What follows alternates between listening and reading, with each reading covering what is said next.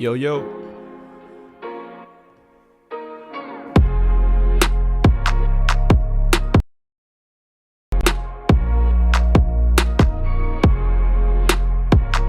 Uh-oh, we back. I like this beat right here. Let's get this show set up. Hold on.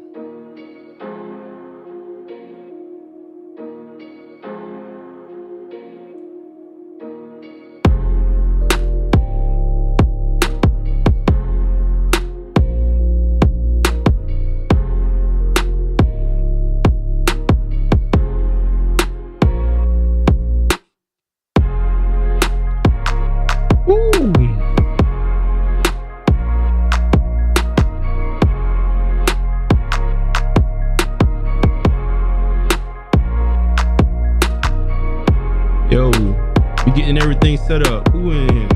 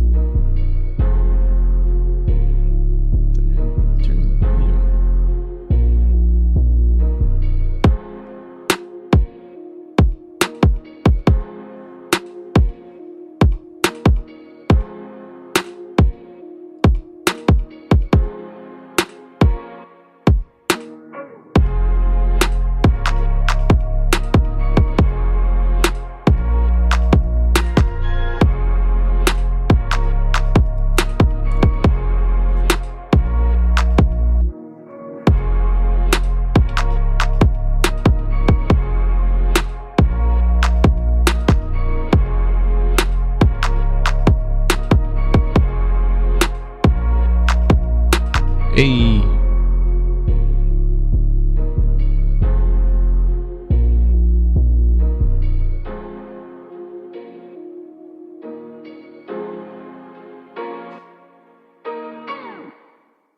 I'm gonna run that beat rap one more time. Hold on, man. Hold on, man. Hold on, man. I'm gonna run that back again. Yeah. By the way, happy Friday to all the hitters out there. We're gonna talk about it, man. Yo, they coming for everybody now. Everybody.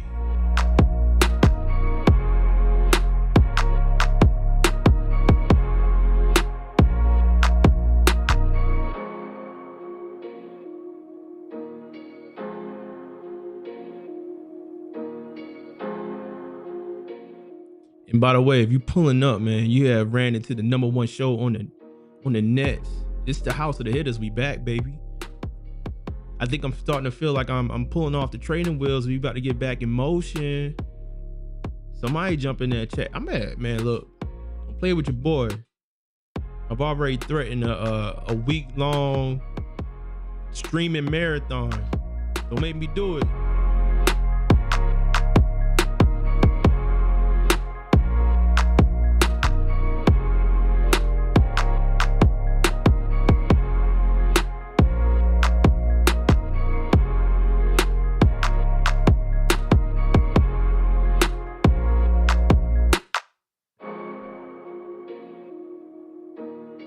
New Wave, what's good, big dog? What's good?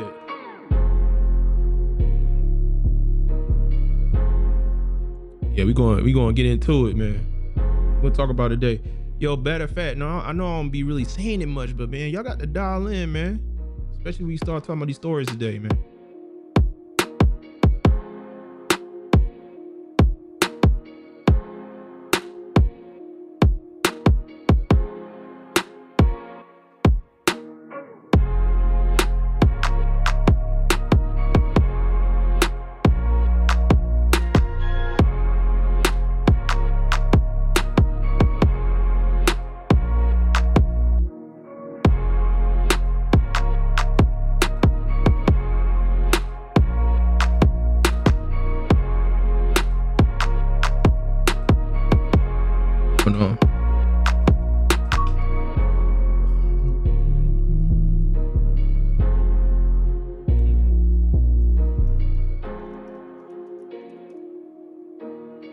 There you go.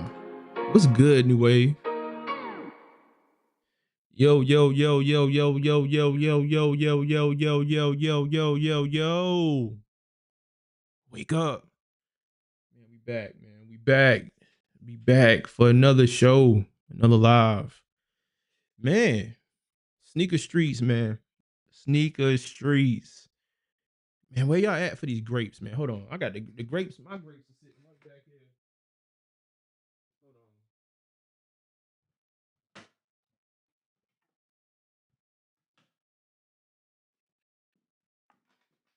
Where we at, man? Where we at with the grapes? I mean, I'm seeing that people, they done fell back off these joints this go around. I'm trying to figure out, man. It's kind of hard to like really kind of figure out where the streets are nowadays, man. We don't like the OGs no more. We don't like the OGs. So yeah, we're gonna talk about the grapes. We're gonna talk about a couple of different things going on out in these streets. Shout out to my man New Wave. He dropped a couple of news stories, and it nasty world we got going, like nasty.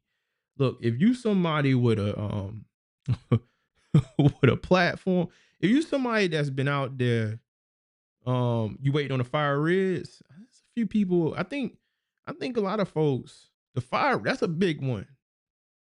I don't know if I like the little like shadow that they put on the 23. I had the fire rigs. Ooh. Oh my god. How I forget what year it is, but I had them before and I could cooked. I still like, I don't know, man. I haven't worn these since I cooked them.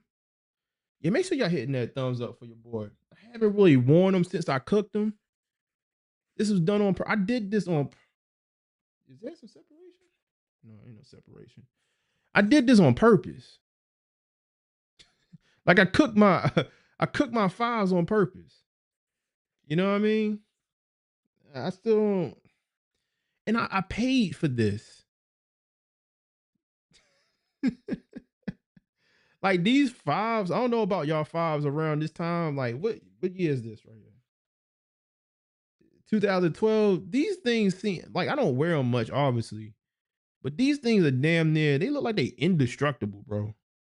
For a shoe to be that old, when I say that's not a gap, that's not anything on this shoe that's like, yo, those shoes about to fall apart, bro. It's nothing. Nothing. And then look at the five. Like, and again, these are my fives from. These are my great fives from what, 2013.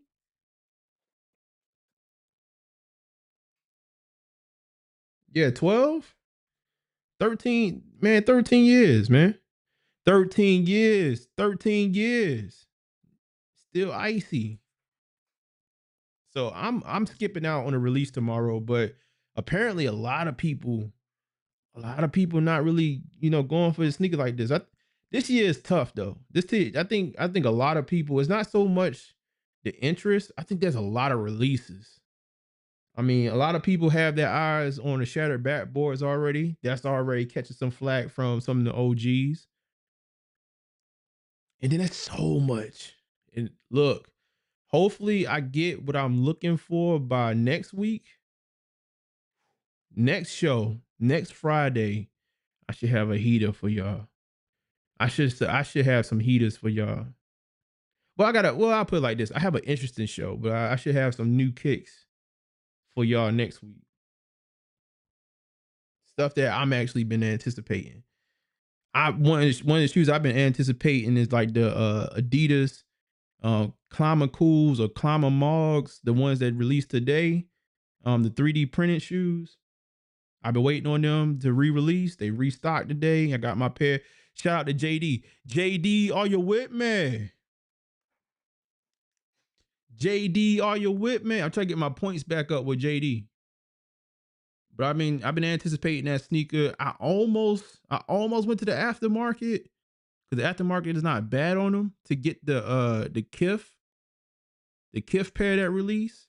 But I was just like, you know what?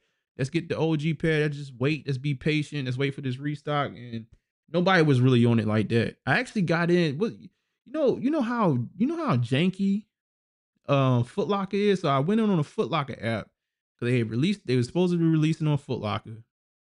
I never do Foot Locker. Never do Foot Locker. But I figured like, okay, let's just do Foot Locker. Let's try it out. This shouldn't be a hard release to hit on. Still took an L. How is that possible? On a shoe that nobody's checking for. I don't even know why y'all not checking for them like that. I don't know why y'all not checking for them like that. I'll actually I can't wait to get the Climate Cools in hand. We should be able to unbox them or look at them together next week. For the folks that's still curious about that sneak, I think it's a cool little jump off. I know a lot of people not really caring about Adidas at this moment, but I think it's a cool little jump off. And if everything works out, I got another sneaker for Friday that I think it'd be a cool little, let's just do the thing live. I've been thinking about some ways of enhancing the show where, I know y'all see this angle, but we gotta do some on foot sometimes. Sometimes, we gotta get the full effect. So I might, sit another camera around here, whatever. We do a foot cam or something like that every now and again. And if you pulling in, man, make sure y'all hitting that like button for your boy. We're gonna get into it. And like I said, when we start talking about whatever stories today, I want y'all to call in. I know like the last couple of shows where um we have went over subjects. I haven't been really like, yo, get your behind up in here. Let's have a discussion. But I want to make sure we start embracing having a discussion. Shout out to my man Emery Black for last week for jumping on. That was dope. Because a lot of times it's just me giving a monologue. It is what it is. Also, we're gonna go over stuff that's going on with Urban Necessities. We're gonna go over what's going on with Fat Joe. Fat Joe stuff is wild. I gotta find his paperwork. If you in the chat and you've seen an article that I haven't had time today to really do a real good rundown on the stories today, but we're gonna run through it together. If you know where we can find some details on Fat Joe, Fat Joe. Yo, it was crazy about Fat Joe, man. They got the they got the podcast with Jada Kiss. I know Jada Kiss like, yo, come on. Come on. Come on, not right now. It's like, yo, it was this year and last year. Man, look, if you in Hollywood, you part of entertainment, man, it's time to tuck your tail and run for the hills. Cause they coming for everything. Yo, the between Shannon Sharp, they got Shannon Sharp about it. I was actually Shannon Sharp was supposed to come here to Charlotte. And I was like, yo, like I might go and check the Shannon Sharp show out. Him, Ocho Cinco, whoever they were supposed to come down here. They canceled. Out of here. I ain't gonna hold y'all. I know how some people feel about the Diddy situation, but I'm like free Diddy at this point, man. What are we talking about? Free Diddy. Like Diddy is, whew. And they got that man business all out on Front Street. That's nasty. I like. How did he? Even if he get out, can he even come back to hip hop? Like, I guess we so accepting of anything at this point. Like, I guess he could come back, right? Pause. Um, and now they got Fat Joe, man. But Fat Joe done had some. He done had a series of issues over the years. So we're gonna get into that. Also with the Urban Necessities thing, I want y'all, because again, here on this channel, we not only just talking about the stories. I want y'all to kind of understand technology and where we going. For some of the folks in the chat, I'm gonna actually show y'all a technique when it comes to the Urban Necessities story that I believe if you haven't used this site before, you're gonna be like, yo, that's dope. And that's something, it's actually pretty dope. We gonna do it together. We gonna do it together. But let's start off. Let's get these grapes out the way. So the Grape 5s, they dropping tomorrow. June 30. Oh shoot, June 30. Woo! I'm trying to check. I'm trying to get all the way out of this month. June 21st. Again, I'm hearing that the streets, I'm hearing a little bit, the streets are kind of cold on this one, but this one for the OGs. I mean, I have crazy stories about the grapes personally.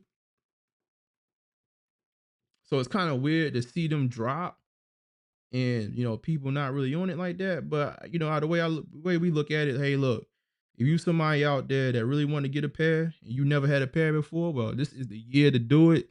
They put the Nike logo back on it, so let's see real quick. And the pair I actually have is the pair with the Jumpman logo on it. I can't zoom in. Let's do this.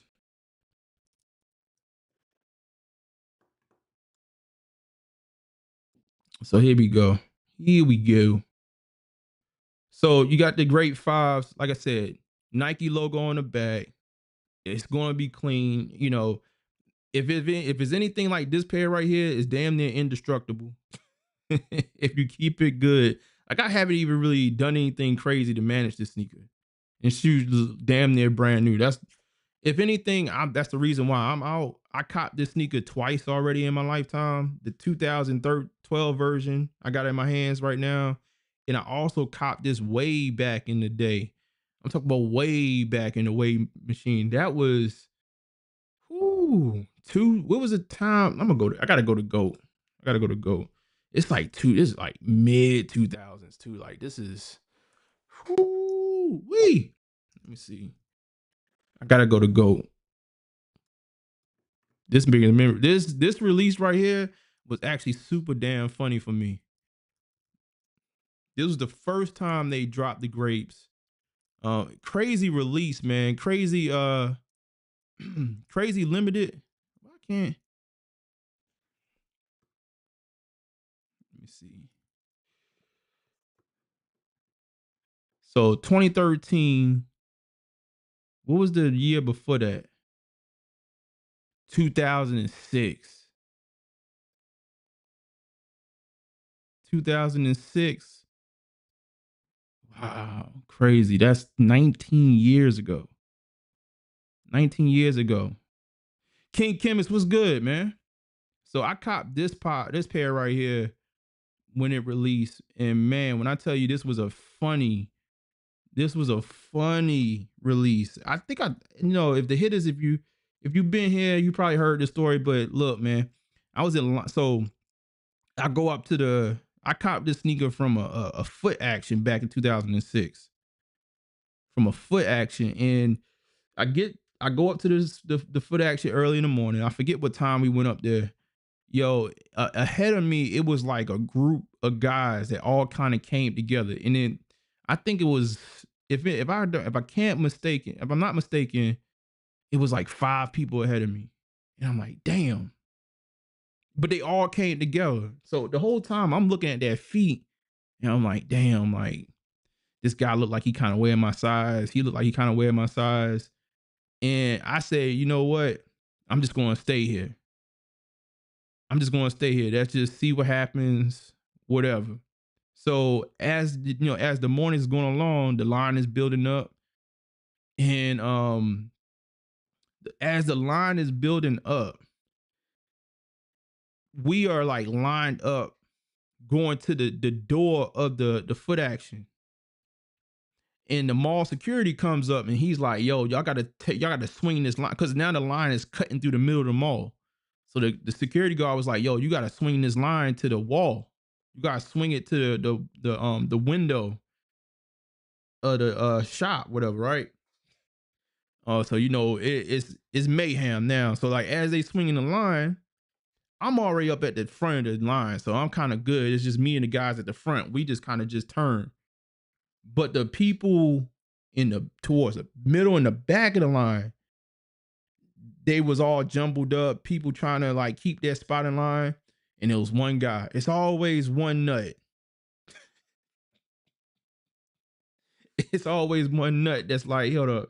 It's always one. He was like this right here.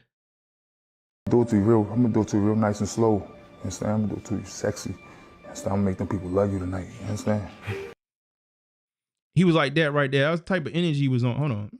What the hell, man? Put this up like that. That was the type of energy he was on. And when I tell you this man, he jumped from like the end of the line all the way up to like the middle of the line. And like he cut, I don't know how many people he cut. He cut a lot of people. And there's one guy that got bold enough to say something. He's like, man, you cut us. My man turned around. He said, bro, you better shut up before I beat you up in front of your girlfriend. And that's the nice version of what he said.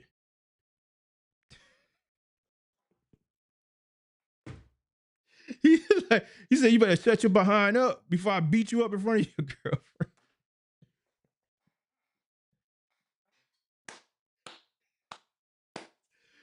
Yo, my man, Murder BX was good. My man was like, okay. My man, he shut up. I said, I could, man. I would have had to leave that release. I would have had to leave that release. Hold on, let me see what's going on, man. Yo, Murder, like, what's good, man? I would have had to leave. Yo, like, I would have, like, if I'm gonna be quiet, I gotta leave. But we gonna have to fight. You're not going, like, we either gonna have to fight, we gonna have to fight or I have to leave. You're not gonna just tell me you're gonna beat me up in front of my girl, man.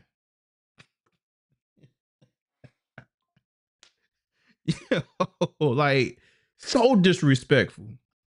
Anyway, but bad shut up.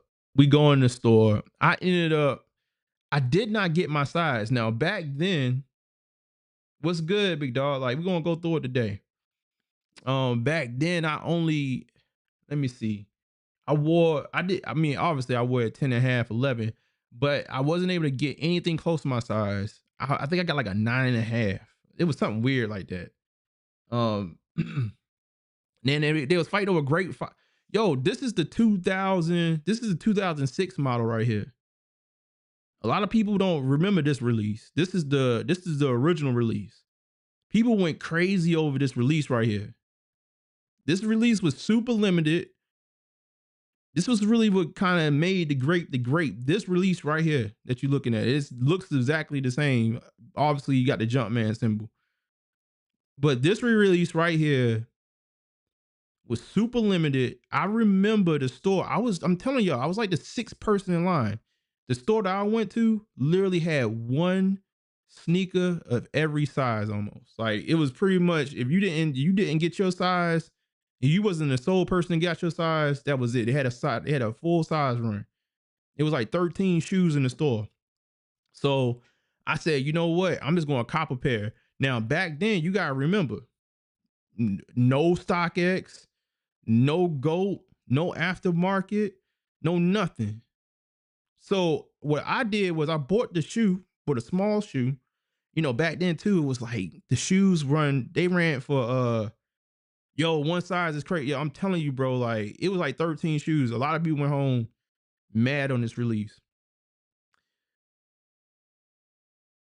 I walked out the store with the shoe in my hand. I know the goons was out there, but I put the shoes in the air. I know the dope boys was out there and the goons was out there. So I put the shoe in the air and I was like, who want it?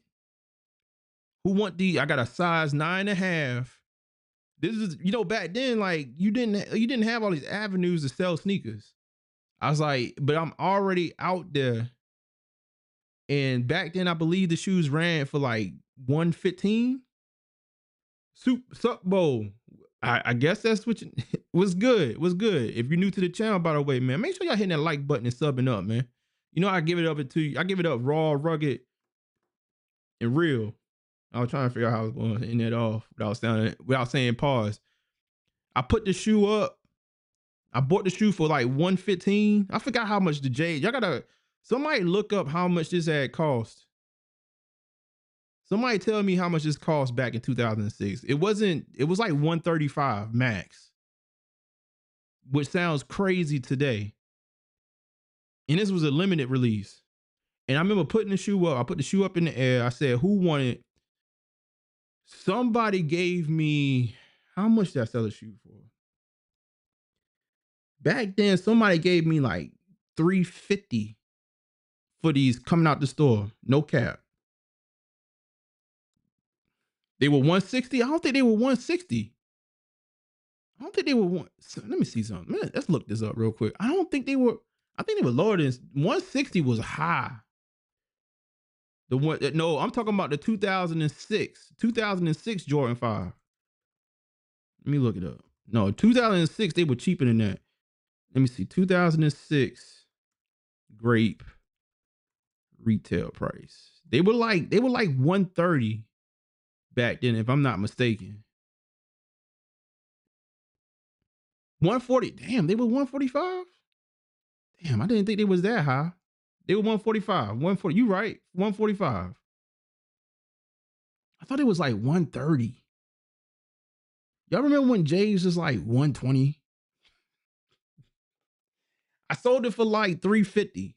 I literally I sold them for 350 that day. I instantly went to my man, hey, he had the cash in hand. He was like 100, 200, 300, 350. Boom. So I literally, you know, I sold them right away.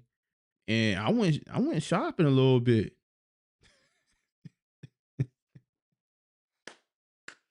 I went shopping on them grapes back in 2006.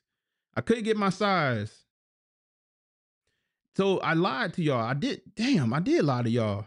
Because I said I had the 2006. I sold the 2006. And then this pair, 2013, I ended up copping again. And it's like, it's damn near pristine. Let me see if I can turn the, let's turn this other light on for a little bit.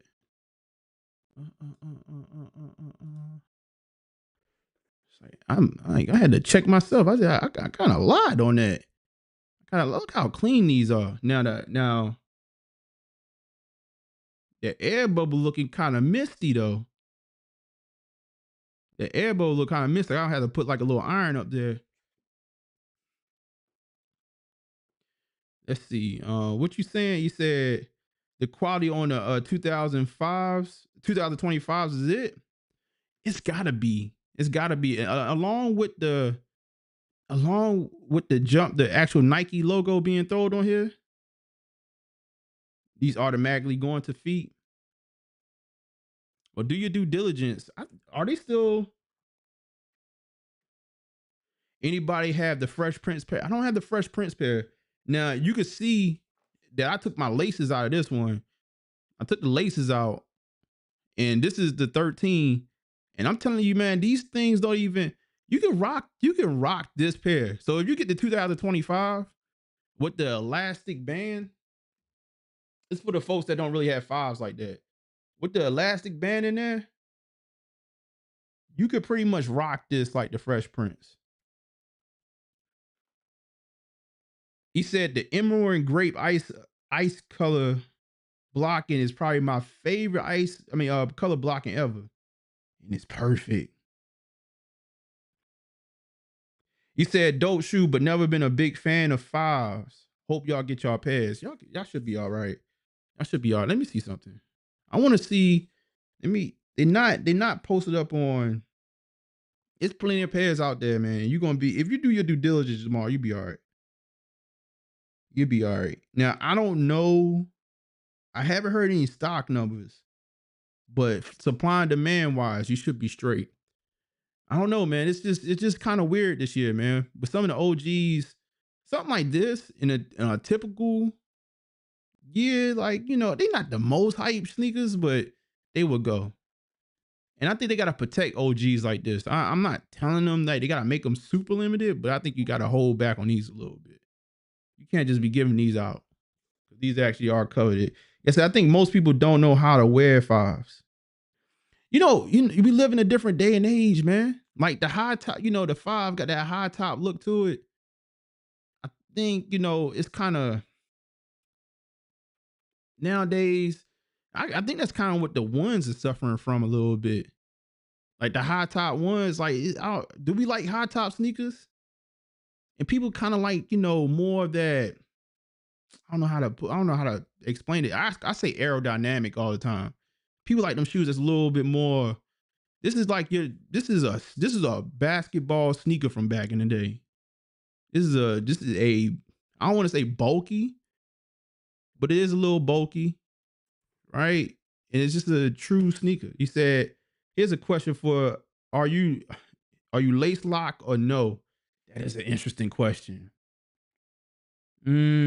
That is an interesting question. When I rock now, the last time I rocked these, I rocked these with no laces. Let me see something. Mm,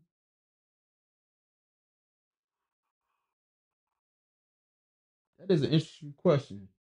I might look it back to see if I got some files back here. Uh, Lace lock. In the past, like when the last time I wore my files with laces, I had the lace lock in. I keep my lace locks. Matter of fact, let's see. My lace locks are not right here.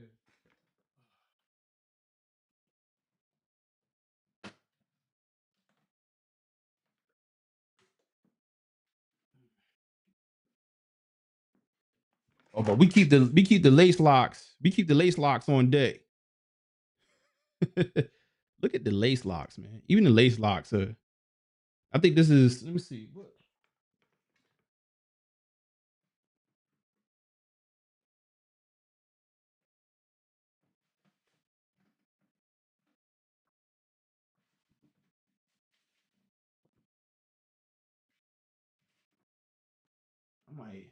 I'm like, damn. How many different lace locks do I have in there?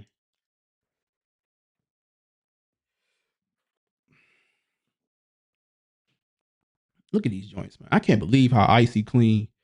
Sometimes I'll be thinking about buying shoes. Sometimes some old shoes that haven't re-released since God knows when. And when you get to years like when you get over 10 years, it's like kind of iffy. But this right here gives me faith in a 10-year-old sneaker right here. That gives me faith. Let me see. Do I have a lace lock in here? Look at. I'm just telling y'all, man. I did this on purpose to my thumb. Give me a one in the chat. If you would rock your fives, would you do this to your fives?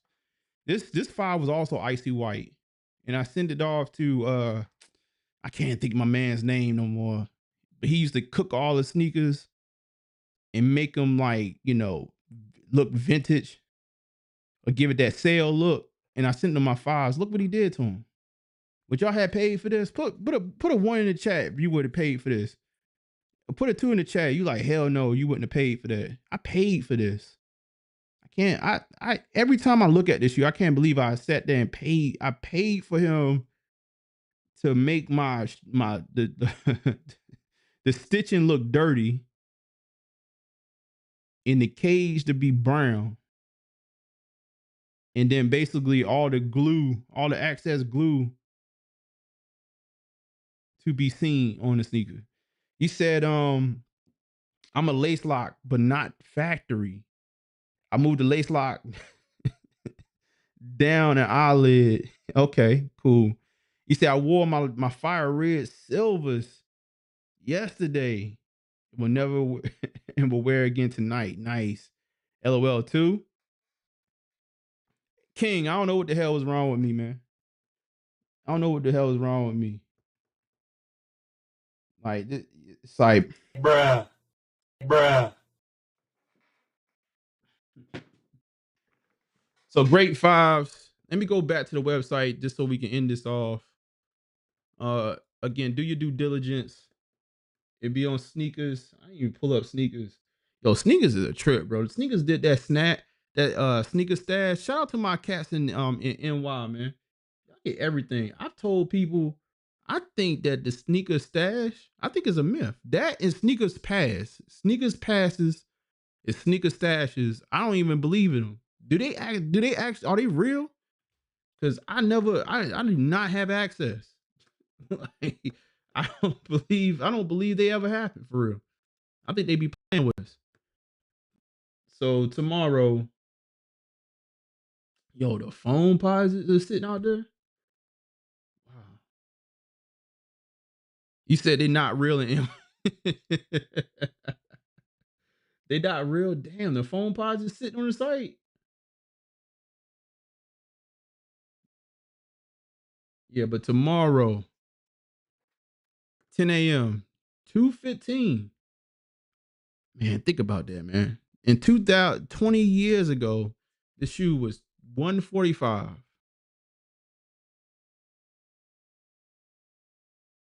A little bit of inflation. You talking about an extra what, $70? It is what it is. It is what it is. Hold on. It is what it is. And as far as other retailers, oh yeah, everybody doing it. Everybody getting fives tomorrow. We got Dick's Sporting Goods.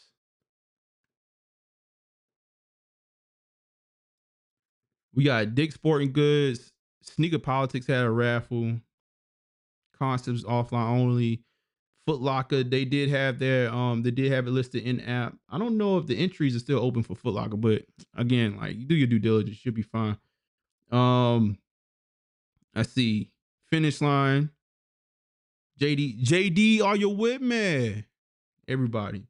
He said, you going live Saturday? I need to, man.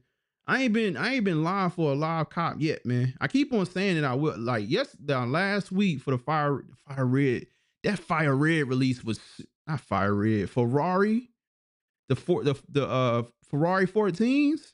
Oh, that was a nasty.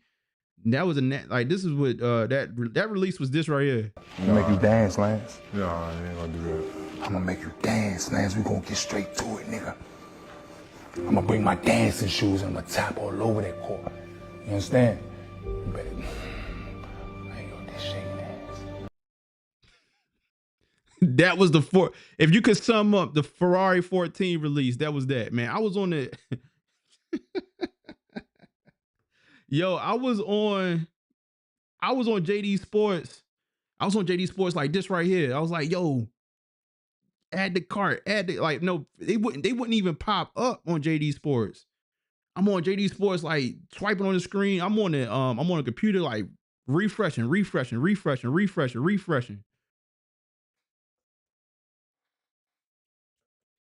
The damn shoe finally pop up on JD Sports, 7.5. Shout out to everybody that got that W last week.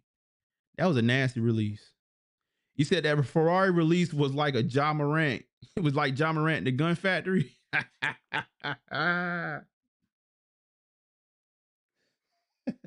T Dizzle, what's good, man? Yo. Oh my God. Oh my God. My man said he like Ja Morant, the Gun Factory. No, shout out to Every. Yo, I was on that, and then like they started popping up on like random websites at like 11 o'clock and stuff like that. I got one in cart, got to check out, and just was in there just trying to go. The shoe, again, it wasn't a ton of stock, but I feel like, nowadays, if there's a little bit, any kind of resale to a sneaker, they just clamor over it. Went to the store, saw them in hand. I don't know. Emery, you let me know, man. You let me know if you're trying to let that shoe go, man. You let me know. That I bought the OG though at this point. I think I'm out. I still have the Caitlin Clarks right here too. Still got the Caitlin Clarks. Just put up the video today for the first in hand. So I said June 30th, but I don't think they're gonna release on June 30th. The way the official picks did come out this week for this sneaker, and the feeling I get is I saw one article say holiday season 2025, and then I seen another article that was like summer. Now, what's interesting about this, and it's a good little segue, if we go to the sneakers app, good little segue as we go through our different stories.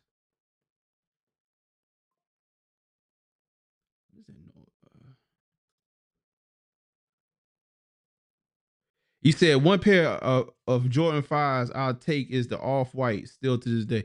You know, I had the off-white 5s. Now, I ended up letting them go. Off-whites, man, you gotta really like an off-white sneaker, man. You gotta really like the way they age is crazy. Now that off-white 5 is kind of cool, but it sat there and kind of collect dust. And if you actually hit us in the chat, man, like they know. Like if if a shoe sit too long for me, it must not been meant to be. So I let that thing go. Went on, moved on. But we got the Kobe Vault. I don't know if y'all seen this on the sneakers app, but they pretty much did they got the Kobe Vault, and they got all the Kobe's from 1 to what, I think 11. So every Kobe from 1 to 11, and they detail each sneaker. So I don't know, this is sitting there. A lot of people thinking about, shock drops and stuff like that. We're just gonna have to see. But what's cool about this, they kind of give you a little bit of history on each sneaker. They don't talk about the 2K4s enough. I need them to talk about the 2K4s, man. The 2K5, and I need them to bring back the 2K4. Like the 2K4 is probably my favorite sneaker to ball in back then. I was still hitting the courts. In that around 2004. He said, "Oh, the black pair. Oh, the black pair. The black. You talking about the muslins? The muslins. Even the muslins. They still. That's the pair I had was the muslins. Everybody had that white pair.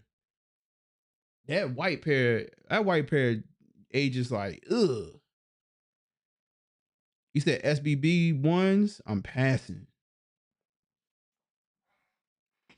Oh, the shattered backboards.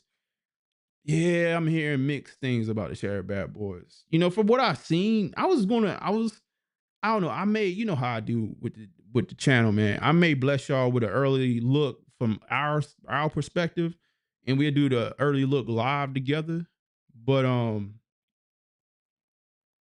don't know, man. I don't know. It looked like they definitely, first of all, the orange being a different orange than the OG is more of an aging thing. It's from what I'm seeing from pictures. It's like because most of the originals have aged a little bit. The orange is aging a little bit. So I think that's an age thing. The sale is not as sale. It's more of a off-white. And then I heard people say it depends on the light that it's in and all this other mess. And it's just the leather quality, which, soft, that, how you want to call it, pebbled, whatever leather, like people want to see that leather on that shoe. You said my dead stock shattered backboard still look the same as they did whenever I first got them. Emery got them things under air condition. So stay on the lookout for Kobe. I don't know if they're gonna be doing stuff throughout the whole month, but they ain't put this up here for no reason. Today they did the sneakers stash of the 2.0s, the all-star Kobe's, which is actually one of my favorite Kobe 6s that is really not getting a whole lot of shine right now. So I think we're gonna jump into it. So we're gonna talk about, I think we're gonna start with y'all put in the chat. Y'all want to talk about Fat Joe first, or y'all want to talk about urban necessities? I haven't really prepared for the Fat Joe stuff, so we could probably go with urban necessities first. But I do want to cover that. If you do want to dial in urban necessities, all right, cool. I want y'all to dial in as we kind of go through it. I want y'all to let me see. Do we want to read the article together? If I play, I want to show y'all something, man. Because again, like I want to mix this in with. Let me see. Let me get my interview link. You said shoot you the link. All right.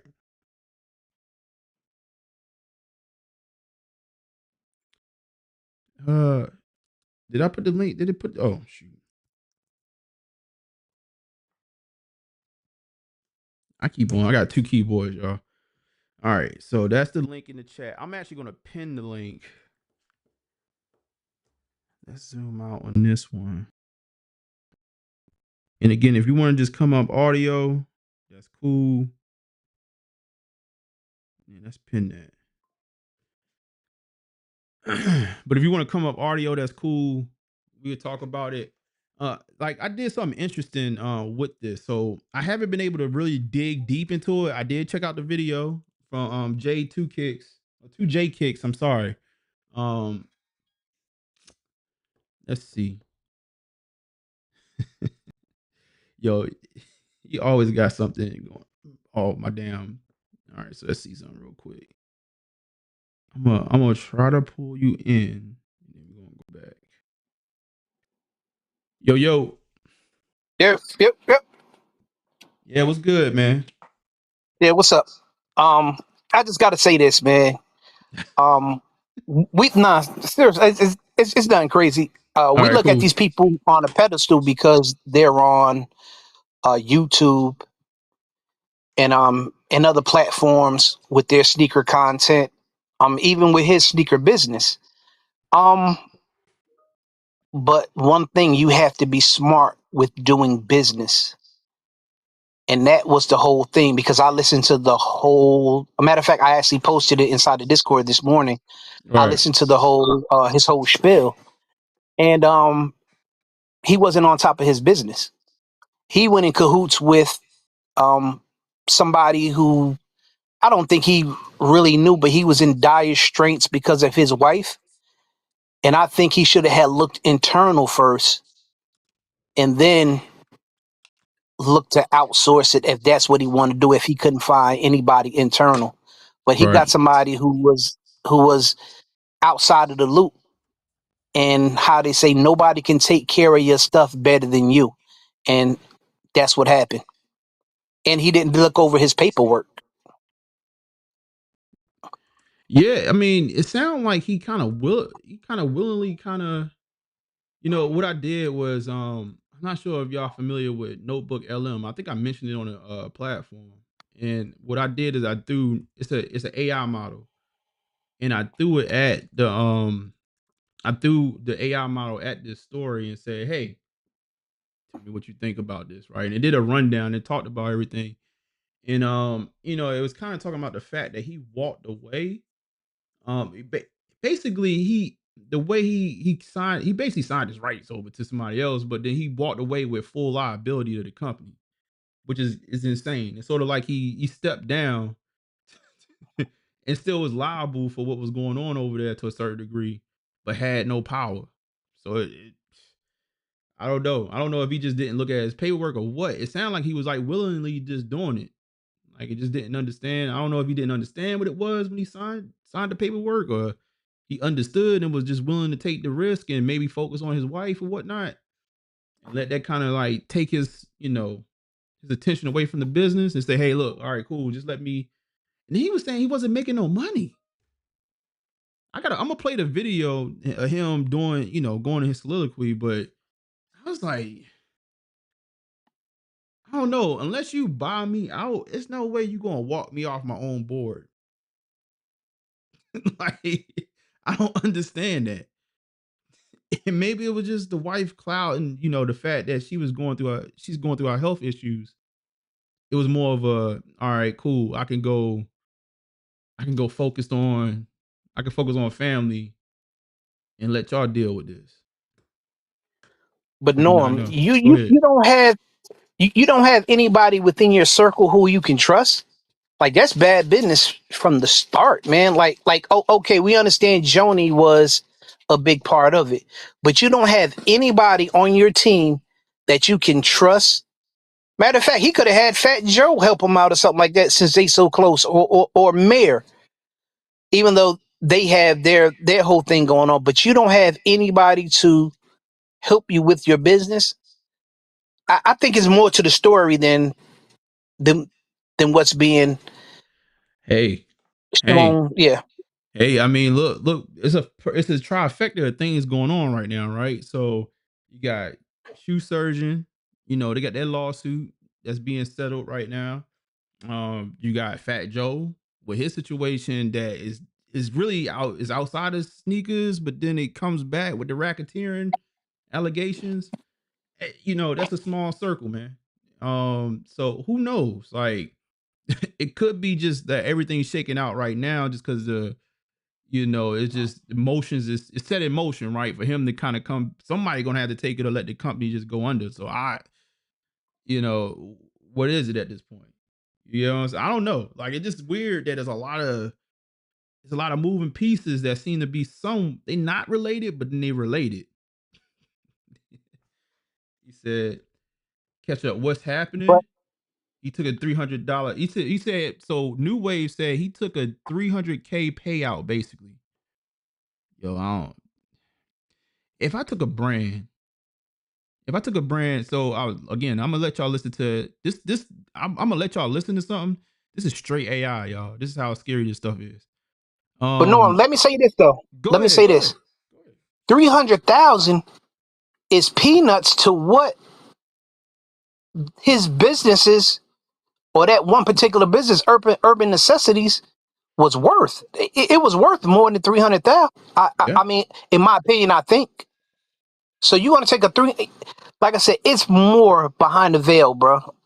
We just getting a little small peek behind it. It's got to be more behind the veil. And then when he was like, yo, like I have assets that I'm gonna sell to pay all these people back, but you took a buyout.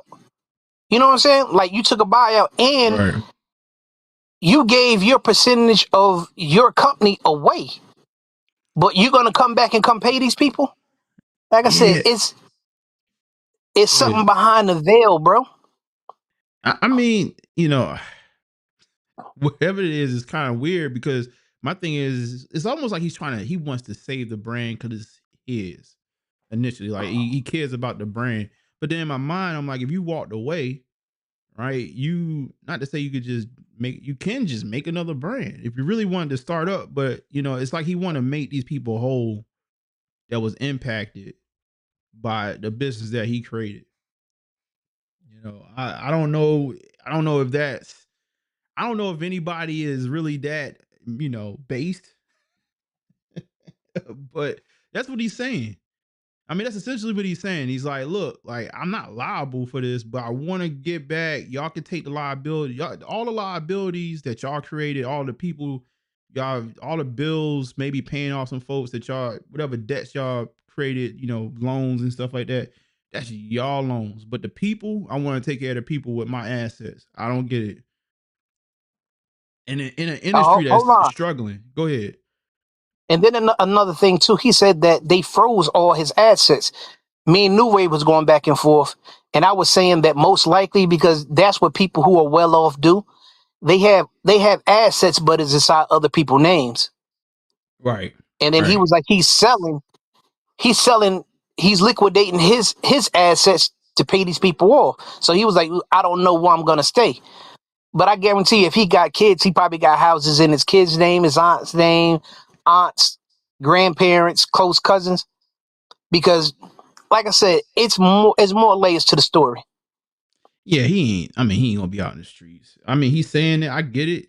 I get his version of, but he ain't gonna be outside. G Fish was good. Yeah, the way I look at it, man. Like, I think you're right. Right. I think it's something else to this, man. And I'm not accusing him of anything. I don't know what the situation is. I'm kind of new to all the details, to be honest with you. But I'm just thinking about. It's going to sound like a crazy like trying to connect it to how somebody moved, but I mean, I'm just thinking back to Brother Love, Diddy, Yeah. and how he prior to if I don't know if y'all remember, but he was like, I'm just trying to spread love, and then it was all these. It was all these little stories like, yeah, I want to take care of my bad boy artist, and all he was like, yo, like I want to pay it, I want to give back and stuff like that, and then all that stuff with Cassie and stuff like that started dropping. And it's like, yo, like, did you know? And you want to try to get as many people on your side as possible, like just within, the people that you can touch. because you maybe know like you could possibly be put out, your business be put outside. I don't know, like maybe it is a little bit trying to like, this last saving grace to save my name. Like I'm at least look like if this other thing drop, this other hammer drop, at least I'm trying to do this. Like in the meantime, you get real righteous. You get real righteous when stuff is not right. Like But no, I'm a I three don't hundred know. thousand dollar payout. That's that just sound crazy from It sounds like you was already in the hole. It sounds like yeah, but that, but that sounds like to me as your company was already. It was something. Man, I know. I'm about to play a little bit of AI, but it's like 21 million. It was making 21 million. It was worth 21 million by 2019. He had started up in like 2014. So to get paid out 300K, honestly, if anything, if I'm gonna get paid out, like just give me $1 salary and let me, get paid on the back end through the investments. It's versus you giving me 300K that's gonna get taxed. That's like taking that is literally like you walking away from your company for like a year's salary that you're not gonna really get. That's like struggle money. That's like, I mean, from that standpoint, that's like it's like, yo, I'm taking the L right now. Y'all can take it. Norm, we Yeah. actually watched videos of him cash out at SneakerCon over 100,000. Over 100,000. So that means I know that's funny. That's funny money. A lot of that stuff is funny money, man. That's like going to the strip club. That's like going to the strip club and throwing. I used to say this back in my strip club heyday. I used to tell the strip, like I used to be a freak. I used to go to the strip club all the time. I was a frequent flyer at the strip club. And I would tell them, I was like, yo, I would joke with them all the time. Make me the strip club decoy. Cause I was already spending my money. Like I'm throwing money and stuff like that. I was like, yo, give me some money. Like I'm gonna make, like the way I go to the stage and throw money, I'm gonna make somebody else throw some money. Like I used to look dudes in their eyes, like, you like her? Like, come on, throw some money. I know I'm taking this somewhere, but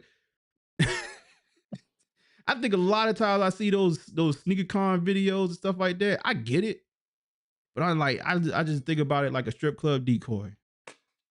I ain't gonna hold you.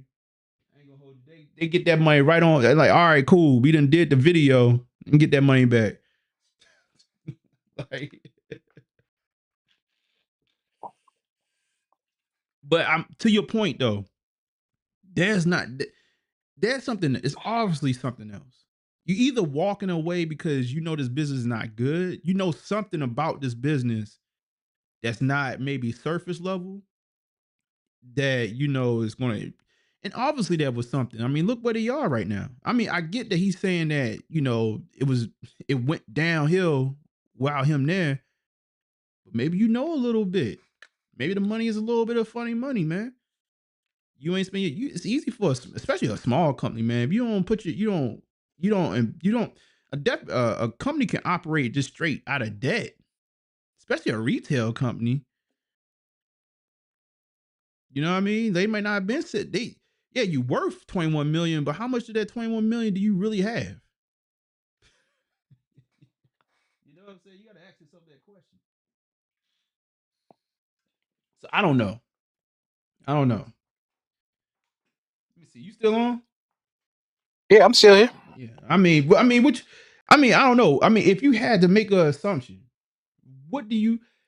Why would a man if you had to, if you could just write the story, why would you walk away from your million dollar company for 300K and a little bit of liability? It's something funny with that, man. Like that I mean, it's no It, all right. That hold on. That's just like saying the house of the hitters. You built that up and made it out of one of the biggest live podcasts on YouTube, and then all of a sudden you just go, you know what, New Wave or Famous Amos, I'm out. It just ain't right. I'm just throwing names out there. Right, right. In the fact that I mean, shoot, the whole shoe surgeon piece of it, like it's weird, man. It's like this company going downhill. It may be the shoe surgeon lawsuit, right? The pressure from that is also creating pressure for pressure for the company as well. Or the way down, maybe they not too linked to each other, but it just seemed weird, man. And then you got the Fat Joe stuff. Maybe it's a whole scamming ring. I mean, sneakers. I'll be honest with you. If I was a retailer selling shoes, so there's a shop. There's a resale shop that was across town, and I went by there. Honestly, I just for Juneteenth. Shout out to all my Juneteenth people that celebrate Juneteenth out there. I was just happy to have a day off, and I really still work. But on the day, like we went to the mall, and I was like, yeah, let me go by the store. Man, that store is closed down. Out of here. Website. I went to the website. Website gone. Like, dog. It's no. They not playing games out here. Retail, man. They not playing. They not playing. You need to keep your overhead very low. I go every time I go to like I don't even buy anything ever from Request. It's actually more of a hassle walking into the store. Every time I walk in there, man, them kids are sitting around looking at each other. I be trying to figure out, like, yo, when is the money coming? Like, who's buying it? I don't know, man. I think it's just tough. It's tough, man. So you gotta think about a brand like this, a bigger brand, right? You gotta keep up. You're trying to keep up with the Joneses. Probably going to the red, man. They probably was in the red for a long time, man. It ain't something that just pop up. It's just you're right to your point though. To walk away with a small buyout, I mean, ain't that much good faith in the world. And it may be, again, maybe it was a health thing, right? With his wife going through everything that she was going through. But then just to not, I don't know, have any of the hitters, have y'all ever dealt any kind of business with these folks? I know we got some cats is up there. Storefront in Las Vegas to see. Said once regarded as one of the world's most prominent sneaker consignment shops, is now facing a wave of public scrutiny. In the recent weeks, a growing number of individuals across social media have accused the company of failing to pay out money owed to co-signees. The company was founded in 2014 but how you say it? J. Lopez, who built the brand from scratch after experiencing homelessness. Yeah, I did. I saw that transformed into a consignment powerhouse with nearly 21 million in sales. And so 21 million wasn't worth 21 million. 21 million in sales in 5 years, which is not bad for a small company. And even an investment from American Eagle. Interesting. Over time, Lopez stepped back from day-to-day operations, and the shoe surgeon, a renowned sneaker customizer, became a partial owner. So I guess it's a story. Let me see. Streaming on short story. If you have shoes at Urban Necessities, you need to book a flight and go get them immediately. It said they already giving people a hard time getting their shoes back. Shoe surgeon had been a majority owner for around 2 years, and just see, is it Jussie? I think it's Jussie. I'm gonna go with Jussie. Got squeezed out after a bad business deal. They are almost 3 million in the hole just to co-sign. Hold on. Oh, Emery, if you need to dial back in, just just hit the link. I'll bring you back in. Just to co-sign, JC and his wife have been out of Urban Necessities for over a year.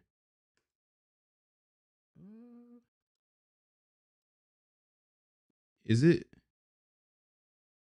Ooh, it's not being able to.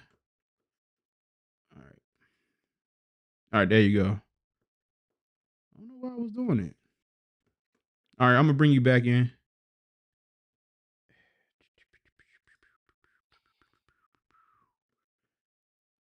Yo, yo. Yo, All right, cool. He said, not sure what's going on, but you should probably listen to him. He's saying to pull your shoes out of urban necessities. I just, yo, what were they doing? Were they just like taking people's shoes and just selling them for dirt cheap and saying to hell with them? Cause I'm trying to figure out where they tell you to go get your shoes. That's crazy, man. Yo, that's crazy. Go get your shoes, man.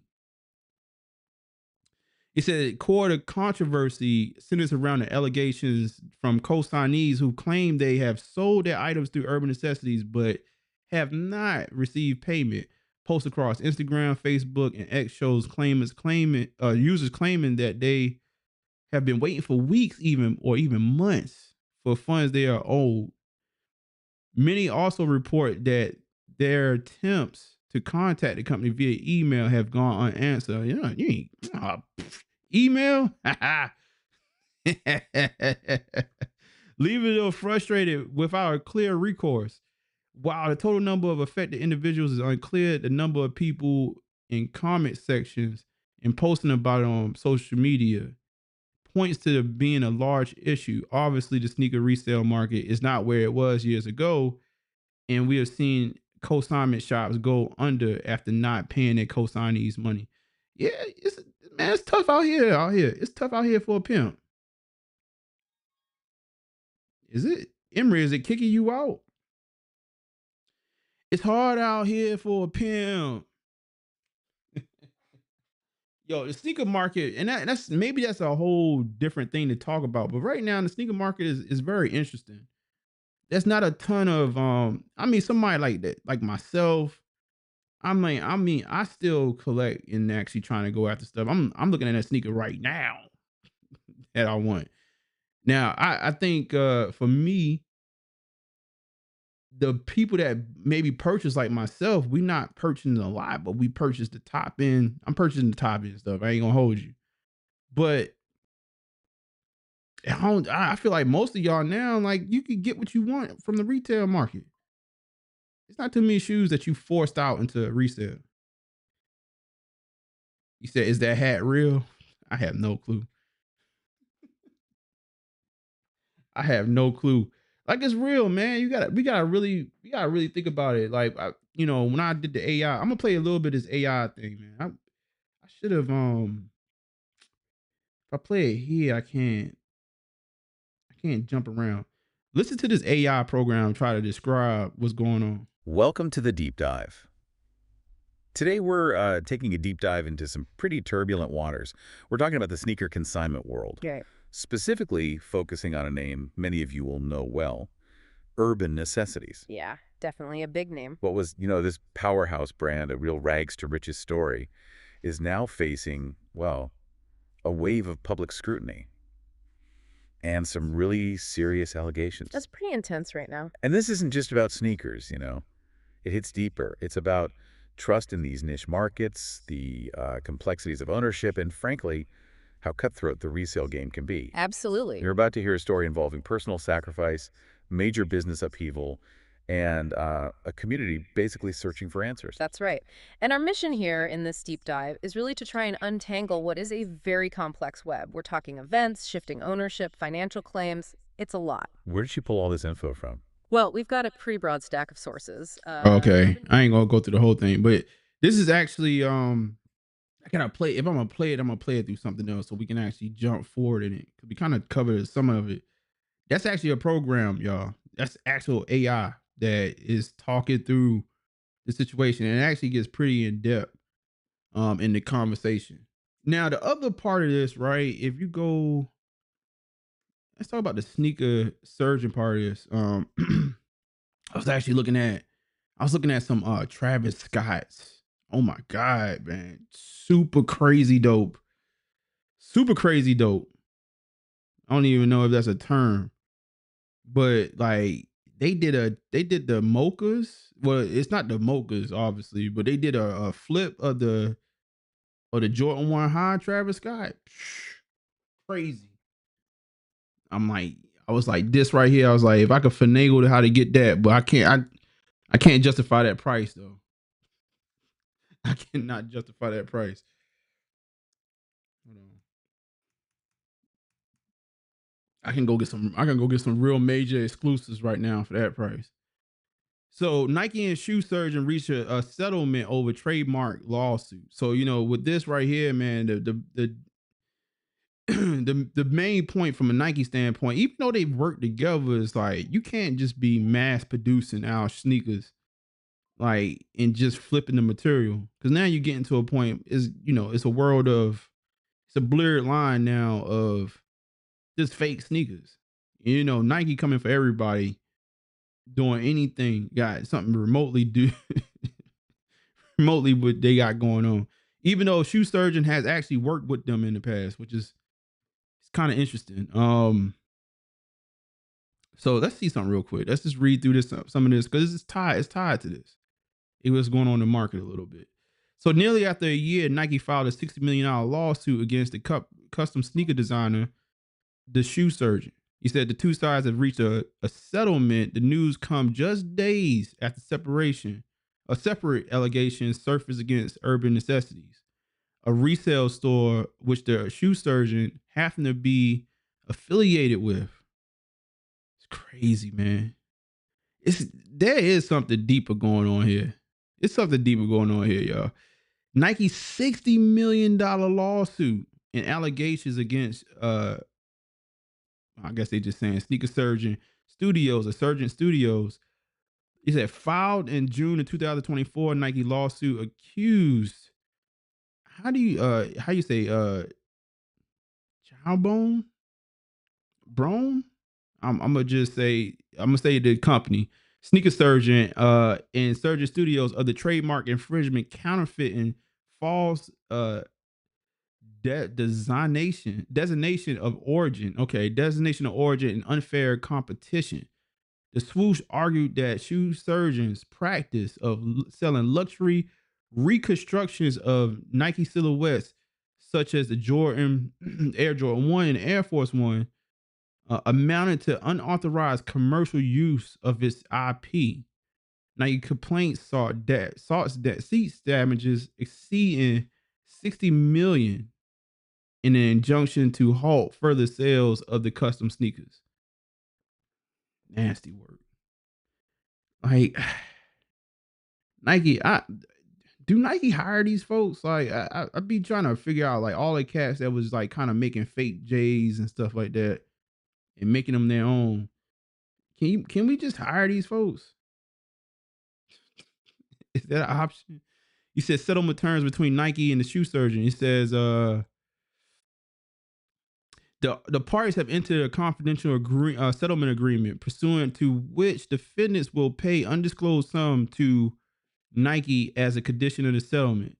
The parties are advised the court that pursuant to that confidential settlement agreement, Nike and defendants stipulate and agree to the entry of a final and enforceable judgment regarding Nike claims against the defendants on the terms set forth in as a separately stated in a confidential settlement agreement agreed by the parties. Request the entry of this order as a final and enforceable judgment with respects to Nike's claims. Nike said, I want the money. I want the money. I want that money, and I want y'all to stop making our products. Let's see.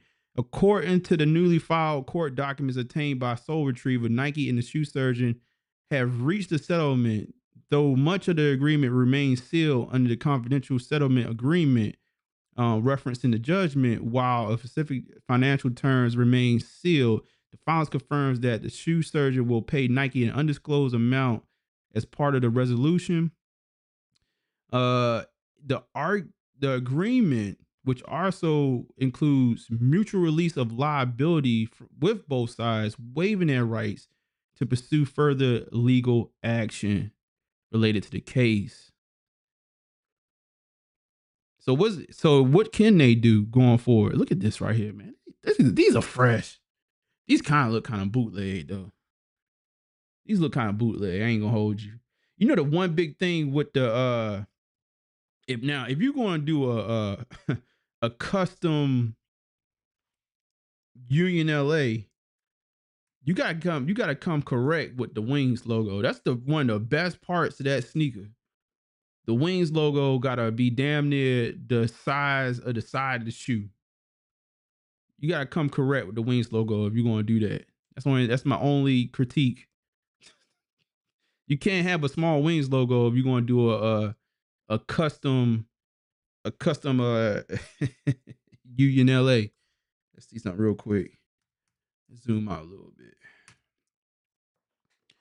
So let's see what they could do going forward, and then we're gonna move on to Fat Joe. I'm gonna find a video for Fat. Actually, you know what? It's before we leave Urban Necessities. Let's play my man's video before we move on. But we're gonna read what actual surgeon could do from now on. It says part of consent judgment. I'm gonna say sneakers. Oh God, shoe surgeon. My bad, y'all. And its affiliates acknowledged and agrees that Nike trademarks are valid and enforceable. Nike's IP, a pillar of their business. Jesus Christ. Boy, they kicked them out the whip completely. Let's go to, hold on now. Let me go to their website. Hold on, bro. How you kick them out the whip?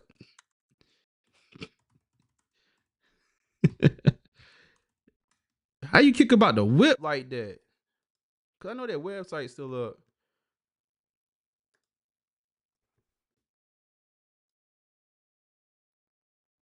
Oh God, let me see. Oh my God, keyboards, two different keyboards.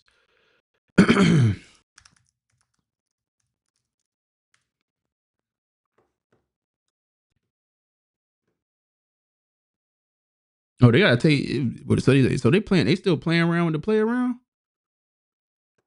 They better get that cosign, man. Let me see what y'all saying in the chat. Y'all saying anything in the chat? Let me make sure I ain't missing y'all.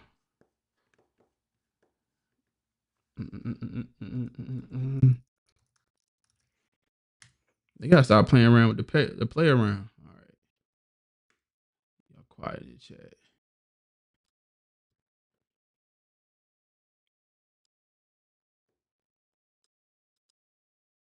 Let's go back. So how would the court carved a narrow exception? Okay, so they do have an exception.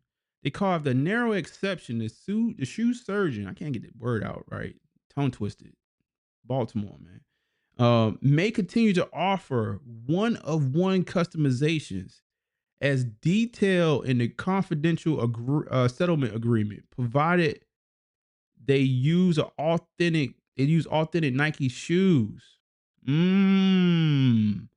A clear disclaimer that Nike is not affiliated and are made strictly for personal or non-commercial use.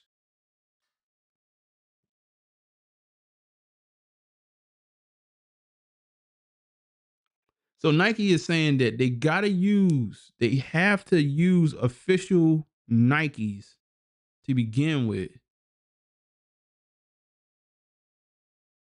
And let everybody know that Nike is not affiliated and are made strictly for personal or non-commercial use. So can they sell it? Or they got to give it, like, what does that mean? I know that means for the person who consuming it, but does that mean can they sell it?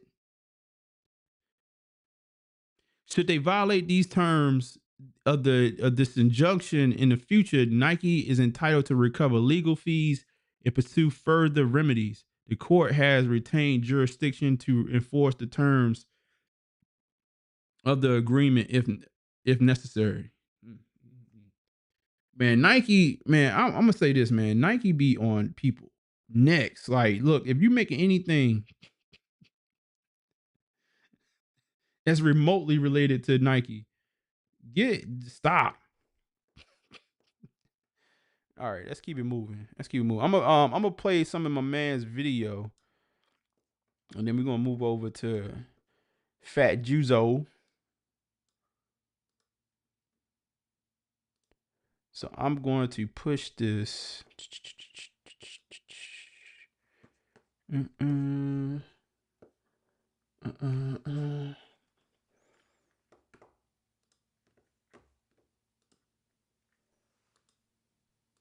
by the way, man, if you want to dial in, y'all know what to do. Click that link. It's pinned at the top of the chat. Oh, crap.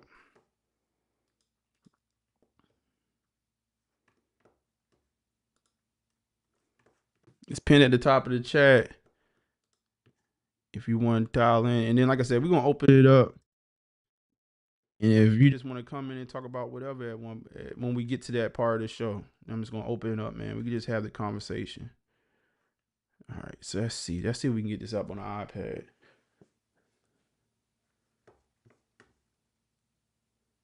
All right. We're going to go to the iPad and listen to this.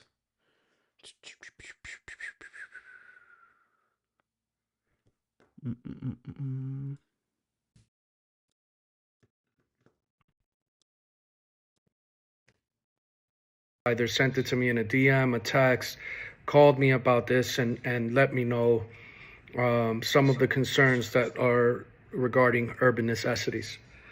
So in this video that I'm posting, I want to kind of explain and advise what I think needs to happen, and then the action that I will be taking to try to help. Right? So it starts January, February of 2022. As you guys may or may not know, my wife is diagnosed with stage 4 colon cancer, which at the time is very concerning to us. It still is, and something that we're currently still battling with. She's my right hand. She, as you may or may not know, has been everything that I haven't been able to be for the brand in its first, 8-9 years of the brand that we were a part of the brand. May 2022, I go to a sneaker con and I meet a group of people that represent a company called Shoe Surgeon. I meet Dominic, aka the Shoe Surgeon, and shortly after that, days later, I meet Dallas and Bimbo, who is his business partner and operator in Surgeon Worldwide. Over the next month, we start negotiating and talking through what it looks like to, help me run Urban Necessities because of my concerns of it being a little bit bigger than I can take on by myself, given the tools that we had and my focus and her health issues. We worked for months together. Just operating on essentially what is a spit handshake. In November 2022, I sign a deal, which then takes me about 8 months later to recognize that I have absolutely no operational say in this business, and I am converted from an owner, operator, to just owner, founder, employee. And the one thing that I also accepted in this contract, which falls on me, is the liability of this business, with some of it being on me personally. When we did this deal, there was an exchange of some money that I gave all to Joni, and that money was used to pay some of our taxes, and we bought a couple of properties to take care of our friends and family. What didn't happen that should have happened at that particular moment was Joni should have been removed as a manager. I'm going to stop this. Hold on. We got to play. I need a video that I can pause. There's a lot to unpack right there. Hold up. I think we heard it. I think we heard what we. All right. I don't know where Emery at, but I think we heard a couple of different things. I got to stop it right there. I gotta stop it, big dog. I think we heard some stuff like you got to read.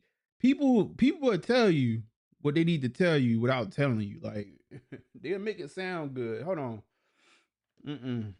We heard a couple different things. I think I could play this. Let me try to play it this way. Hopefully this doesn't. All right, guys. I know that one of the last posts that you guys saw from me was me acknowledging some of the concerns that you guys have done a great job of addressing over social media. And I appreciate each and every one of you guys that has either sent it to me in a DM, a text, called me about this, and let me know some of the concerns that are regarding urban necessities. So in this video that I'm posting, I want to kind of explain and advise what I think needs to happen, and then the action that I will be taking to try to help. Hold on, I gotta stop that. Why is that? Why did that play like that? Let me try to add it.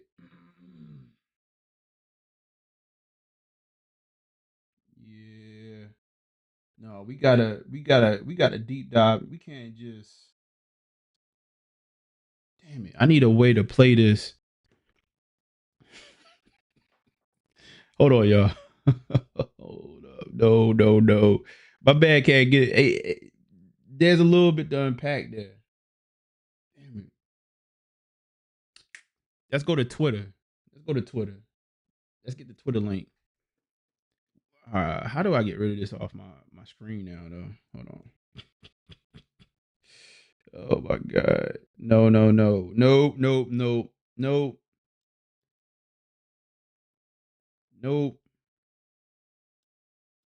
All right. It's off. Nope.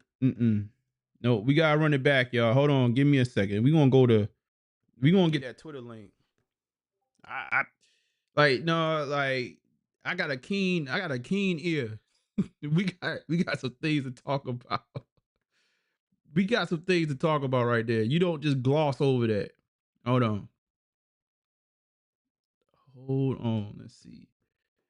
Maybe because y'all gave me the X link. Yeah, let's try to take that. No, brother. And I'm not accusing him of anything right now. I heard things. And I'm like, no, we can't just. I love the way y'all communicate now. Like people communicate in ways nowadays. Like y'all say something and not say it and think people ain't. I heard you. I know how to do some context clues. All right. Yeah, no, I heard you, big dog. No, sir. No, sir. Matter of fact, should I put him on the Def Jam screen? Let's get him on the Def Jam screen. Yeah.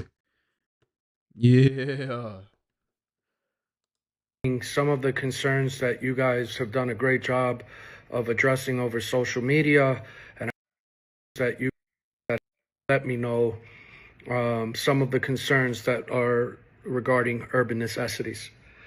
So in this video that I'm posting, I want to kind of explain and advise what I think needs to happen, and then the action that I will be taking to try to help.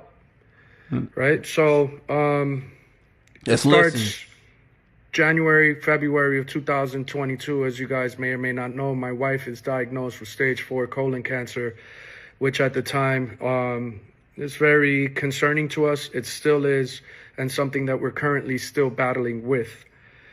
Joni she's my right hand. She, as you may or may not know, has been everything that I haven't been able to be for the brand in its first, 8-9 years of the brand that we were a part of the brand.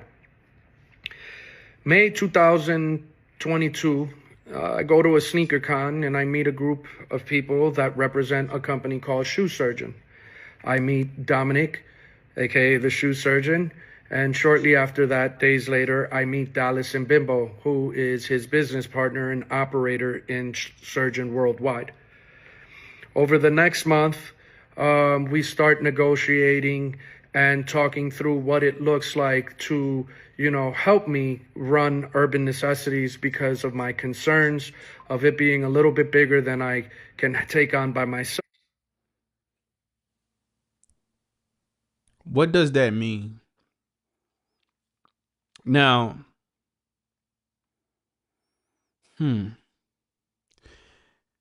for folks out there, like typically, like, all right, so I would say this, right? There's a model. Like, I remember meeting this guy, millionaire, and he told me, he said, "Look, bro, I make businesses to sell them. I make businesses, get them right, and I sell them. Let somebody else deal with that, and I go on to the next business, build it, sell it." When I hear lingo like, "Oh, it's too big for me to operate," right, right. There you go. There you go. There you go, New Wave. That's what I was about to get at. Now, too big for me to operate means that don't mean like, oh, it's too much responsibility. What it means is that you trying to finesse, like you found yourself in a place where I don't know if I could keep the company afloat. I know what the public thinks about this company, but now I need somebody. That's a lot of times you'll see companies that they trying to hold on, they will bring in management groups. They're bringing management groups to say, okay, I see where your company is. And here's the thing. When you okay. And when you start to walk away for a little buyout, or like even when you start to, that's why I don't believe you don't know. We're gonna play a look, we're gonna keep on playing this. We're gonna play this through. But what he's about to say is, 8 months later, I didn't know that, I had no more operating, like I couldn't do anything. Basically, he's saying that I didn't know that I have no say so, and I don't think that's the case. When you say it's too big for me to operate, I think you knowingly brought a group of people in that have their own business going on, and it's not just you and your wife and your cohort that could come in and manage the situation. Wait, all right, New Wave is coming in. New Wave, you doing? Let's see. Hopefully I don't know what was going on with Emery. We was losing Emery earlier, so hopefully I can keep you on. And give me a second.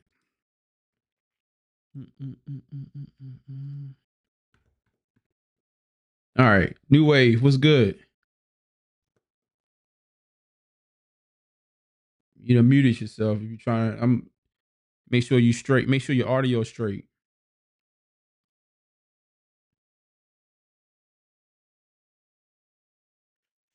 Oh, dang. Are we having technical let me know in the chat if y'all having technical difficulties with the interview and stuff. All right, New Wave is trying to dial again. All right, we're gonna bring you in. Yo. Is it working now? Yeah, I can hear you. I don't think. Oh, you can hear me? Okay. Yeah, I missed the last bit trying to connect, but yeah, just like what you said, because I'm an operations kind of person. When somebody say it just got too large, it mean that the shit is basically hitting the fan. It was looking good on the outside, but from the day to day, it wasn't right. Right. Yeah, no, like you don't now I've seen successful companies, right, get to a certain level and say, "Oh, hold up, we're gonna bring G Fish in." It's also good in the opposite way directly also too. Like your company can grow to a point where it's like, okay, I need somebody that can help us get to the next, like where we going. We need outside resources to help us. And I'm right now I'm about to bring G Fish in. Hold on. fishing. We need outside sources to help our company. One, in where we are in our growth stage, will allow us to continue to maintain and grow some more. But you don't hand off responsibilities at that moment. What you do is you delegate and you keep your place as owner and you delegate tasks off to other people. And maybe you do have your management team take over some things that you was managing, but you usually in that situation, you can tell them no. It's not like he had no right to tell them no. That means you gave your company. G Fish was good. What's up? Can you hear me? Yeah, big dog was good. Yeah, man, he tripping, bro. This is just my perspective, man. Just listening to it, like one, it like this is like way back when he first started, like so I've been following him, and it was like so you basically you got too big for your britches. You had a company, and then you went ahead and made it bigger, and one got a bigger building. You put barbers in there, and all type of stuff on the Vegas Strip. And then it was cool because it was during the pandemic where the sneakers boom, and then that balloon pop, Right. and people ain't buying sneakers like that right now at mass consumption. Now the key thing, just from that little clip when you was like, he telling on himself without telling on himself. First of all, no disrespect to his wife, that's a key factor into it too. But you started off with that, right? Right. So it's kind of like I'm gonna start off with that. It's like I'm gonna start off with that to throw you off. Right. It's Nah, a the sympathy key word points. is that the key word is that you was talking to them at SneakerCon in the same context when you was flashing and stunting on people with the 100,000, buying up all the sneakers in front of everybody and all that other stuff, right? You said you signed the contract. It took you 8 months to get the deal done, all right? So if you doing contracts, you supposed to be a lawyer supposed to be looking at that in a negotiation. Right. So the lawyer, either you looking at it yourself or the lawyer didn't tell you. But even if the lawyer didn't tell you, you still supposed to go look back at the contract. That's just like the Dallas owner when he sold the Mavericks, he already knew he was going to sell the Mavericks and that he was going to be like on the board, but he wasn't going to be the owner. It's the same thing with the Right. Lakers selling the team now. She's still going to be around, but she don't make any decisions. I just don't believe that. You gonna sign something, and 8 months later, you just finding out you're an employee. Man, I'm gonna add a piece to it. The fact that you ran into somebody at SneakerCon and that turns into, oh, let's talk about you helping me out, helping me operate my business. That sounds like you were under duress. That sounds like I was on location, like I'm doing what I'm doing. My man's pop up, and you like, you're really talking to him, and y'all probably in the middle of all the convention and whatever. And you like, yo, Yeah, big dog, like, let me tell you, bro, like, it's hard out here in these streets. And he probably like, yeah, bro, I get it. It's like, what y'all got going over there? Oh, I got a whole group. You know what I mean? We ain't, you know what I'm saying? Like, what I'm saying? You need us coming there and help you out too, bro. Like that's what that sound like. You don't have a management meeting.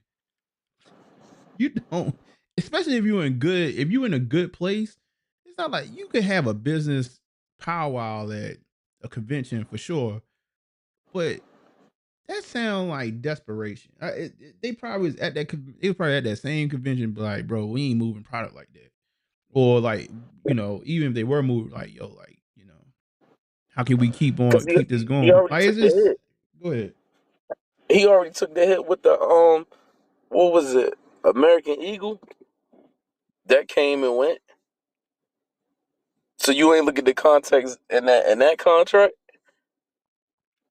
Like this is the thing that killed me. This way it comes evolved. Like everybody look at the higher goal. You change your life, your family's life, and all this other stuff. But you using other people's product.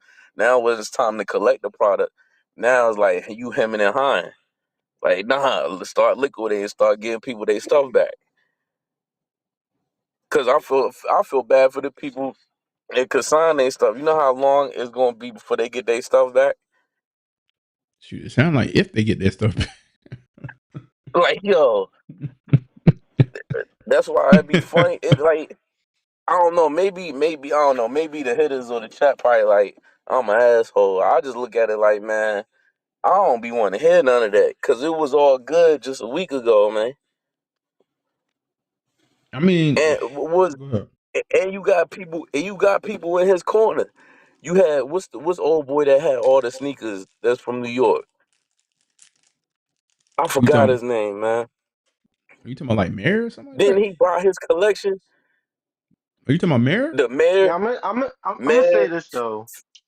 I'm gonna say this real quickly because M kind of said it, and I think M played both sides. But when you see some of these guys in real life, like a lot of this stuff is just entertainment on TV. Mm-hmm. So a lot of these guys, they be looking a certain way for real, but it be too much where it kind of just it don't even look real. So I'm not really trying to say I'm counting people pockets or anything like that, but So you you gotta saying take some of the MTV? entertainment. You saying is a little bit of MTV Cribs? It's just sometimes like some people they come and they show to these drops and they wear certain things and look in certain ways, and it's like okay, I get it, but then it's also like you're not really like you're not for real, right? Like you know what I'm saying? Like you don't have no position somewhere where like you pushing something that you actually making, if that makes sense. Like you know what I'm saying? I'm just trying to really figure out like what do you really do so you out here doing that. And a lot of people do got, like well from the past or whatever, and maybe they could just be out here filming content, like look a certain way. But yeah, just a lot of this stuff sometimes be looking elevated to make stuff, give you that feel, right? You see this drop look cool. These people here look cool, so I want what they want, right? Right. It's this whole thing that yeah, they selling to kind of make this thing happen. And I get a lot of feeling from a lot of that, right? Like we know who the real sneakerheads are. We know who the people who really be out here trying to get stuff. Mm-hmm. And then we know the people who be out here just trying to sell stuff. And then we know it's the people that's out here that's just like promoting it. They just got some hand in some type of bubble that they trying to like push it, right? So Right.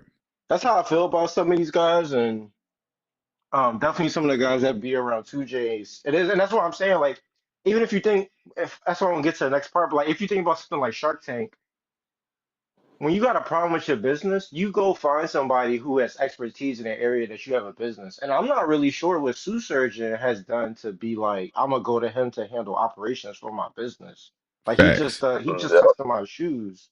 So it's not like Facts. you go into like Mark Cuban, you get what I'm saying, stuff like that. So yeah, It's like that's you just and your how I kind of homeboy. feel. It just seemed like yeah, it's just like G Fish kind of said it. Like all y'all sound dumb and all y'all just made some bad decisions and you really just need to pay people back and do what you need to do because Right. Pay these people I, back. I'm only going off the video, like, and I don't want to sound insensitive about his wife, but you started off with that. It's kind of like I'm gonna throw this smoke and mirrors. Like people ain't asking about that; they asking about their product and what's going on, right? So like you throw that out there, and if you like y'all was already on it, like New Wave, you was already listening, and you stepped away from the cameras like, whoa, we missed something. Hold on, let's go Right. back. I had caught it as soon as you played when he said it took us 8 months. And I didn't realize it. What you mean you didn't realize it, man? You is the slowest reader in the world. If it took you Man. 8 months to figure that out, bruh. You figured that out when you had that first board meeting. It was like, you know what we here for, right? Sit your behind over there. And we doing what we doing today. Like, you know what I'm I ain't saying? trying to Like, clown him, but like, bruh. But see, he had to miss opportunities. Like, all right, he had the clothing brand deal, and then that went awry, right? And then we didn't hear nothing else from him, and then they was continuing the business, right? If I was him, he already had made a name at that point. He might as well had just start selling the clothing line, like if he was Union with Urban Necessities right. No, instead of partnering. You see what I'm saying? Every time he done partnered with somebody, it been his downfall. I mean, because he was it's like a parachute partnership, right? You go into the partnership. It seemed like it was a partnership to try to help save him. Like I just don't understand how you to y'all No, point, but right? You know, go ahead. I told you where his downfall is when he moved into that big store. That was twice the So size of the store he had right. So on the like Vegas Strip. You know how much the rent costs on the Vegas Strip? a lot of people went through a lot of growth during certain periods, like COVID, like I think we could say COVID now on the internet on Yeah. YouTube, but like people went through extreme like moments where like everything is ringing, and you tried to build you basically even within my world, right? Professionally, like I seen companies that basically during a certain period of time would just buy out. We would have like these luxury like workspaces, we work and stuff like that, and all kind of craziness. Like it's food and people serving you on an hour. Like we working like we work at Amazon or something like that, or Google. And when things start to shift, it's like, oh snap! Like I think we a little bit over invested over here, and I think a lot of people, and even taking it away, you hear the stories with YouTube anyway, making it kind of relatable to YouTube, like with what's my man Adam 22, where he had built up his channel. And he got all these different guys hosting different shows. He basically trying to turn it into a network. And now it's like, well, ain't nobody really paying attention. So you start to lose those people, and now you got to keep on shrinking your payroll, and now it's down to you and your core folks trying to figure out how to figure it out. But they did the same thing. They moved in a big location, try to with all these rooms, and they spend his rent money. And once you start that stuff up, man, it don't stop, man. So I mean, it sounded like But he had the same situation. but he could have But kept the same store that he had, or got just a little bit bigger instead of going to a palace. You know what I'm saying? right, Like when I seen the video when he moved into the new joint, I was like, that's a little extreme, man. One, you trying to sell product to non-sneakerheads, you banking on tourists, and then right, you hitting them over the head. Like you hitting them over the head worse than GOAT, because people just coming in as convenience. After a while, the economy changed. It's like, man, I don't care if that Jordan $600, I'm good, man. So once that keep going, right, and that rent don't change. right, That rent right. don't change. Your profit change. That rent don't change. Yeah, yeah, And then you add the thing with his wife in it, right? So like, I'm pretty sure they paying out the yin yang. You know what I'm saying, with her cost and the things that treatments. she's going through. Yeah, Yeah. So like, it's unfortunate, but it's kind of like, it has and nothing then to I'm do. like, he Like, got let's all just these be real. industry friends too. Let's keep it all the way funky.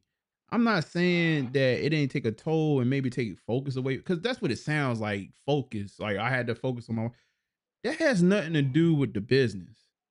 Like she could step away and take care of herself health wise, and y'all can still manage the business correctly. Like Yeah, I have yet to see like some like owners of good companies. It's stuff going on all the time in their personal life. That should not yeah, your personal and what's going on over there should not have an impact on you operating your business, knowing damn well the people depending on you, like from the people that work for you and then the clients that's working with you, like and the consumers. Like you can't. I personally, like if I'm having this conversation and like my company messed up and whatnot, and it is what it is, I'm not bringing up my wife. Like it's just not a story to tell. Like not because it's not a real thing, and it could be impacting me some type of way. I'm just not talking about that because it has like, what does it mean to somebody if you holding on? Maybe I don't know, somebody down there got thousands of dollars worth of product locked up with your company. What does that matter? Like, yeah, like they should not be concerned with what you got going on in your personal. Like it just has nothing to do. It's like you introducing something that you looking for sympathy. Like that's what that is. Like it has nothing to do with but business. am The I wrong friendship, for bringing that up? Like, I ain't trying to be insensitive to man. We being about real, his man. wife, but It's I'm just real, man. thinking I don't have no skin. I don't have no skin in it, right? But I just put myself in the shoes of somebody that sent my sneakers over there for an. No, it's real. It's man, it's business, man. I mean, it's not being insensitive. It's just business. Like I mean, I operate like dog, like as a man. This is just I'm being like there's situations that I've been in where I had a real reason. And again, taking away from I could be like, yo, like I had this going on and I had that going on. Hey, forgive me for this, and I'm trying to do that. Like I could have gone down that road, but a lot of times, I mean, just as a man, like I'm just standing on business. Like yo, like I wasn't able to do X, Y, and Z to expectation or whatever it was, and that's it. This is what I'm going to do. Like even the wife, she had a situation where it was like somebody was like, "Yo, like I'm gonna do X, Y, and Z. I'm gonna do X, Y, and Z. I never let people down. I don't." And one day goes by, 2 days go by, 3 days go by. I never do this. 4 days go by. I never do this. Now you leaving long ass voice. Like I'm sorry, y'all. Like, people business out on YouTube, but the example is that dog. Like at the end of the day, you could talk, I know work, you stupid.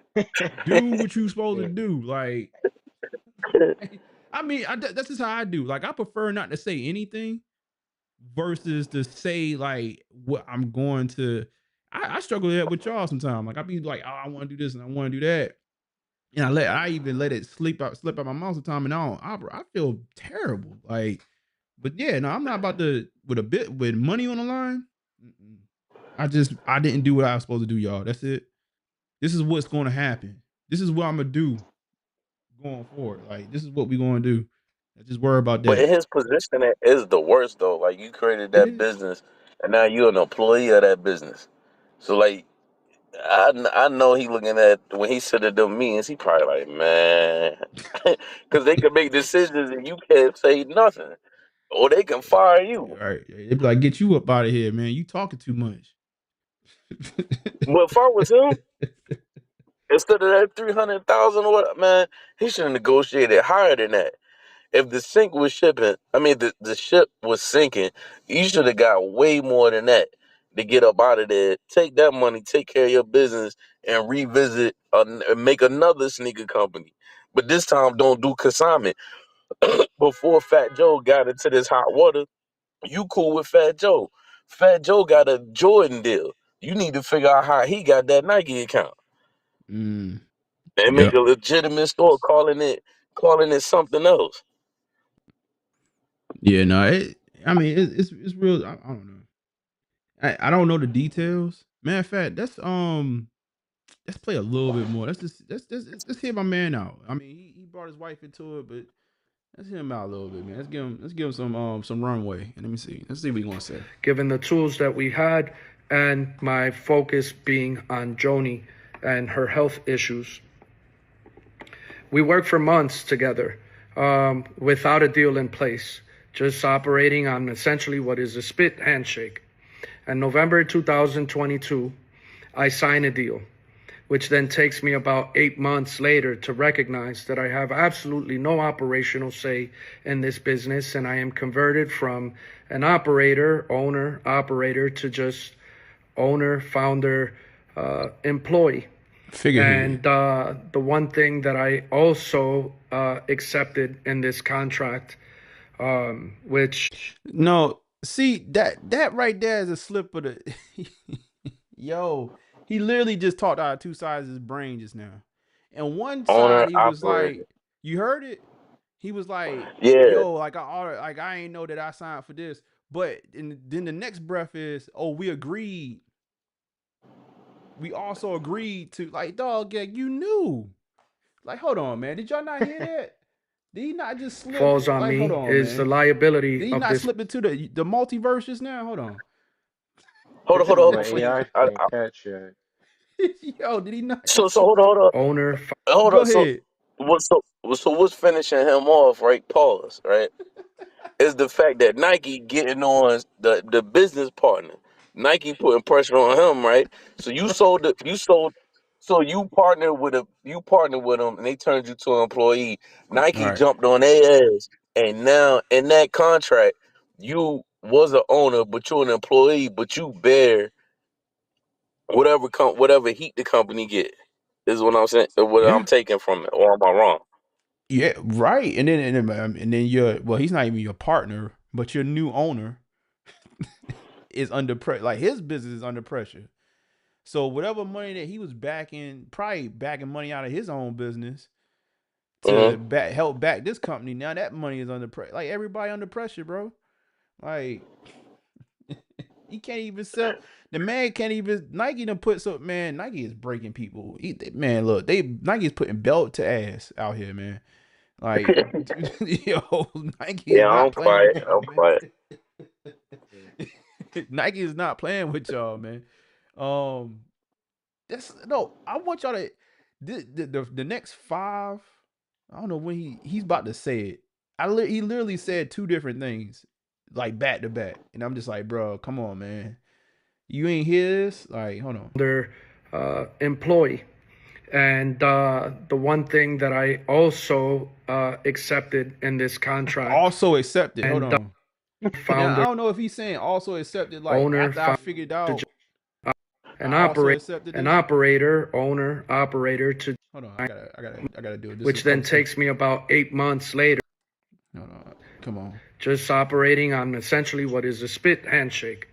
In November 2022, I sign a deal, which then takes me about 8 months later to recognize that I have absolutely no operational say in this business, and I am converted from an operator, owner, operator to just owner, founder, employee. And the one thing that I also accepted in this contract, Is he? I guess he's which saying it like. falls on me, is the liability of this business, with some of it being on me personally. Damn. When we did this deal, there was an exchange of some money that I gave all to Joni, and that money was to pay some of our taxes, and we bought a couple of properties to take care of our friends and family. Mm. So you been owed taxes. I'm gonna make you dance, Lance. Nah, I ain't gonna do that. I'm gonna make you dance, Lance. We gonna get straight to it, nigga. I'm gonna bring my dancing shoes and I'm gonna tap all over that court. You understand? You better. I ain't gonna this shaking ass. Man. Well, Yeah, it's because I'm not looking at the screen right now, so just to hear that, it's crazy.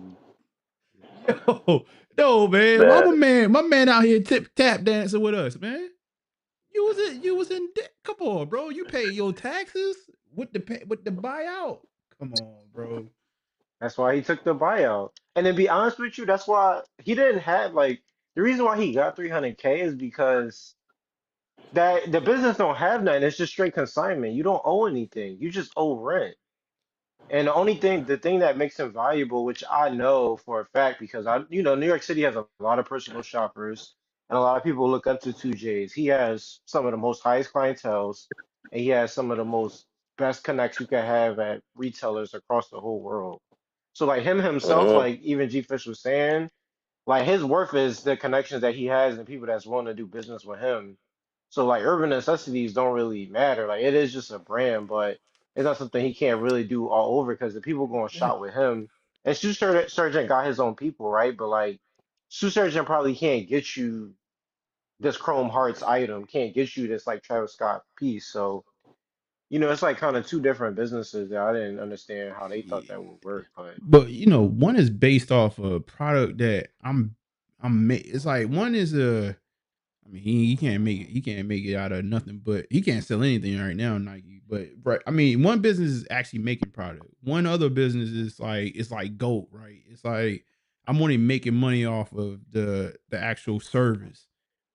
Like, and it sounded like my man. It sounded like my man. Like he was in a tough spot, maybe personally, and I'm not talking about the health. I think he's saying like financially also something was going on there, and he was like, I need a quick out.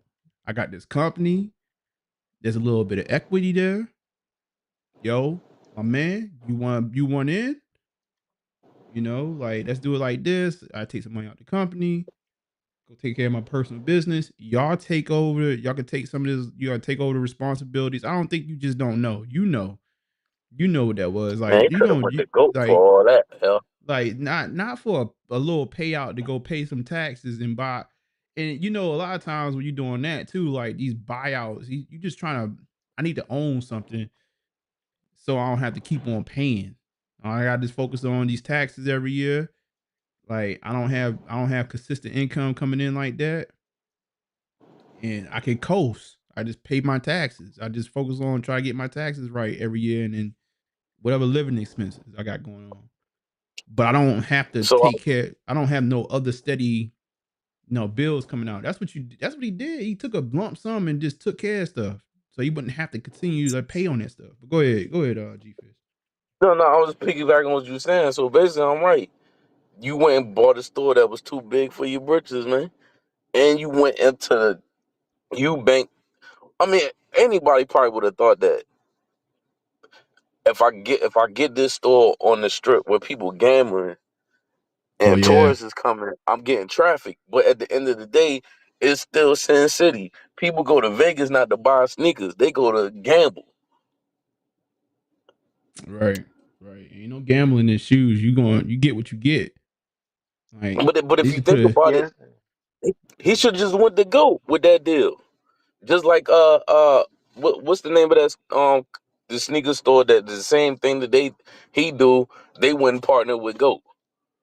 And they turn it and people that live in New York, they oh go you to talking that about store to turn Flight in. Club. He should have just did the same thing. Goat would have swooped down on that. Oh yeah, well, all right. So I'm gonna have a base. I'm gonna have a base on the strip of Vegas. They would have took that, and he probably would have got a larger lump sum. Right. Yeah, he should be a little subsidiary of GOAT right But now. see, that's the thing though. He probably had that idea, but like I don't think the money was ever straight. So he probably wasn't even in a position to go with the books being right for them to even accept it.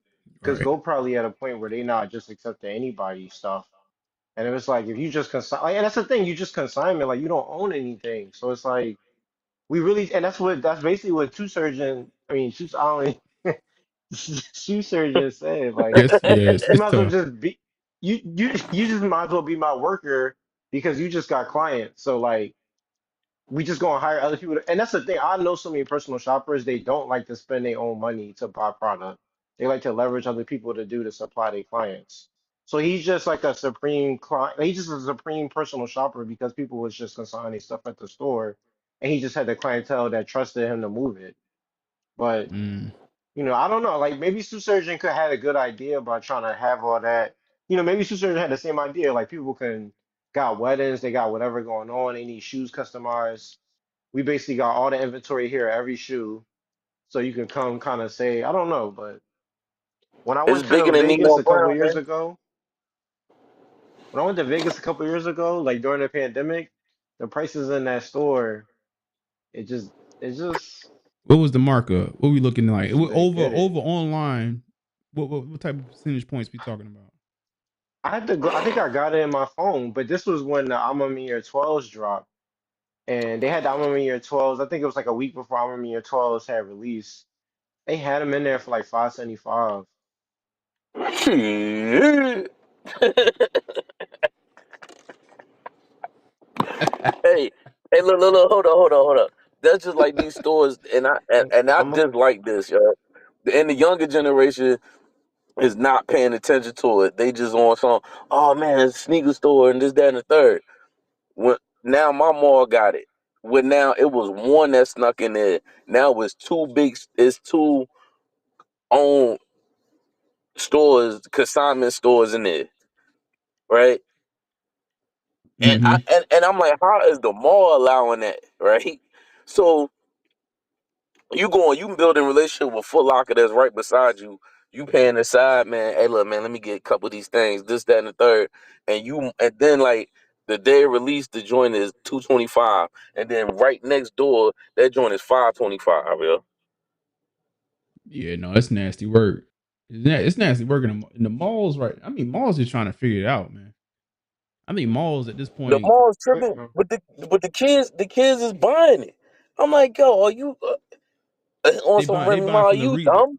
they buying from the consignment shops or the resale shops. Is what you're saying?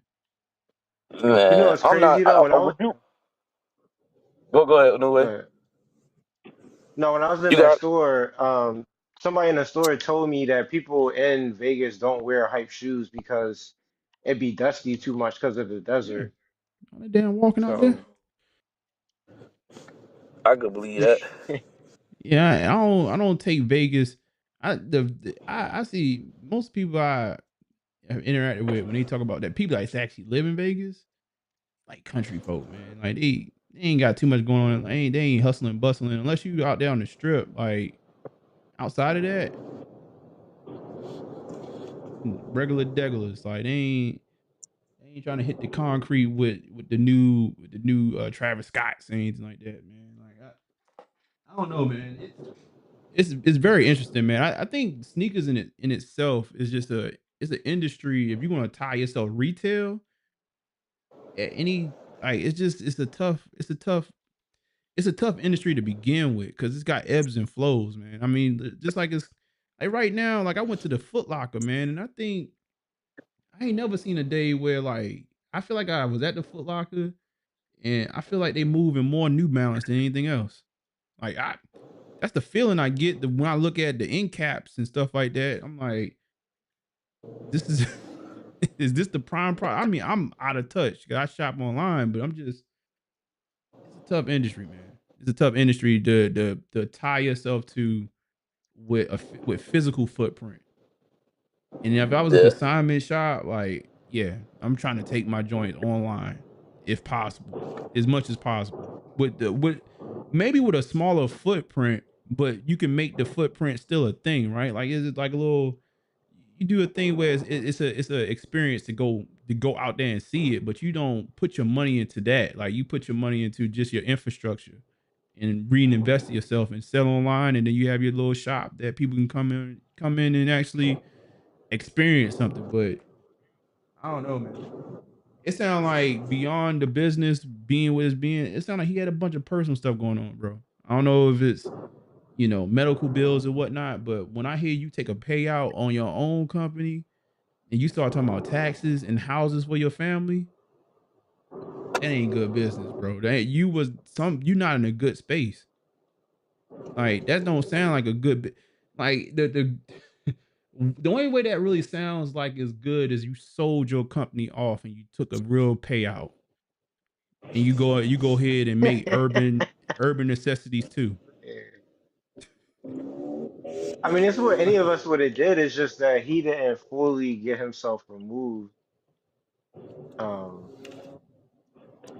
and I got a friend that's not the smartest person. He built a business and it did okay, but the lady, like this lady, was supposed to pay him a certain amount, and she only paid him a quarter of it, and then got access to everything in the company, convinced all the employees to like basically lock everything out, and then he just basically lost access to everything.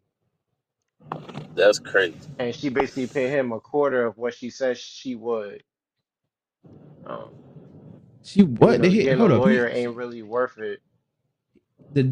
hold up he got paid a quarter. Hold up, say that again. How did he end up with a quarter of what he So was supposed to? basically, basically he agreed that like that he would sell her the company for like a certain amount, but it would be Right. like installments of the payments. So like the Ah, first like the down payment was basically like a quarter of it. But like as she was supposed to like pay the rest of it, it was the same type of agreement as Sujay's like, okay, I'm gonna pay you out over this time period, and then like you basically work for the business and keep things like up and running until everything gets handed over. But during that time period of like that, like she's supposed to be paying them installments, she started like kind of manipulating the staff because she basically was saying like I was in charge and just kind of like locking him out of like different parts of the business. So at a certain point, because she was like telling all the employees that she was running everything, they wasn't really listening to him no more because they just worried about the eh, paycheck. So it was like a pretty crazy thing to see. But I mean, he's somebody just like we said, like he's not. It's a messed up situation, but he's somebody that could build businesses up to like sell them. So he's looking Yeah, to like do that, but like selling businesses is a very shady thing that people would do for certain reasons, or buy for certain reasons in a shady way. right. You know, it sounds like, but the thing is like once you become, once you start getting a check from somebody else, that's your manager. Like, you know what I'm saying? Like you can't, like, dog, you signed it over to me, and I'm paying you, and you depended on it. Obviously, you depended on this money in a way that you was willing to let relinquish control immediately for me to pay you in installments. You already asked out. Like I want my money up front, or you can give me. I'm not giving up anything until you pay everything. Like we could just wait. We could be here neck and neck. I'll be a 51% owner. You be 49 until I get all of it. Like, you know what I mean? Like we not. I don't need your money up front. Like I need you to go. I mean, I don't need all your money in installments. Just go ahead and start working that out for me. I need that. That's what we agreed to. You can't get it all right now. And this is mine until you can get it all. Like I'm not. But what I'm not going to do is take a quarter of, or take a little payout and then give you the business because you in a desperate position. You have no more leverage. You signed your company away for it and didn't even get all the money for it. And but you got to think too, like Go ahead. I'm pro small business. Small businesses don't have those same type of resources. He talking about he on his Facts. what fourth lawyer in what 3 years. That's crazy. So you can already just tell that, like, if you're on your fourth lawyer in 3 years, you wasted a lot of time. Like, not, I'm not even talking about just money. You just wasted time of just paperwork and just getting certain perspectives. And maybe it did help or it didn't help. But like he said himself, he just was sitting idle on that needle, which, maybe, like you say, he probably had a lot going on with stress, but he definitely dropped the ball on that. That's a lot of money, bro. You talking about 4 lawyers on retain? I mean, at some point you was paying, man. Hell no. Look, man, I paid the lawyer one time in my lifetime. Well, I paid a lawyer twice in my lifetime, and Yeah. I had to one lawyer. I looked at him in the face. I said, "You know what? No, you stay home. I represent myself." I took myself to court, and I had I said, "I ain't paying for this. Like, if I'm gonna go out, I'm gonna go out in a blaze of glory. Like, and it's gonna be free. Like me, the judge." I will tell you. I will tell the hitters. I have represented myself in court before, and I have tried to. I have done a cross examination before, and the judge told me to sit my ass down. Yo, I was like, yo, that like is hilarious.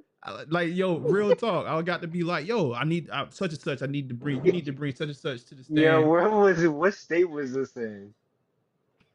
What state was this in? South Carolina. What? Yo, Yo, look, hey, yo, the funny part, the funny part about it, right? So I get in the courtroom, I'm representing myself. I got my binder, all my paperwork,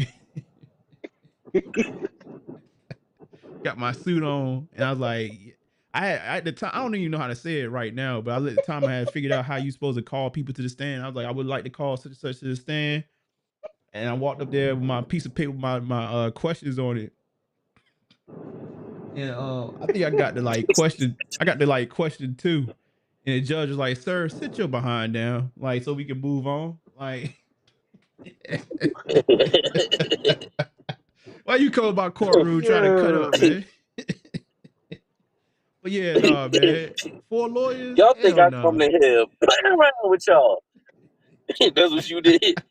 You think I come here to play around with y'all?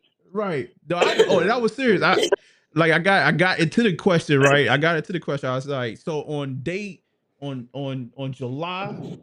15th, you did what? Like, the judge was like, no, sir, you got to get off the stand. You gotta go sit down. We gonna move forward. He said, no, you took an L in court and South Carolina. Hell yeah. I ain't been back since. I know where not to be at. Yeah, 4 lawyers? Hell no. Hell no, But I will man. say, like what M was saying, he probably was smart because he probably made Like he probably bought them cribs when it was like no interest rate during COVID. So he probably did make a lot of money off them cribs, just during the time that he bought them.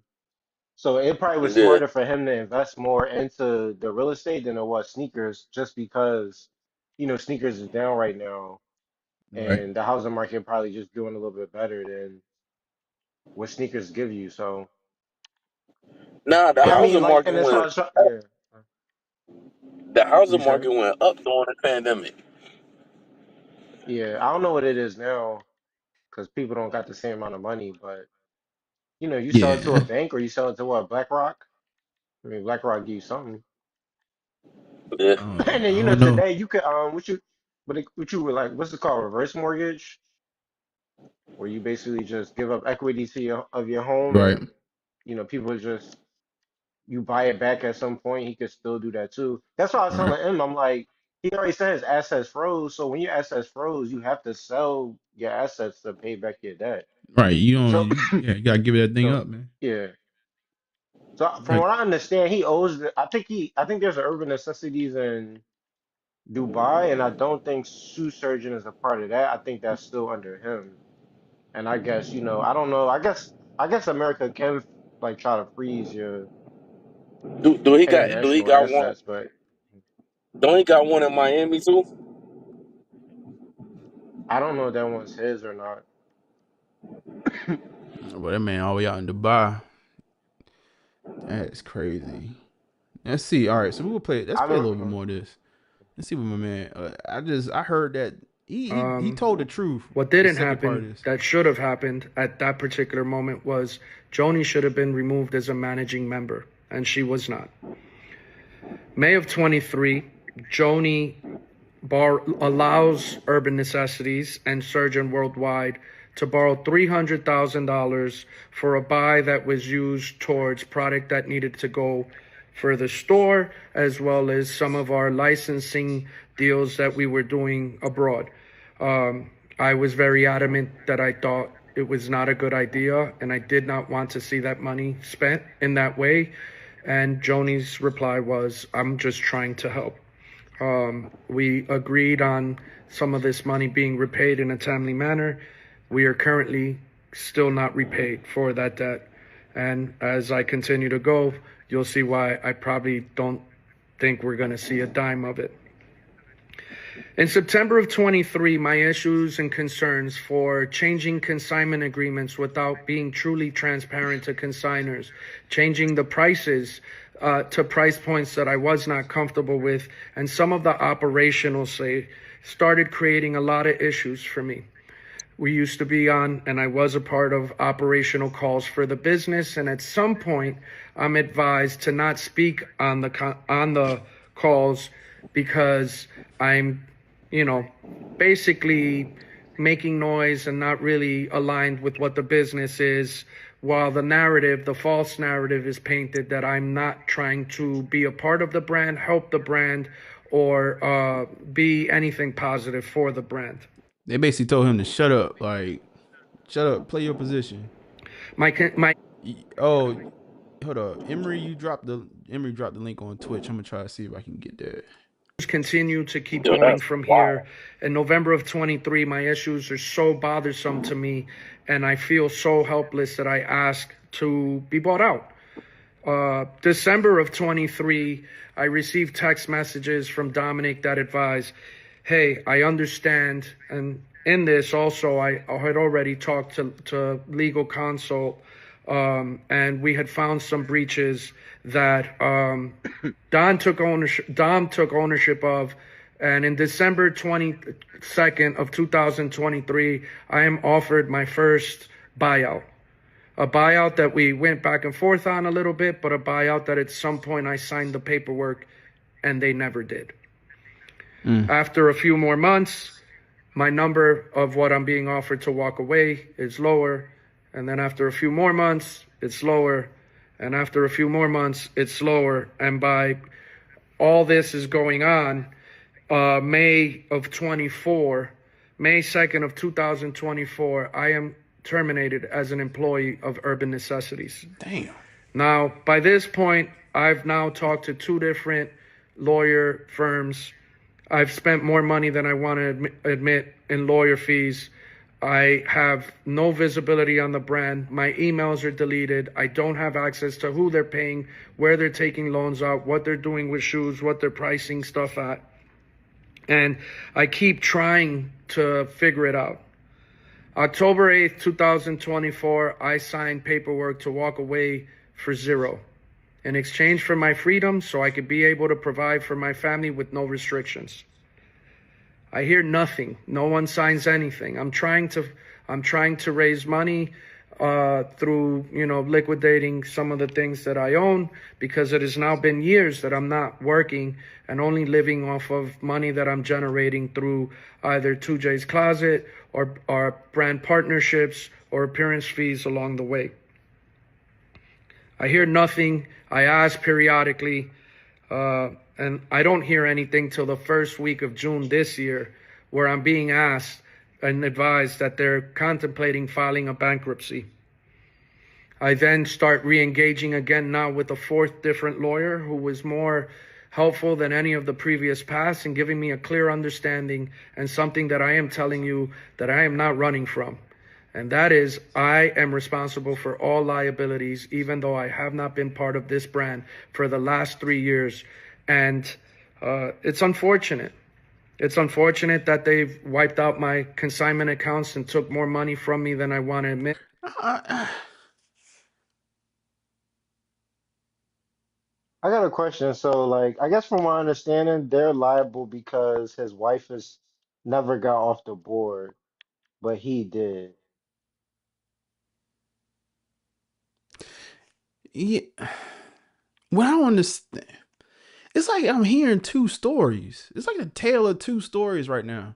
Like in one sense, he's saying like, "Oh well, I haven't been a part of anything for the last 3 years." But if he just gave us dates up to termination of 2020, like to last year.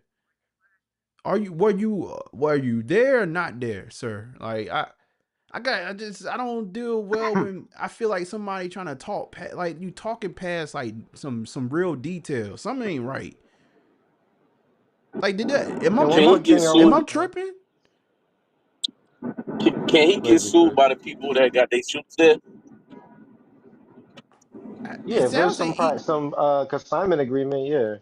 it sounds like he's still liable, but then it's like he's saying he's liable. He got liability. Like he had to.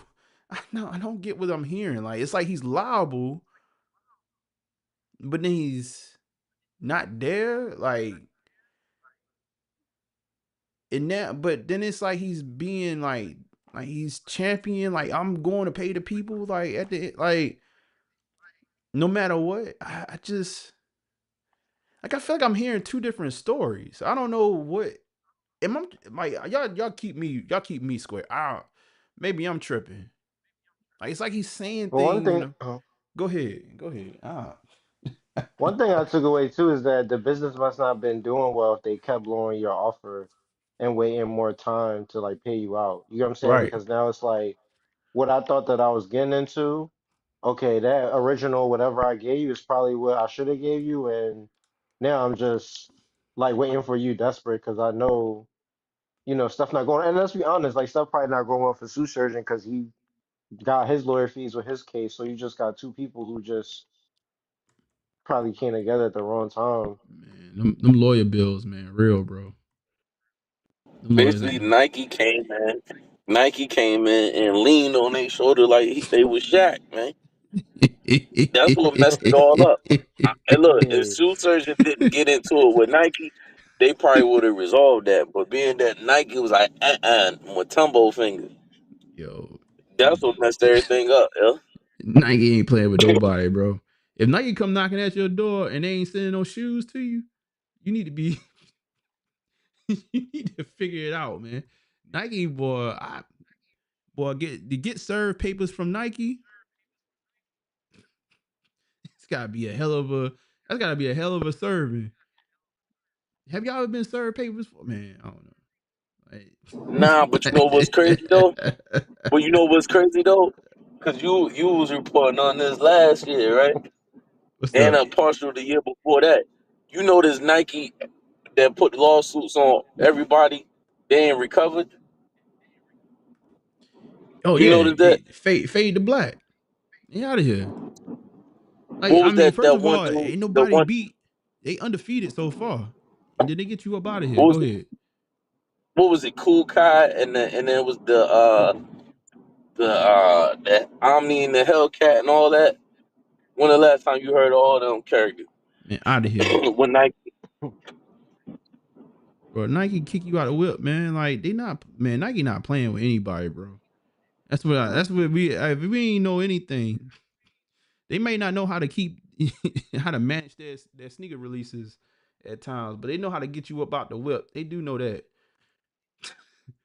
Let me see. I got you, Emery. Hold up. I don't know why. It's another video I kind of want y'all to watch I'm about because to I just put want to well, see y'all kind of reaction to it. let's see. But Oh no, drop it. he did Drop it in mention Discord. he did he did mention Hmm? that he made another business. I didn't know that part when he said 2J's Closet. But like I said, I would have just focused on the clothing line at that point. Straight up. He could have skated away like he was Armand or Union with a Yeah, Yeah, whole I mean, different I type of heard income. that.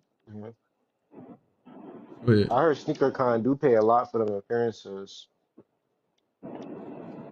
so Yeah, I ain't you saying he could probably have still kept doing his yeah. appearances. What I'm saying is he could have made a whole nother it, like he could have had uh undefeated and stuff like that. He could like it could have been just straight and now unless they own the Right. rights to the name then he hurt. He could have branched off. I mean, basically what you're saying, he could have branched off. But I think he was. I It think wouldn't have had nothing to do with sneakers. He could have went in a straight fashion. yeah, he could have. But I You get think what I'm he. I saying? think he was. I think he was. I think he was bottomed out. Like, bro, like he was. He was going through it, man. Like, it's nothing you could tell me. Yeah, he It's must like, to have your been going point, through it. like you could have gone basically gone offensive, right, and just made your own. Basically what a lot of people do. Like, you did what you did with the brand. You got it to where it needs to be. Whatever is operating. You get a little buyout. Go about your business. Build something new. But I think he was whatever he was getting out the deal, right? He was like he needed that money. Like he needed. That's why you trying to get them to sign papers and stuff like that. Like it wasn't like he was in a position to just go somewhere else and start doing something else. I think he wanted what he wanted, his equity, all the equity he can get out of that company. And it just wasn't working out. Because it doesn't make sense. Like if you was good, if you was on your feet, you'd be like, all right, cool, man. Like I did what I need to do. Or maybe you wasn't on your feet for a second.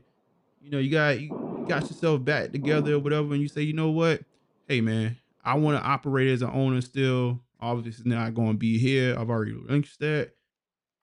Let me walk away, do my thing. But I think as he was walking away, he was trying to take as much equity that he can possibly get, but he didn't have leverage.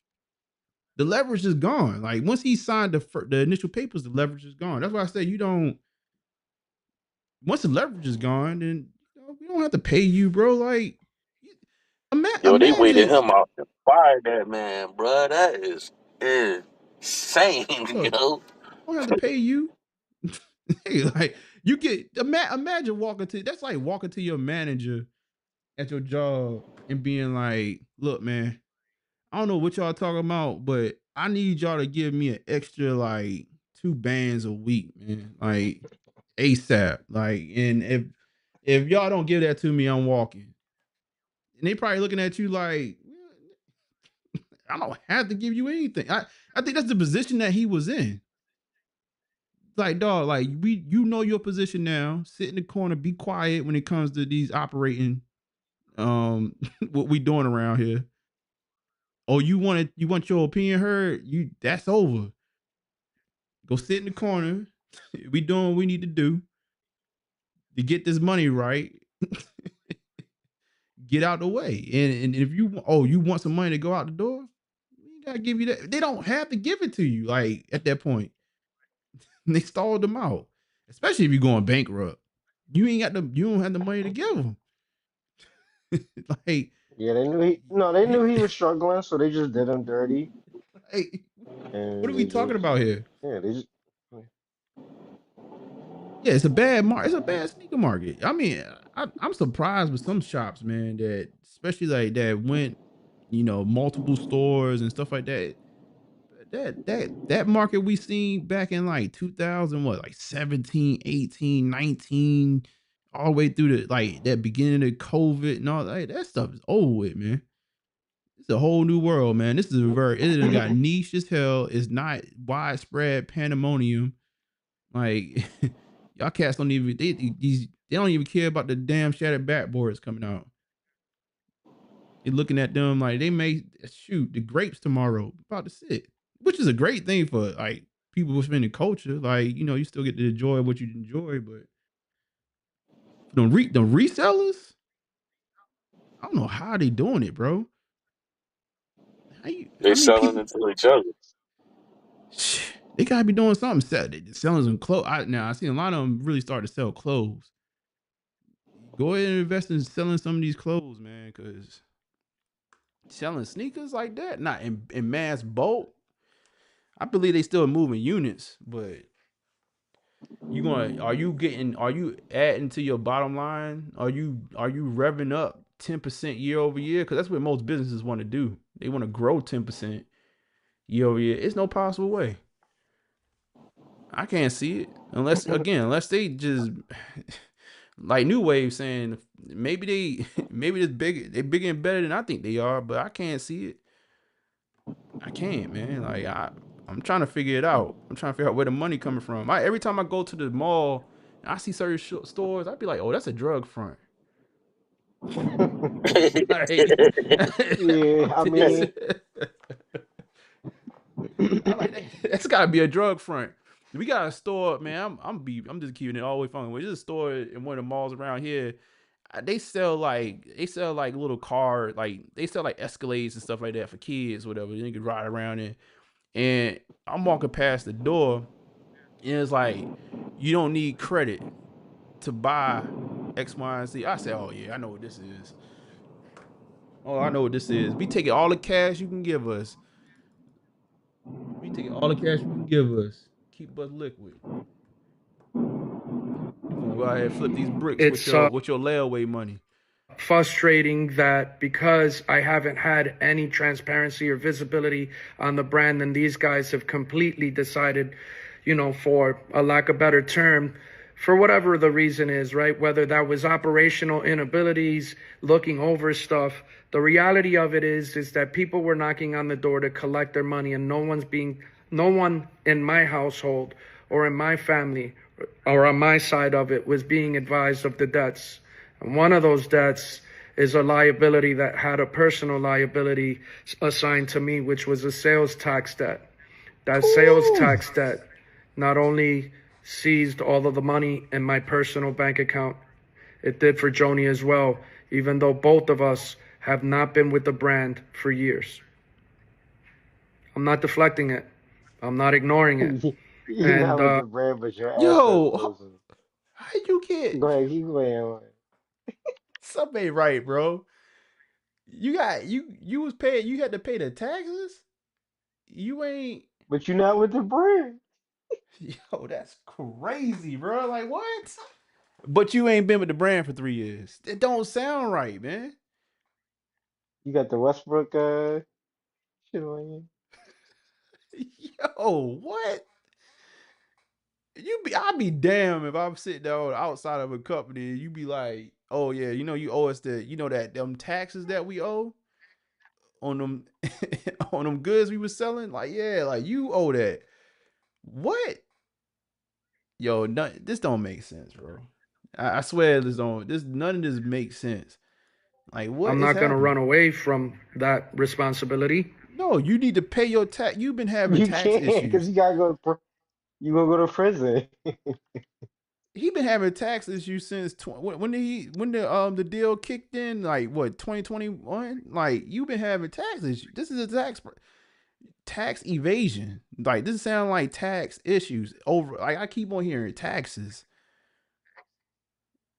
Yo, what is happening? I have been talking to lawyers. I have been talking to You friends. just I need to have been pay your talking to taxes, bro. families. And that's why I Stop have paying them already lawyers. listed the home that I live in for sale, as well as some of my other assets for sale, to take the steps, not only one, to pay that tax debt, but to make every single consignor whole throughout this process.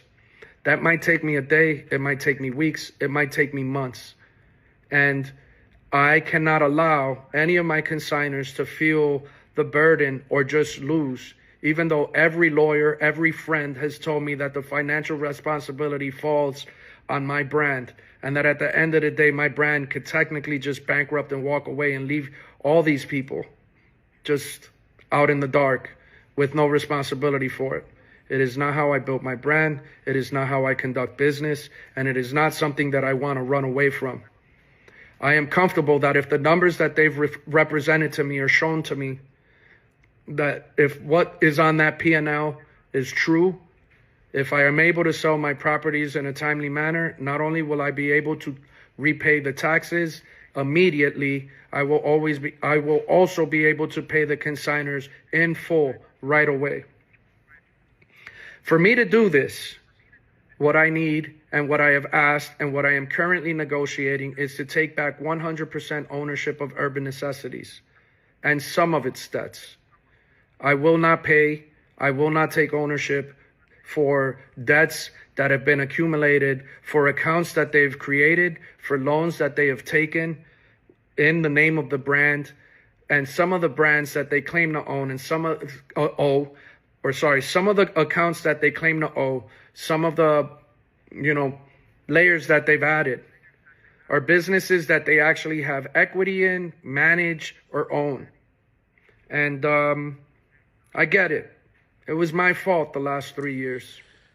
And I signed I probably signed one of the worst deals in history.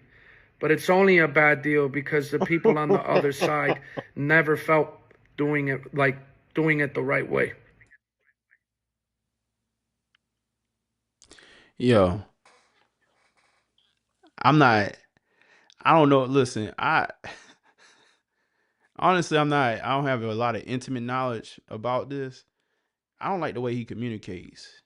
Cause in a way, like, it's like, he's one of, you know what? It sounds like when you talk to somebody that be like, it's like, how can I explain it? Like, I'm in a bad situation, but it's not my fault. Like I know it's stupid, but it's only stupid because of something that person did.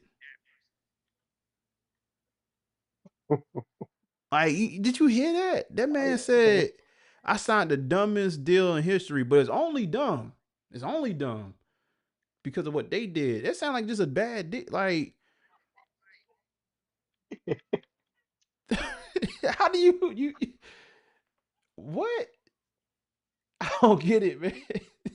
Like, I don't get it. Like, the whole purpose of the deal is that y'all agreed to terms that makes it like it doesn't matter what decision they make. They liable. That's the whole purpose of a contract. I got a What? question. Because I thought about this and I believe in good business, but like in this exact situation, if you was him, if the system allows you to go bankrupt, and do whatever, wouldn't you do that? You know what I'm saying? Like I something think like something ain't because right, bro. because to be honest, like even for my own as me as my own individual or whatever, like yeah, I want to stand up, I want to do what I think is right. But what Right. is the reality of me actually being able to get people their stuff back or being able to really pay people back whatever they supposed to get paid?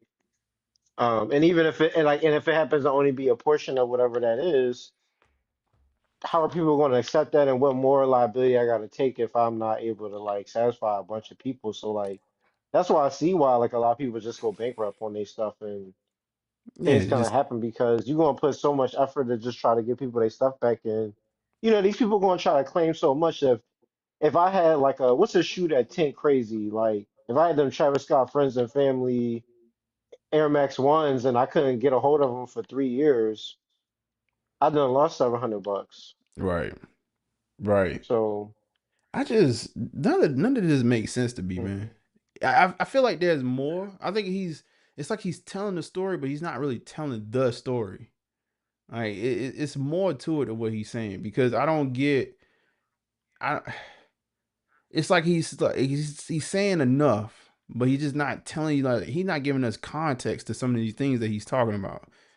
Like it was a dumb deal, but it was dumb because the things they did because they just operate. But you signed a deal to allow them to operate like that. But then you try to push off the accountability of saying like, well, I didn't know that I signed off that much, rights to them to operate however they want. He's trying to be accountable, but then pass accountability at the same time.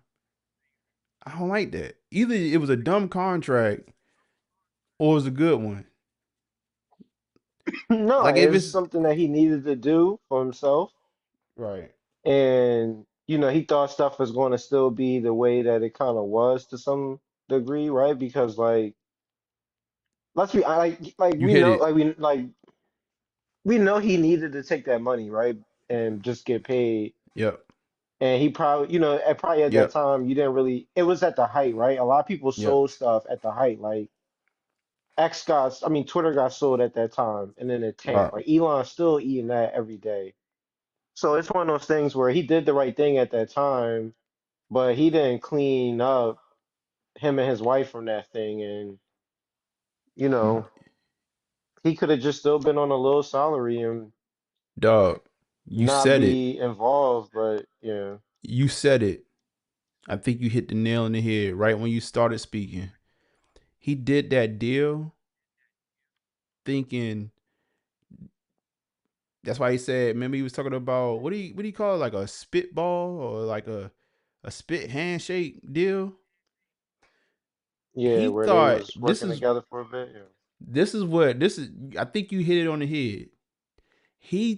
He knew that deal was that deal. He knew that he signed all that stuff away. But he looked at it like, yo, you're gonna scratch my back, but y'all gonna treat me the same once we sign this deal. That's what he thought. That is it. I think you hit it. I think he understood he signed some ish away. He knew that. But he's like, I'm in a bind. I can't just pull straight equity out the company. The company wasn't straight like he had enough to just pull money out to take care of his situation and keep everybody eating. Like he didn't have enough of that. So he brought partners in and he's like, yo, like, I'm doing this, like scratch my back, but let me operate the way I've been operating. And they probably was coming in like, no, like we paying this money and then we actually looking at the finances and the books are probably cooked. And now they started pushing him to the wayside. Like, nah, we gotta make certain moves now that we in here. Like we see what's going on, blase, like, and we gonna operate the way we gonna operate, but we don't owe you. That's I think that's it, man. I think he signed that deal thinking that like it was going to be like, oh yeah, we brothers. That's why you don't go get some. That's why you don't get a real management company to come in and take over like you supposed to because they gonna immediately say, hey, look, like it's like doing a deal with your homeboy versus doing a deal with somebody like a legit entity that's gonna be like, yo, we coming in for X, Y, and Z. This is what we do, and this is what you gonna do.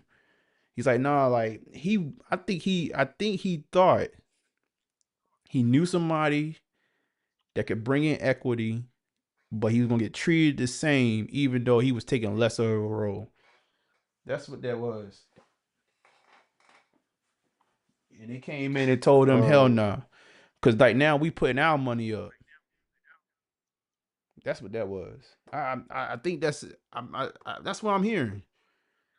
Cause I don't think cause well, I I'm when curious he's to know. go ahead. Go ahead.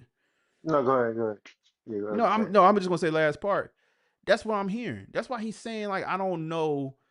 That's why he's making it like, oh well, I didn't know that I signed all this away is because you thought they were going to still operate the same way y'all was operating without them. You was gonna be able to operate the same way you was operating without them there. We just homies now. Now we could do it together. Like now it's just the more the merrier, and I can get to operate my ship. But when somebody start putting their money in, we can't operate like that no more. Like it gets real for us. It gets real for whoever coming in the doors. Be like, no, like we gotta do X, Y, and Z now. You still my dude. Like I know at first it was probably be like, it was still chummy at first. Yeah, dog. Like we good, and then every month go along, you see them debts on the bottom line. You see whatever going on, and you like, oh, we gotta do it's business now. That buddy friend stuff goes out the door. That's why I was it was like a spit handshake, whatever you called it. That's why I was that type of deal. That's what I'm hearing, bro. That's what I don't understand is how everything went bad, but the spitball time period went good. So like what made you see in that short amount of time that stuff was gonna be good and then right after it went bad? And that's where I kind of call BS. It's like you needed the money because if because you needed the money because that you just accepted that above everything. Maybe it was the cancer treatments and those payments. He just needed the money. Yeah, you just And so need he you need accepted the money. whatever terms was there. Yeah. You need the money. It could have been for Um, helping your wife out. It could have been for whatever personal reasons. It could be taxes or whatnot. You needed that money, and you signed a deal thinking that we cool enough that I can do this and still operate in free reign like I wanted to. If you hear him speaking, a lot of this deal is him having a problem with how they were operating the business, and he had no control over that no more. That's what he's pissy about. And I think he understood that he was signing it away, but what he didn't think is they were going to enforce the signing away. It was like a under the table, like, all right, I'm stepping to the side, but I'm not stepping to the side. And then again, when somebody get their own money involved, Nick, like, we need you to step to the side. Like, But you 'cause sound with a business that don't have nothing to do with your business. right, Like they make custom shoes, yo. They're not in the consignment business. right, right. And when it right. So it's nothing that they could. They probably looking at it from a standpoint of maybe there's an opportunity to make some more money, right? That's the only reason why you go into business. But I think once they got in the door and they saw what was really going on, they probably started pushing him to the side, and that's where they started doing things that he didn't like. Everything he's saying is them doing things that he don't like, that he didn't approve of, and he didn't feel was right for the company. And I think he thought that they were going to steal it. They was going to invest their money, and he was going to get a little payout, relinquish a little bit of control. But he going to not even really like say on the paperwork, because it's on the paperwork that I'm relinquish control, but they're not going to really enforce it. That's what I'm hearing. So He hold wanted on, to you, run. He you wanted just to run brought up that a key company. part though. What's that? You just brought up a key part though, because he said, "I'm trying to do everything I can to pay the consignments back." Yeah, now because it's out, but before then you won't because you were trying to get a buyout. So once they bought you out, you weren't going to pay the people back. They was gonna have to deal with them. Right. Right. He want his company back. That's it. I mean, he said it at the end. He's saying it right now. so, He want his company. He I always posted wanted. something. Huh, Go ahead. Go ahead. No, go ahead. I posted something in content for stream because I kind of want y'all to see this next. I mean, it's like a 30-minute video, but he do interviews on his YouTube, and he did Mhm. it. The one I posted in content for stream, he did one with a. I don't. You ever heard of Band LA? I I don't know if haven't. you know Band LA, but Band LA was like really one of the first kind of resale shops that got like a lot of notoriety. It was like known a lot. They wasn't really just like a sneaker store though, but they just had like everything you wanted.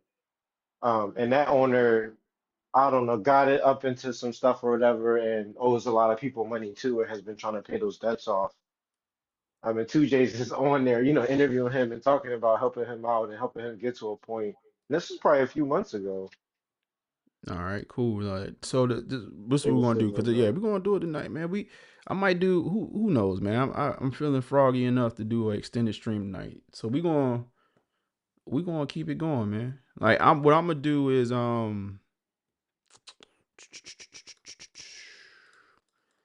can I share this real quick? Where's my share button? So I'm going so Emery dropped the link in the chat. So I'm gonna play that. That's like a little small clip from YouTube. See what he's talking about on there, and then we're gonna jump to your joint. And then we're gonna maybe dump. Did We're you gonna still make did our you way to get your Fat Joe. donation? Yeah. Did Oh you? yeah, man. Yeah. Let me shout out to Chris, the mailman Montgomery, for dropping that dono in the chat, man. I gotta do that. I got G Fish. I still got it on the sound. I still got it on the soundboard, man. Let's see. Yeah, 'cause, like, I appreciate you, big dog. He always come through and I support. don't, I don't think the chat know we can see. Well, you can see it. I can't see. Like when people was just saying what's up to everybody that said what's up. I have my name up there. I like when we up here, or when I'm up here, I'm still all I can see is him, and it say Ecam. I don't see the comments, so I'm Yeah. not ignoring anybody. I just the only reason I can see it if I go to another window to go to the YouTube to look at the page. Yeah, and then that causes a whole issue. If you turn it up, like then it's an echo and all those. I know, I get it. It's kind of like when once you dial in, you kind of like blindly looking at this. Like you just, it takes away the rest of the experience of it. You were just like a spectator, unless you got it like on mute somewhere Oh else. no, it's because I'm on my phone. If I was on my laptop, I could see Right, everything. right, right, right. Let's see something real quick. I'm gonna play this clip from Emery. He said every time I come in, I try to come in with a donation. Man, I feel you. I feel you, Chris. Antonio Cardwell. He said, Hittas, salute. G Fish, salute. Big Norm, salute. Man, I appreciate it, man. Listen, man, look, y'all can come in with the donos. I greatly appreciate that. But also, man, make sure y'all hitting that like button on the way in, man. That's it, man. That's all I can ask for, man. We going to kick the dust off this channel, man, and get it back rolling. I'm putting that on everything. I got some next week. Hopefully I have some stuff for y'all. Some actual some unboxings or something. Let me see. So let me see what Emery put up. I think I'm done with listening to him talk out of both sides of his mouth, man. Like I don't like people. Like I don't know. I'm a type of person. Like if I'm gonna say something, like I want you to know. I want you to really understand. And I feel like he's saying just enough where like I could think I know what you're saying, but then you say something else that's like, well, explain that to me. Explain to me why 8 months you ain't know what was on a contract that you signed. But I think I get it though. I just listening to him, he thought that he was gonna be able to operate the same way and take that check. That's what he thought. That's what he thought. And them people was probably like, yeah, bro, we good. You know how it starts at the beginning. We good. Yeah, man. You know, this your company. You familiar with your staff. You familiar with how you operate. You know what I'm saying? But then you get in there and you start putting your own money into it. Hell no. You That's like, what no, happened to Dallas owner, go ahead. and Luka got traded. They got Luke up out of there, ain't it? Shoot, I'm about to say new ownership down in Memphis, but they might be getting. I don't know. I don't think they're gonna trade Ja, but they just might trade Ja in the season or something. I think they want to start a Shoot, new. Braun might be gone too. I Who know would New say? Wave on here, but they need to get Braun. I would trade him at this point. I send him back to Cleveland. Like, give me some type of asset before he just up and retire you. I mean, if do LA really want him the LeBron tour? Whatever year he gonna decide to retire, Are we really looking forward to LeBron tour? And I don't know. But then Cleveland is good now, so maybe they don't want to mess with their team. So, all right, let's see something real quick. Let's It see what this started is with saying. Zendaya kicks. Then we saw the downfall of Hank the Tank. Next, we watched Cookies and Kicks close. And Band LA ruin lives. And now Urban Necessities is catching heat about their consignment process. Hello, everyone, and welcome to the sneaker community in 2023. If you're not involved in the sneaker community, you might not understand some of the things that are said in this video. If you are aware of the drama within the community, please be patient while we get everybody else caught up with this 1-minute explanation. Alright, so basically Zendaya Kicks offered a service online to buy sneakers very cheap below retail in bulk. It ended up being a huge Ponzi scheme and a lot of people lost a lot of money. This ultimately had a huge impact on the sneaker community and opened up conversations where other people within the community were owed money or being completely scammed. There was another company called Schmitty Kicks doing basically the same thing Zendaya Kicks was doing with the pre-orders. Then we saw a sneaker store on Melrose in California named Cookies and Kicks close after an NFT scam and owing their consignors over $200,000. Damn! Then we had yet another store named Band LA also not paying their consignors. What the fuck is going on in the sneaker community? I'll link some reference videos in the description if you want more details. Anyways, all of this drama is what has led to today's topic of discussion, Urban Necessities. Urban Necessities is owned by 2J Kicks, and they're mainly known for their large and extravagant store at Caesar Plaza in Las Vegas, Nevada. They also recently opened a new location in Saudi Arabia and have their own merch line. The main store in Las Vegas is crazy. Marble floors, shoe walls as long as the eye can see, extremely rare pieces, hats, bags, you name it. This store is massive. And the owner 2J Kicks is also very well known in the sneaker community and other communities as well. He is seen as someone who started with nothing and made something for himself. According to 2J, he started in Las Vegas in 2001 with only $20 to his name and later became homeless. He met his now wife and co-owner of Urban Necessities, Joanne Baranigan, who helped him get back on his feet, and he finally began reselling sneakers as a side job, like many people do. He was then able to scale up his business and now posts massive sneaker buyouts, sometimes totaling over $300,000 spent on inventory. So you might be asking yourself, why is Urban Necessities being mentioned in the same conversation as scammers and other bad apples in the sneaker community? Well, thanks to Instagram account Reselling Memes, we have seen a lot of people come forward about how awful the consignment process is through Urban Necessities. Just like many other large sneaker stores, Urban Necessities offers a consignment program where you can send them your shoes to be sold in their stores for a small commission fee. Typically, consignors will yield a higher payout as many physical storefronts are able to upcharge compared to the normal market.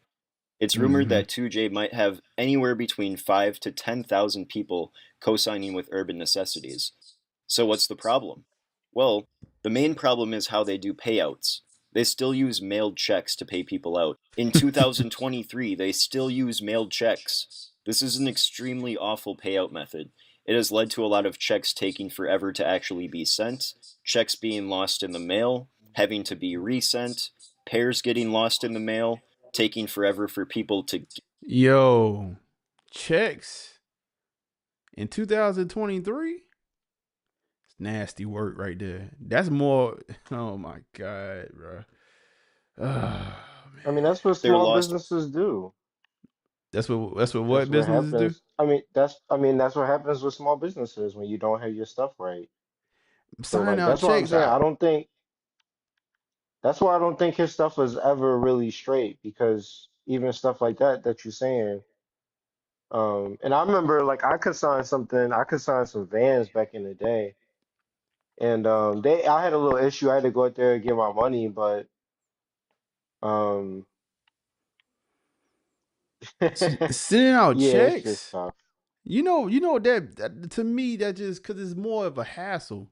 It's more of a hassle to send things out. I mean, just the process alone, right? It's more of a hassle to do checks. But I can see somebody doing checks if they want you to be like, it takes a little bit longer for you to take your money out. So I got your money for a little bit longer to do whatever flips I need to do. Hopefully, maybe sometimes people I used to stash my checks. I used to love opening up the drawer, Like, yeah, I was like, damn, I forgot about that check right there. Let me just take that. That's That's crazy. how I was back in the day. But I mean, this is 2000. Jesus Christ, I haven't really received checks in a regular sense. It's got to be damn near 20 years ago, man. Like, I mean, a lot of people who do sneaker reselling are trying to avoid taxes and stuff like that, so they're gonna want like a cash payout for the most part. That's why I said I had to go out there and get mine because, Cash App, man. like Well, I wasn't trying to deal with no check that was going to bounce. well, that's another thing too. Like, checks bounce. Like, I need my money. Just send me my money. Oh, this ain't nothing. I mean, I always like a rags to riches story and stuff like that. But when I hear you go homeless and stuff like that, like it's a lot of this just don't I hear homelessness, I hear taxes, I hear a lot of I don't know, man. I mean, let's just play this. refunds, and a general lack of customer service for those that co-sign with Urban Necessities. In addition to still using checks and losing things in the process, there have also been a lot of issues with pricing. A lot of people reported and accused 2J Kicks of not making adjustments to their consignment price to match the current market, essentially resulting in a loss of profit by co-signing through Urban Necessities. Reselling Memes actually made a great point. This doesn't mean anything, you know, if you're just showing off the checks. I could just be like, yo, I'm about to ship these shoes off, you know? I'll ship it out, though. I'll ship it out. It'll arrive in your mailbox in fucking 4 months. Another good point that someone made. How come no one is coming to the defense of you, 2Js? If it's such clean business, if it's such good business, everyone getting paid on time and no inventory is getting lost, how come no one's defending you? No one is defending Urban Necessities. It's only just the online motherfuckers that didn't even consign with them. You know, no, 2J's not, he doesn't scam. Bro, you haven't consigned with them. You have no right to talk. Why are you commenting on my shit? I'm talking to people that consign 900 pairs and they're having issues. So what's the point? I'm tired. And how many consignors do you have, 2Js? 5,000, 10,000? I heard 10,000. 10,000 people are registered at UN as consignors. Yo, I'm gonna make a side comment. Like, men, I think the moment we actually started, at one point in my life, like I said, you know what? When I started seeing men hold their phones up in the air and like taking pictures of themselves, I was like, yo, like, what is happening? But I think wherever this motion is, it's either if your arm is lifted like in a 45-degree angle, or if you talking down to something like and gotta get your like face centered in it, like it's just it brings out feminine energy. I don't know what that is. I don't know why God wired us like that, but if it ain't just straight, like you know what I'm saying, like if it's at an angle, like I don't know what this is. Like, come on, like y'all, am I tripping? Like if just put your, I mean, all y'all, just men, just put your hands, your arm out. You know what I'm saying? Put it at an angle, about 45-degree angle, and just don't just feel like a little piece of manhood just kind of fall, just kind of just leaves your body. I don't know, man. Like my boy, he talking, but he just real sassy. Like what is he got to say? You guys are still doing checks in 2023 and it's not automated? I know why you're doing checks though, because it's a free loan. When you send in the checks, it doesn't leave your bank account until we get cashed out. But then are you actually sending the checks? Is it landing in people's mailboxes actually? I don't know. I provided evidence that it's not. So you could just say, oh, the check didn't arrive. It got lost in the mail. USPS. So I'll just send it to you next week. Boom. That's another free 0% loan. We know what you're doing. That's what that is. If I use my brain just a little bit and put Right. 2 and 2 together, I know what you're doing.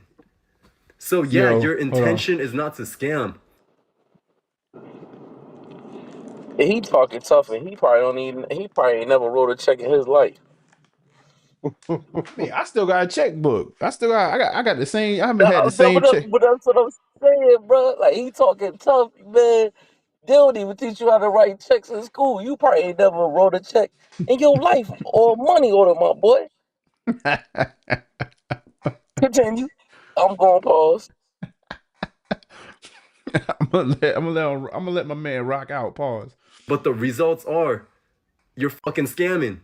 This is how I know you moving weird. You moving really weird. As soon as I posted that video of you, you posted this immediately. A photo of you and Tim Cook at a party. That doesn't mean anything. Sure, congratulations. You take a photo with them. What is this? Last night was a movie? I ain't going front though. Taking a picture with Tim Cook, that is kind of. Yeah, that's a lot of people in your event, bro. It's kind of a movie. Oh, congrats. You're at Bentley Motors. You're going on a test drive. Look at the comment section. I wonder how many people could have been paid back instead on other people's dimes. Fix your consignment system. That's that's scammer money, yes, sir. Yeah, shit like that. Like, come, I know. And now you're at the Super Bowl, and you're flexing on this on the internet.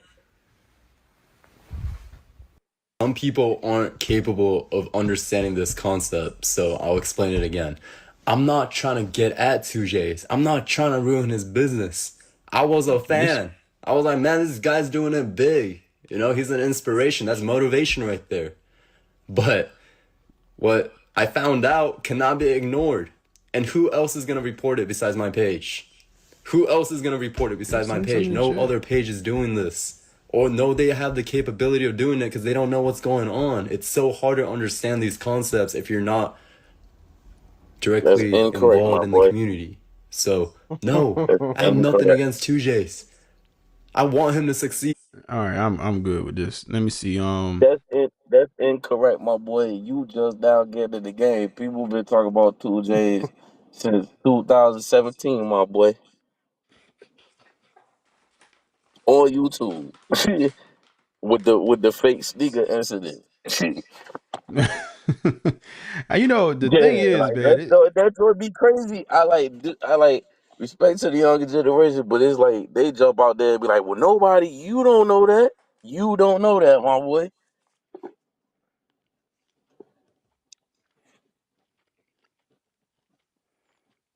I don't know, Hey, man. we'll push your T says, man. You cried in front of me. Your business died in front of me. So be Like it. So I be it. don't I don't know the business. Because again, I haven't done business and I haven't seen no clothes. Right, it's different when you really get to see how people operate. So I'm not going to speak on the man, but what I will say is that the way he explained the situation, I'm not really a fan of, and it just seemed it's like when you with that smoke, there's fire.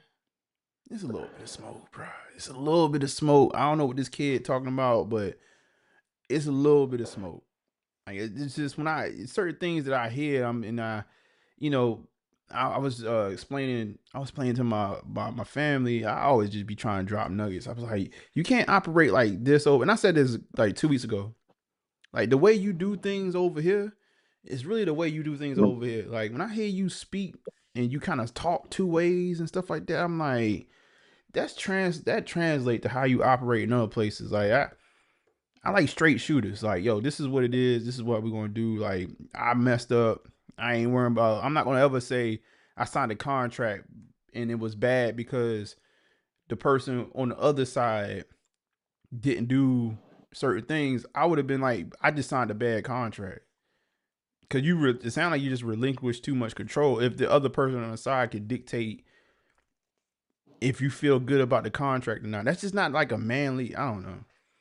I don't know. It's just the way my brain works. When I hear stuff like that, that just sound like you just cop. It's a cop out.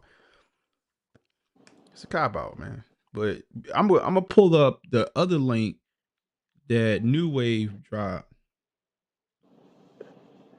We gonna go. We gonna go from there Yeah, I don't know out. how much. I mean, you kind of heard a little bit of it in that video, so maybe you can fast forward like in the video and kind of skip the intro Okay, a bit. Probably not worth listening to like the whole thing because it's man. other stuff.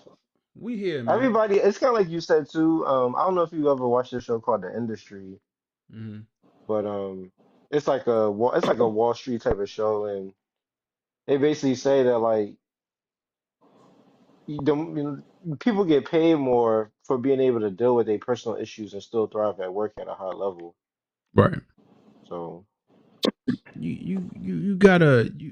you got to encapsulate that, man. Like I don't business is straight up. When I first started working, man, like it's obviously this ain't about running a business, but man, I had a job at McDonald's, and when you working, especially with no matter who you are, like if you come out the gate coming into the free market, right? There's always this you at the bottom of the totem pole, and I remember like, typically at the bottom totem pole, your managers are assholes. Like you're not gonna get treated well and all that other stuff. And I remember my very first job, man. I was a little hustler. I was like, I'm here for the money. Like I'm not here for. I don't want to be your friend. I don't want to be nobody's friend here. I'm not trying to talk to y'all. I had a janitor job at McDonald's. Matter of fact, I used to go up in there 8 hours straight, not speak to anybody, clean the damn parking lot, clean the dumpsters, be out there with the homeless people and stuff like that. Come back inside, do all kind of crazies, clean the playland, and leave. And then one of them, my manager, bro, like when I say this guy is old, I laugh because the way he looked. He's a funny looking guy, but he was an asshole, man. He used to cuss people out. He came to me one day. He was just like, bro, he's like, Norman, I like you, man. Like you just come to work, do your job, and leave. Like, and it's nothing we can say to you because you actually do it, and it's nothing to talk about. And I looked at him. I said, man, I'm here for the money. I don't like y'all. Like it was one girl. I told you I really don't like y'all like that. But it was like one girl that was there. I don't even remember. I never learned her name. She was like, why? She was. I could tell she was like talking about me one day. She's like, Norman's a mute. I said, man, look, man. I'm trying to get this money. Like business to me, once I step into the realm of I'm here for some like that's what we hear about, man. Let's get to it. Like, ain't gotta be ain't no Hey, look, that's like feelings. crazy you brought that up. We on the my company. We on the new management now, and they be Right. mad because I don't be talking to them. Like I'm looking at it like I ain't trying to be friendly with y'all, but then they like, well, you gotta. The other people like, well, you gotta play the game. I was like, man, I wouldn't kick it with y'all outside of this joint, man. It's no something. I'll give you this task, you pay my bread, and I go home, man. Right. I mean, and and I think playing the game is different than letting like your personal impact how you operate. Like I think those are two different things. Like you play the game, but it's like playing the game within you just getting your job done. You gonna do what you need to do to get your bread at the end of the day. And No, that's no, no. it. I get Like what you're saying. What I'm saying is, I don't be one to be no excess talking about nothing that ain't got nothing to do with what I'm trying to do, and they be on that. Like I right. don't care. Like what was on the show. Like we not cool to the point where you talking to me about Diddy trial. Like I don't care. You know? Like stop talking to me. Oh yeah, we should never be talking about that. Like we good. Like, you know what I mean? What we doing right now? Oh, well, it's not on They my be blown Trump because I account. won't interact. They be blown because I won't interact with them. I'm like, I just don't feel like talking to y'all. Cause I think all y'all suckers for real. I'm just not gonna tell you that because we at work. Well, we outside of this joint, I'm gonna tell you you a sucker, yo. I mean, it real talk like that. That be the you know. I don't know. That's what I guess when I hear him, it's like I can hear personal in there a little bit. It was like, oh, they did this and they did that, and it's just sort of like it would have been cut dry to me. I guess is what I'm saying. Like I would have said, yo, I signed that contract. If you knew it or not, once you figured out, it's like, yo, I signed that contract, and this is what I signed up for. And it is what it is. Like, but I would never talk on somebody else, the other party. Like I've done deals with people before. Like I've done deals. I've had partnership, quote unquote partnerships that went sour. And I look at it. I look at those situations and like I could look at people. I've done deals with people that was actively. You know how I'm gonna tell you how cutthroat people are. I was doing a deal. It's like I be trying to say stuff without like putting people out on Front Street. I was doing a deal with some folks. We spent a fair amount of bread. And the two other partners turned on me. You ask me why? I do not like, other than just one thing I learned in business too, like don't do business with folks that are not like, how to say this without saying, not don't feel like they on your level. Like you looking at them like, yo, like let's just go get it and let's win together. But they looking at you like who you think you are type. Don't ever do business stuff like that. The two people turned on me, but another one was trying to snake. This is how weird it was. One of the people that turned on me to other folks came to me and was trying to do the other partner dirty on a deal. I was like, damn, this is deep. Like you about to ish on your partner. On your on the guy that you was talking ish with, like y'all turned on me. But now you come to me and try and do an underhanded, because it was like some money that you had to be there to see how it was going to be accounted for, and the person wasn't there, and they was like, well, we just do this and that and the third, and I was like, no, that person don't owe that much money. Make it right. Oh yeah, you right, dog. You right, dog. It's like, damn, that's how businesses get. Like so, but even coming out of that situation, I would never sit up on here and be like, well, yeah, like, the deals that we done was dirty because of them and stuff like that. And it was some nasty. Like what I say is, like, I was a part of that situation, and what I learned from that situation was this, and I'm never going to do that again. And that's it. Like I can't talk about what they did. Like you never. I don't know. But that's just how I operate. But I've been in Yeah, those so-called partnerships. Go ahead. you would have tried that situation as soon as possible. You wouldn't have waited no 8 months, whatever. Like Well, I've been that's the out. part about this I don't understand. But and to your point, it came to a head. It was a buyout situation, and it wasn't a buyout. It was a buyout for the whole thing. And I was just like, look, I'm out. I was like, I told them, I was like, y'all can have what y'all want around here. I'm done. I said, y'all. They was trying to move from one location to another. I was like, y'all could go. I said, now me and my stuff like this. That's going, like, I'm gonna go now. Oh, you want it? Oh, I said, you can have that. You can have it. I just need this bread. Like, oh man, I'm gonna tell you how people. And that's why I say, like, he's like the way he's speaking, like it's like, yo, like this sound like stuff I heard before, but like it was like, oh, you ain't going. I thought we was like this. You ain't gonna just give it to me, or you ain't gonna just let me like hold stuff. Nah, bro. Like this is business. Hey, look, if you want this, it costs this. You can have it for that price. I would, just on the strength of a business, I would take this. I would do whatever with whatever this resource you trying to buy or you want from me. I will sell it to you, but I'll let it sit at home for free and rot before I give it to you.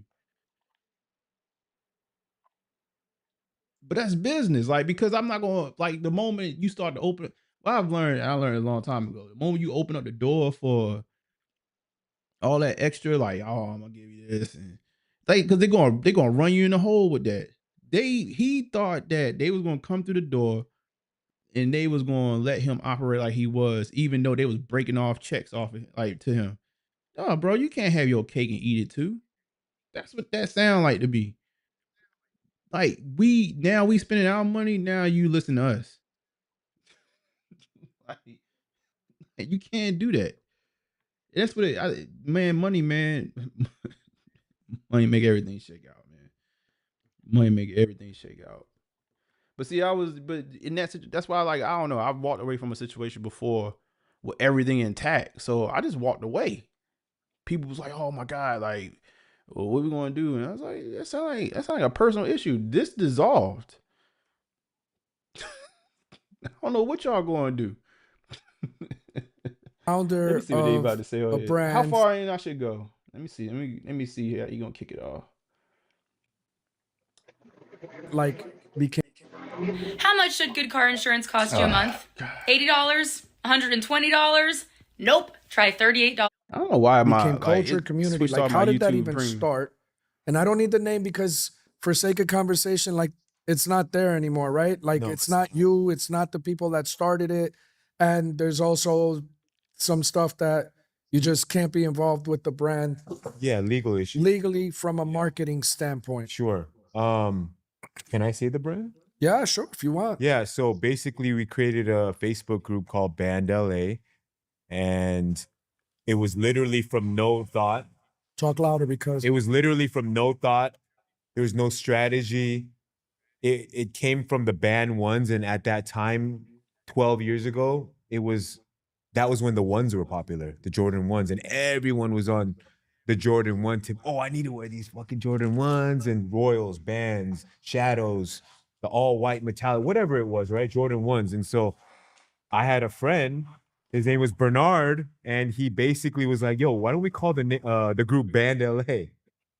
And because that was what was popping. So we made a Facebook group, buy, sell, trade. It was called Band LA.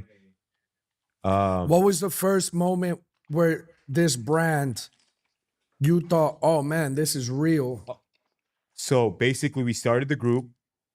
It was a buy, sell, trade, and I knew in my heart that I could do things differently on how other Facebook groups were going on. And mind, I had no strategy. I had no idea of what it was going to become. I just said, hey, let's just make a Facebook group, buy, sell, trade. I think I could do it better than everybody else was doing in my own way. Not better, but like in a different way. So we basically made these box logo it said Band LA, they were box logos. We copied Supreme. We got a shit ton of shit from Supreme and I'm jump. I'm trying to see. you would tell me that. Like open up a store, bro. Like when New are Wave. you Let me ask you, what are we listening out for? Oh damn. Are y'all did it kick it? Did it? Oh, it kicked G Fish out. Hold on.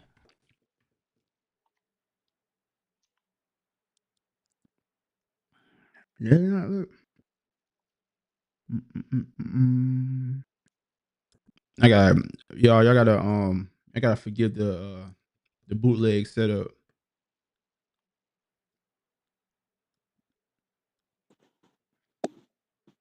All right, back on. Yeah, you putting us in the back room, man.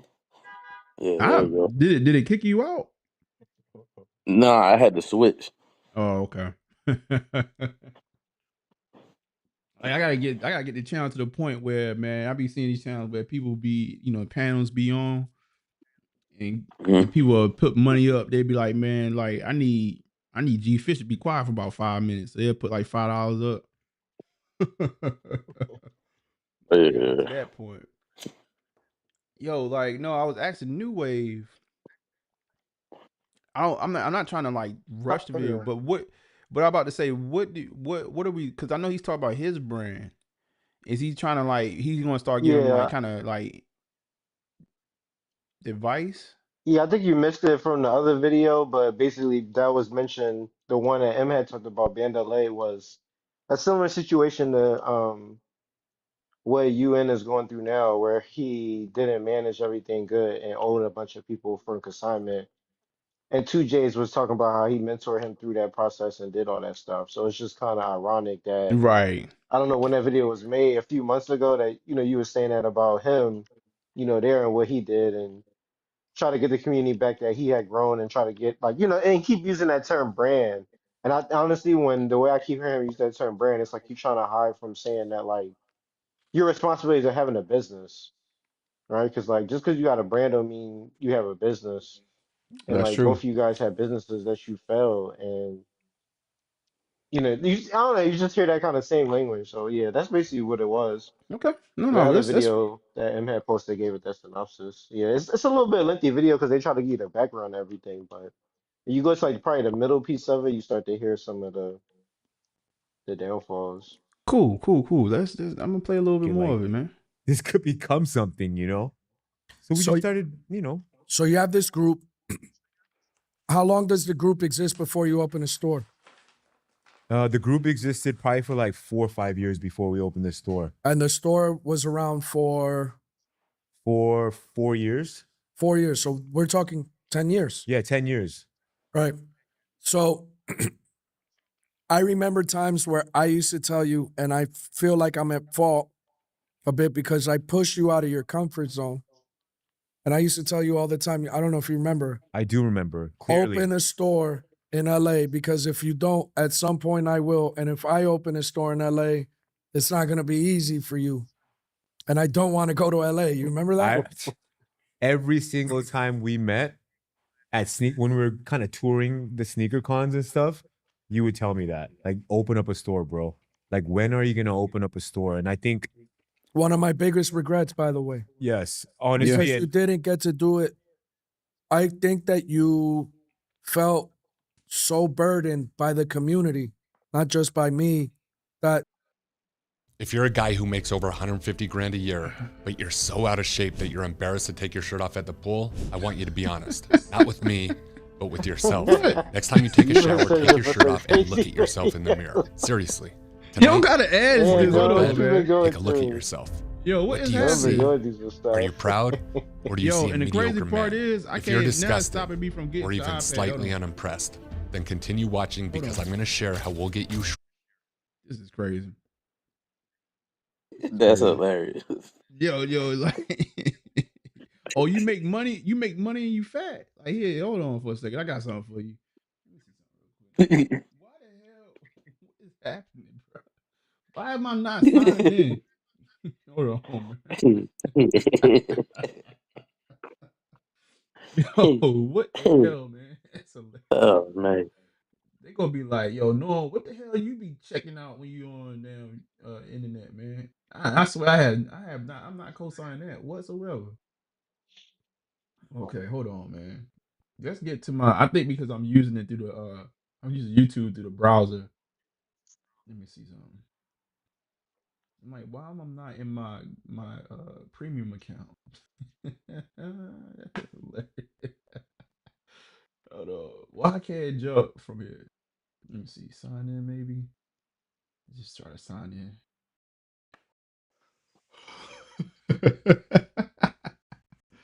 All right, let's do the House of the Hitters. There we go. Premium. Premium? Yeah, premium. All right. We ain't gotta worry about no more ads. I think we were about, I forgot where we were. Around about 8 minutes, right? All right. Think about that. All right, I'm gonna jump back. Pushing forward, and I kept meeting a lot of people like yourself. And I had the support from people like you and mine, bro. Like, I owe a lot of what I was doing to the people that were supporting me, like yourself, like the people that were pushing me, that were validating me, that delusional when they think that the Panda Dunk is the worst shoe. It's the best shoe, one of the best shoes of the year. Best shoes of that year dropping. Everyone wants it. It's the cleanest colorway. Like, what are you talking about? The worst colorway? Like, that's one of the worst shoe. That's the best shoe. I think the quality got away because they did so many. The quality, yes. But if they would have kept that to like a Pro SB vibe, forget it. It'd be $1,000 shoe. $1,000 shoe easy. So, all right, we talked about 3 things that you would recommend to an entrepreneur if they wanted to go from having a buzz to opening a store. From experience, because you have it now. What are I'm gonna hear some of this. And you guys only let the pre-orders run for like an hour. And I was like, that shit did not pay any of my bills, bro. Bro, beyond the I'm bills. just fucking with you. We had a lot of moments where we were able to kind of break bread with each other. That you remember, one thing that I remember is COVID, is Kentucky and Syracuse dunks. Oh shit! How many times I bought them off you that then you then came back and said, "Let me pay you a little bit more than what you paid," and then I had to turn around and buy them again during COVID. I remember that happened like 3 times. I remember our collab that we did when we both had a brand. Yes. And you guys only let the pre-orders run for like an 1 hour. And I was like, what are you guys doing? This would have done 6 figures. Would have done 6 figures in sales the way that it was trending if you would have allowed it to go a day and you cut it in an hour. Let me be clear on that, and let me just be really quick. It doesn't. I wanted to keep people hungry because I knew that we would do another collab. We never did. Yeah. No, I mean like we never really. I wanted to keep people hungry. I didn't want everybody to have it because you didn't let me eat, bro. No, a part of reselling is keeping people hungry. Let me give you a prime example. Panda Dunks. You go to sneaker cons, there are people interviewing, what's the worst shoe of the year? Panda Dunks. To me, it's still one of the greatest shoes ever. Greatest shoe. People are, I don't want to say this word, but people are delusional when they think that the Panda Dunk is the worst shoe. It's the best shoe, one of the best shoes of the year. Best shoes of that year dropping. Everyone wants it. It's the cleanest colorway. Like, all right, we're gonna have to go for it. I don't want to hear that again. Manage the store. You know what I'm saying? I don't want to hear that I again. needed to be there. We know what happened to the Panda Dunk. How you were there every day. To the ground. That's why I have like the utmost respect because, you know, like both of us know like this feeling of like we need help, right? Like you need the proper help, the proper support, and that's one thing that I didn't get too, and that's a bad business practice in my opinion. Is not getting the proper help, not being there, okay. Present, bro. So that's one. What's two? Two, just mismanaging finances, bro. And that's a part of not being there for me, man. Just like mismanaging finances. So you spoke about mismanaging, and this is one that I always wanted you to talk about and you ran from for whatever reason. Did you make everybody whole that with money that got mismanaged? We're still working on that right How now. bad did it get? Bro, we owed like almost 400K, bro, in debt. What are you down to? It's like less than 50, bro. How long has that been? It's been like 2 years. Okay. So the reason why I'm asking that question is because I get asked every fucking day about your mismanagement and your disconnect. And I wanted people to understand how bad the hole was and how hard you've worked to get it right. So leave it at that. It's okay. What's number 3 to break it?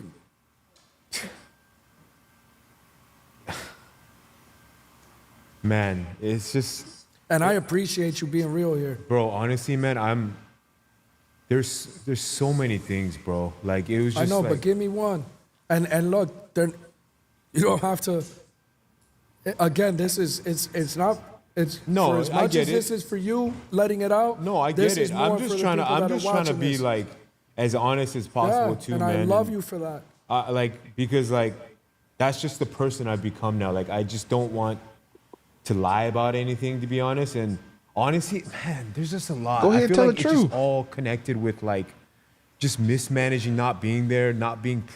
Like when people, like it's like you don't want to lie. Come on, man, spit out the truth, man. Come on, let's get it. For my brand, you know. You know what I think, and I know you still haven't given me a third, and I'm gonna give you a second to say that, and hopefully you can come up with the third while I say this and listen to me too. When you get support, and you don't come from the stereotypical right upbringing, where both parents are there, explaining everything, right? I'm not using my parents as an excuse. The stereotype, have not. Don't have the correct education, didn't follow through. Maybe you did have the education, but you didn't pay attention. That's another one.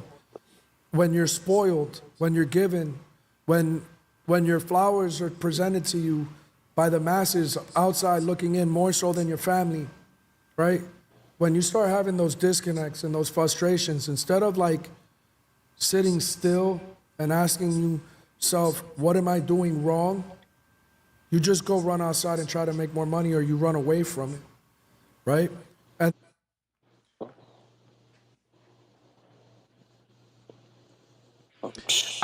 Yo, I'm not a psychologist.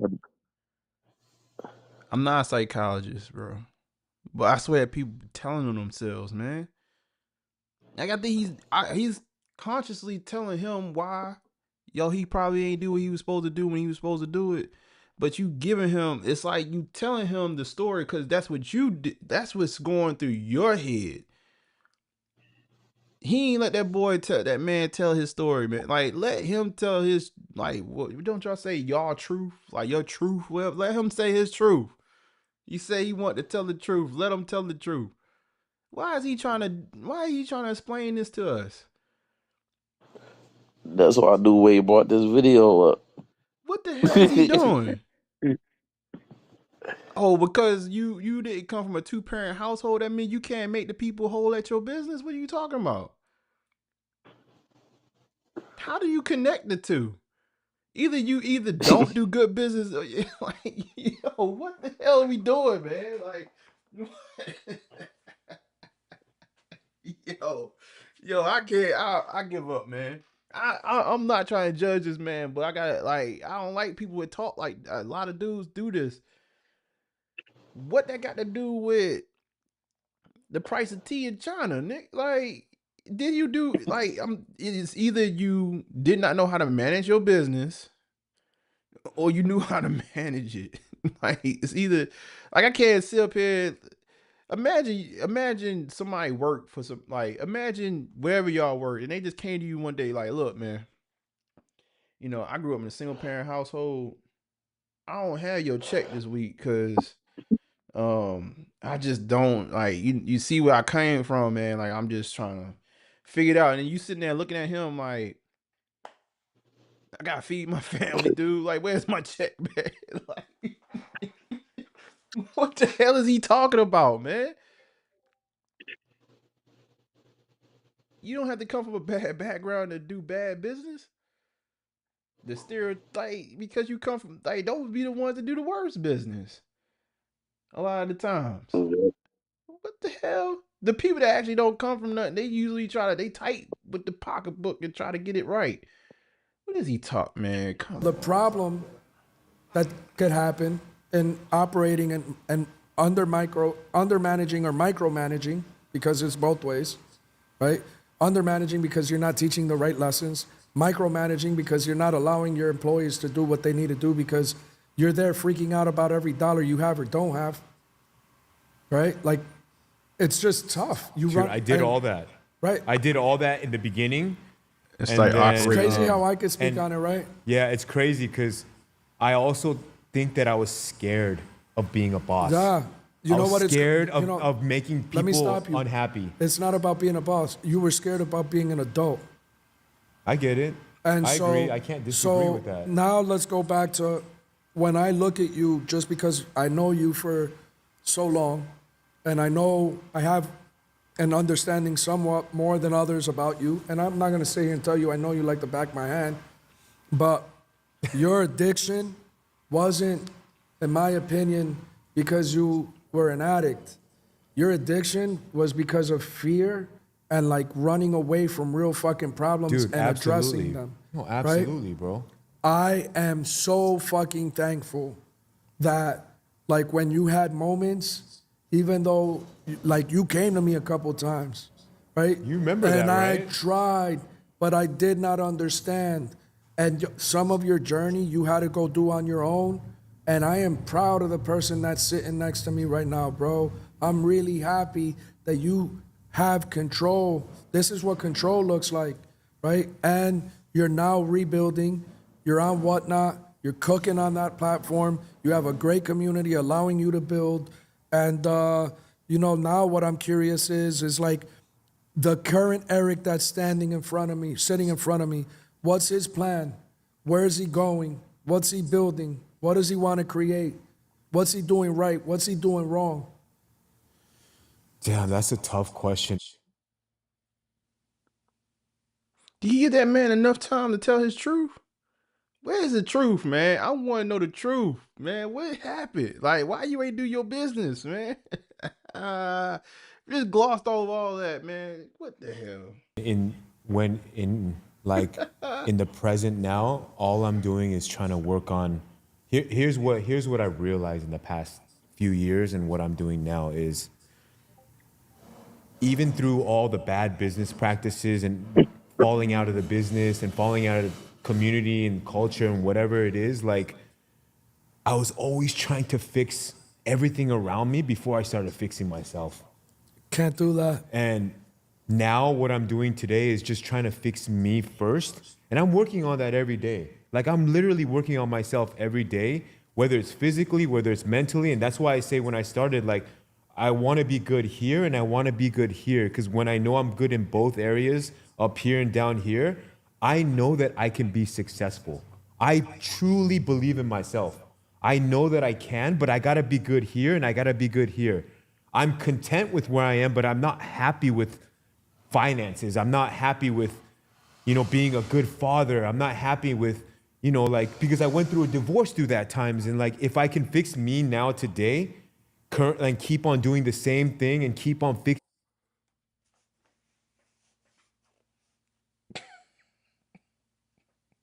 That means it sounds like you don't need to be owning no business, bro. Like, to me, it sounds like you need to go work for somebody and just be cool with that. So you can go figure out how to be a father, man. Like, what are we listening? Like, what? The new wave still here. Yeah, he's still here. Like, yo. Like, what? Am I tripping, He, G-Fish? Like, what am I listening to, bro? I feel like, I hate to say it, man. I'm about to say it. I feel like I'm listening to two women talk to each other. but no, am I tripping? I'm like, yo, it sound like he bashing the hell out of him. Like he little boy in that man. You doing the same thing he doing. He kicking his back in. He sit there kicking his back in. He don't even know it. Like, Nah, he said you like ain't afraid to you're be an a addict, but boss. You afraid to be a man. I'm like, yo, what? you're not an addict, but you're addicted, but you're not an addict. What did he say to him?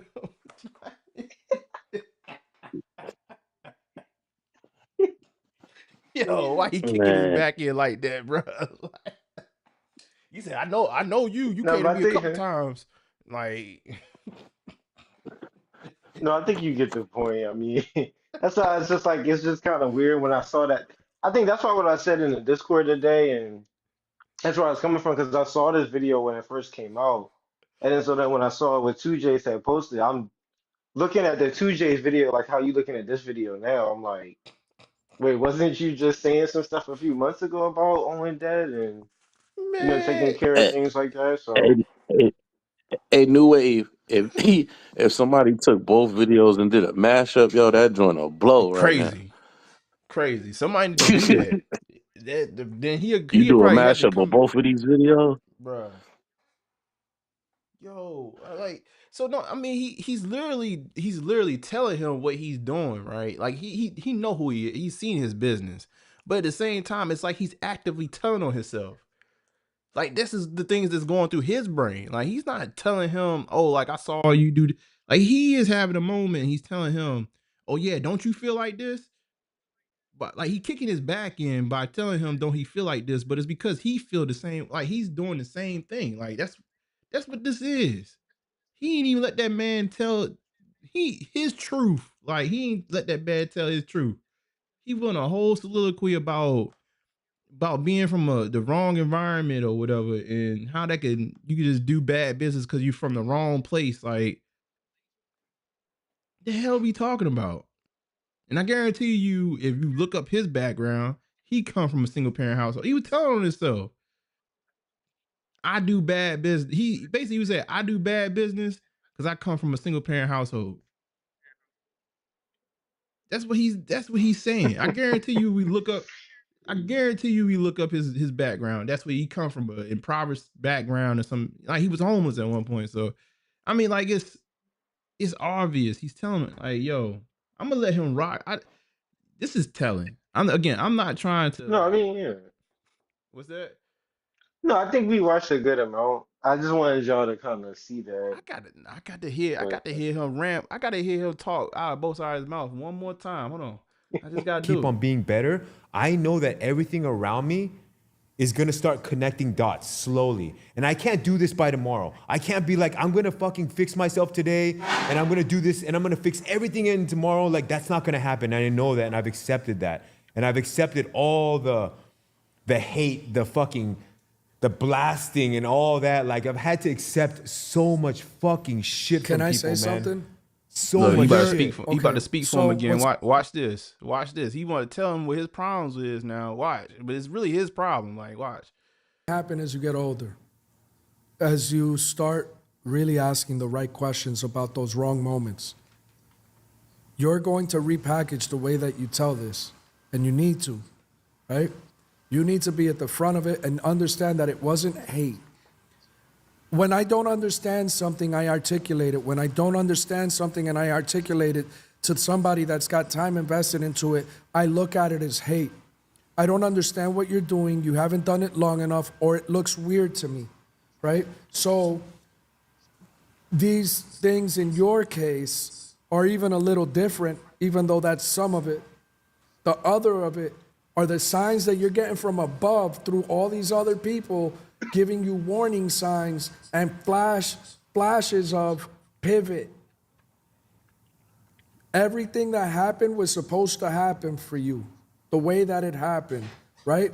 For you to start appreciating the real blessings that you got. Family, support, like your mental, your health, and the ability to create.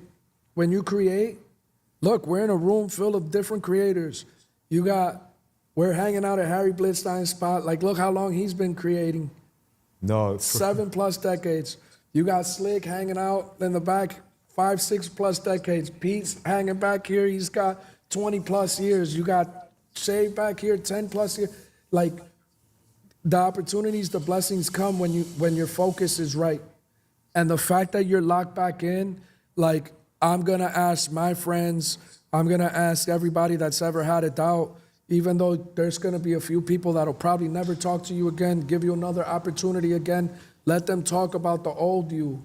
The ones that stick through, keep talking about you and are watching this evolution, those are your biggest promoters. Those are your biggest supporters. Those are the ones that you gotta care about, even if it doesn't make you a dollar, because without them, you don't have what you have. absolutely. And I'm proud of you, you know, Bro. and I just, I'm done. I'm done with this. I'm done with this, bro. You know, um, you know one thing I've learned in life, man. I gotta say this to y'all. You know one thing I learned? I learned about communication. You gotta be careful when you run into people who, like, when they tell you stuff and you can't really figure out what the hell they saying. Like, they talking and like it's word salad, or they try to use words in a way that, like, I I just you should be able to dumb it down. Like, what I've learned about people that's like direct, like, communicators, they can communicate in a way that's very elementary. And they usually, people that tell the truth usually can say it like in a short. If you find people talking circles, you understand what the hell did he just say? He started talking about old me. What the hell did he just say? You know, so Going, Chris Tucker, what the hell did you just say? bro, like, what the hell did he just say? Like, you know what I mean? Like, no, seriously. Like, G Fish, like, G Fish, you a direct communicator. We've been talking on this internet for a long time. And one thing I know about you, man, you come in here, even if the day you was like, bro, I ain't trying to be disrespectful, but like, it's not. It'd have been like you never said, I ain't trying to be respectable, but like, yo, I'm gonna say this. Like, it'd have been like you never said that and was just talking around. Like, you was sitting there talking in a big ass circle around what you really want to say. Like, and you just kept on going like that. People that tend to talk, like, speak like that, like, you having an internal battle with the truth. That's what that is. That's what that man is fighting with I telling the just ain't truth. want to disrespect his loved one though. I just ain't want to disrespect his wife. You know what I'm saying? Or come off like that. But Right. like you said, yo, really, you not. You talking about the business, and most people will look at it like that. But I just feel like there's like a smoke screen. Like, just to use this as an example, when in the beginning of the season with the Eagles, when they was catching fire, right, and the Right. coach was the coach was catching most of it, right? Instead of any other day, he wouldn't bring his kids to the press conference. When the heat was on, why are you bringing your kids to the press conference so you don't get them hard questions? That's what I felt like. That's what I felt like. Like, look at this hand over here. Right. All Sit the right, so baby now on your this lap. hand is going to tell you what happened. Sit your baby on your lap while you about to get. When they try to turn up on you, hey, somebody give me my baby. Somebody please get that baby in here. That's Yo, what it man. felt like to me. Yo, shout out to that man. Listen, man, do your to each his own. I know this is my world of like working in sales, working in where a lot of what, even as a consultant, man, like a lot of what makes me good as a consultant is the way I communicate. And it's very direct, and honestly, I'm actively trying to learn how you speak to speak to you. And I find it very interesting when people that tend to talk like that, they don't know what the hell they talking about.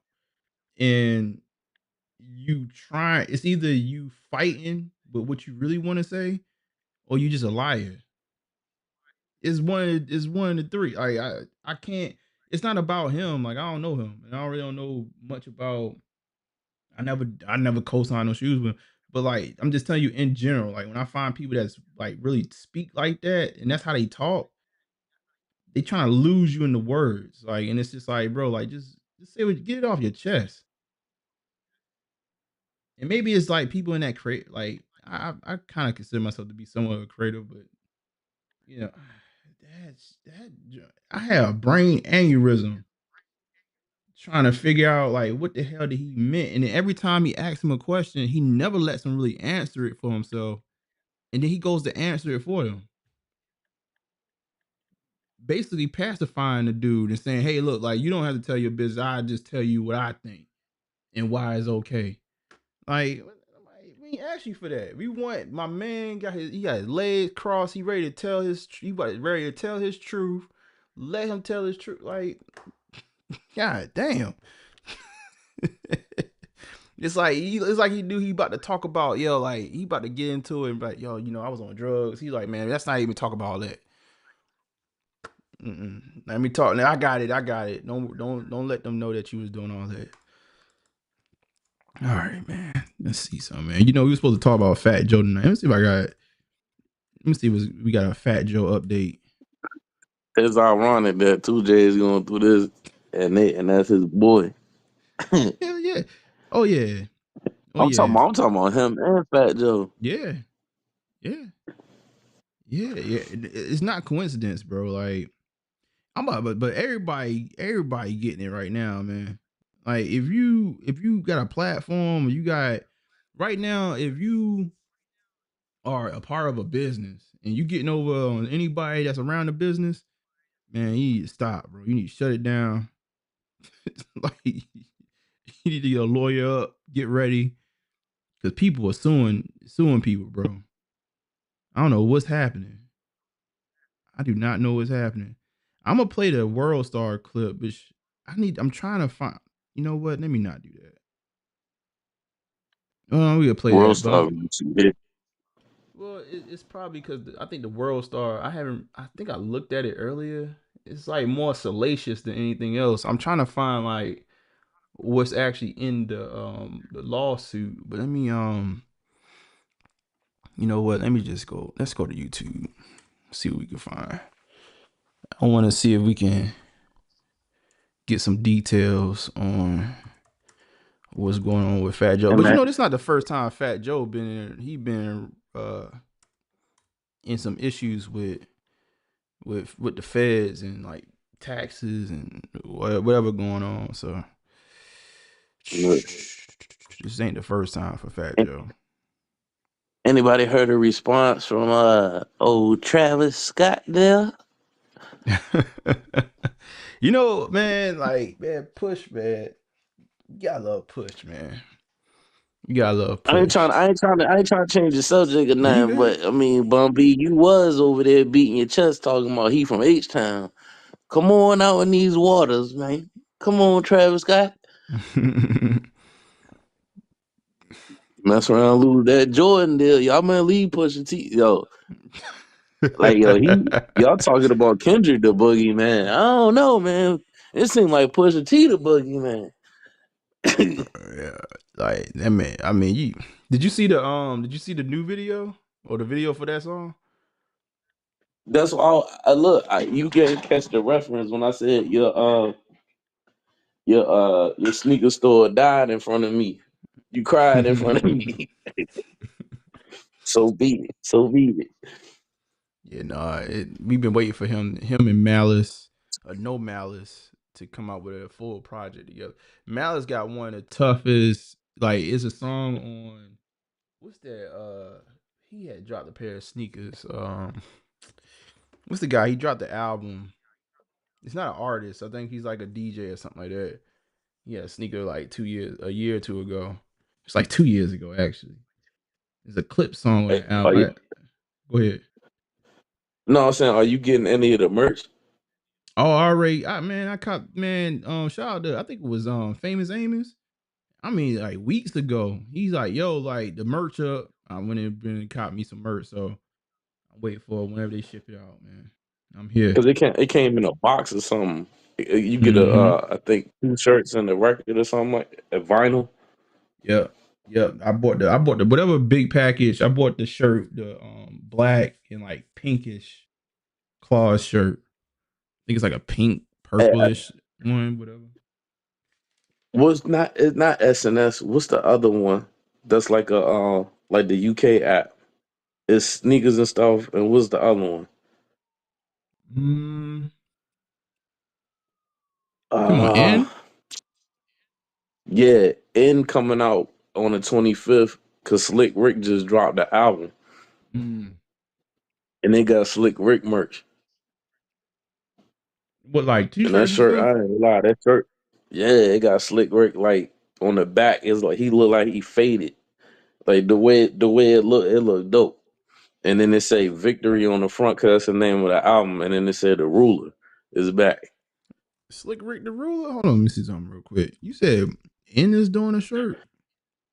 Yeah. That's crazy. Nas signed him to his label. Nas signed him to his label and he just dropped his album today. Like the visual. he returns after 26 years with the Victory album. Yo, they dropped the top R&B artists of all time list. Crazy. We might get to that in a second. I might do some music talk before we wrap it up. I mean, that's just some of the hitters might not care about Slick Rick, but I would say like that's a collab that's a one and a done. You know what I'm saying? Well, I'm trying to find his merch because I could just imagine that being dope though with the patch. Like, hold on, man. Like something black and white. All you gotta do is Yeah, the shirt is in black, and then his image is in like a white grayish on the back. I see it. A limited edition capsule in honor of living legend. Fifth. Damn, it's only his 5th album. Yeah, I see it. Remember, he was in jail most of his career. Every N-word deserves victory. I might have to cop that, man. Just because. And it looked like it's gonna be good. It looked like it's gonna be You see the back of it? Yeah, no, I see it like it's kind of like faded or whatever. Yeah. Yeah, I'm gonna pull it up. I'm gonna play this video real quick. Let's see what they got with Fat Joe. I'm gonna find a news article as well. It seems like he already responded, but let's see what's up. Let's see what they got on Fat Joe, man. Fat Joe is in a world of trouble, y'all, and could be the next Diddy. Not only is the rapper being sued for $20 million by his former hype man, the hype man is also accusing him of having inappropriate relationships with multiple children and even flew one across state lines to be intimate with her in exchange for cash, clothes, and cell phone bill payments.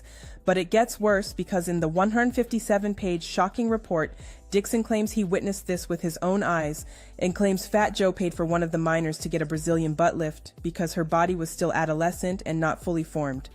Dixon even claims Fat Joe fell in love with one of the minors and considered leaving his wife for her. This is a lot, y'all, and despite how salacious the claims are, we have to take these accusations with a grain of salt because Dixon is being represented by Tyrone Blackburn. And if you don't remember, Tyrone Blackburn was hired to represent a ton of Diddy accusers, and the majority of those cases didn't go anywhere, so I'm not sure if Dixon's accusations will stand. It's also important to note, Dixon's lawsuit is in retaliation to Fat Joe, suing him for slandering his name online. Oh yeah, I want them somebody that's going to talk about the extortion a little bit.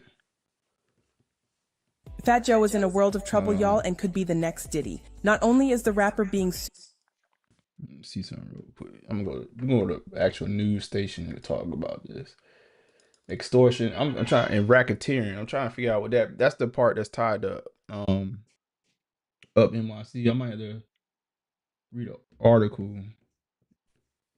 Things like money laundering. It's like, yeah, dang though, man. Like I don't know what's going on with these celebrities, man. It's just, it's like we no longer like put celebrities on a pedestal. Like we like them, right? But we don't put them on the pedestal that we used to in the past. And it's like, bruh, this is insane. I mean, I don't even like Tyler Perry, but like Tyler Perry too, get him up out of here, man. 200, what was it? $260 million. And my man got the receipts. Yeah, that's wild. And it's nasty work. I'm gonna have to refresh in a second. Yeah. Nasty work. What they trying to lay on Fat Joe? It's nasty work as well.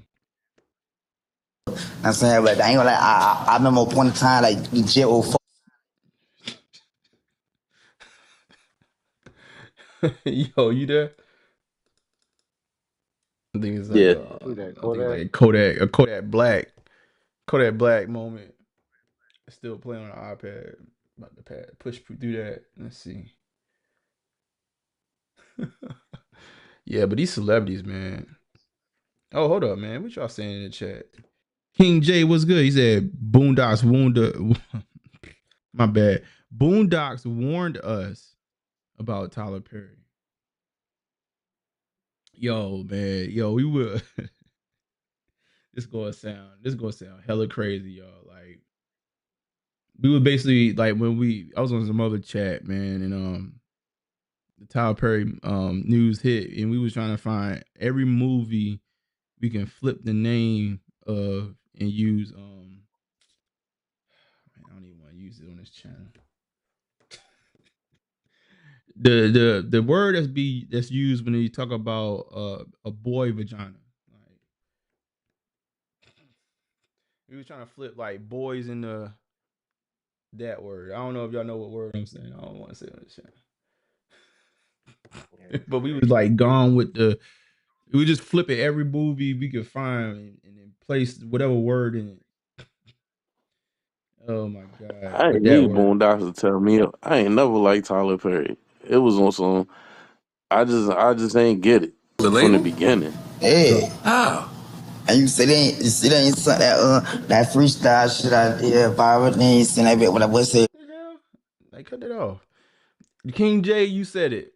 I didn't say it. King J said it, man. We did this game. I think we did this game for about like 2 hours straight. What I said, what was one I made up? It was one that was crazy. No country for old bussy. Yo. Yeah. Oh God, man. Yo, like the the messages between Tyler Perry and that guy that's suing him, insane. All right, but yo, we doing too much nowadays.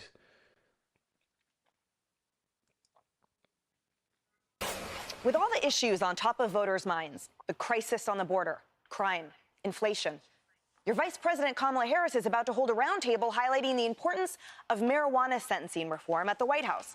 And among the guests, rapper Fat Joe, which, Tommy, I think the older folks knew. But apparently they're trying to appeal to young voters. Is that the way to do it? And is that the right priority for her to hold? Well, I think this week things have become very apparent Kamala Harris cannot address certain issues like the border, but she can address two things that seem to be Democrat Disneyland, which is abortion and weed. And that is what the Democrat Party thinks. Okay. I ain't come here for politics, man. Let's get to the...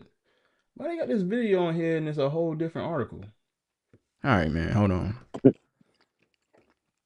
Man, Fox News played me. That's what happened when you just go to Google. Let's see if I can find ABC. I don't even mess with ABC like that. What they got?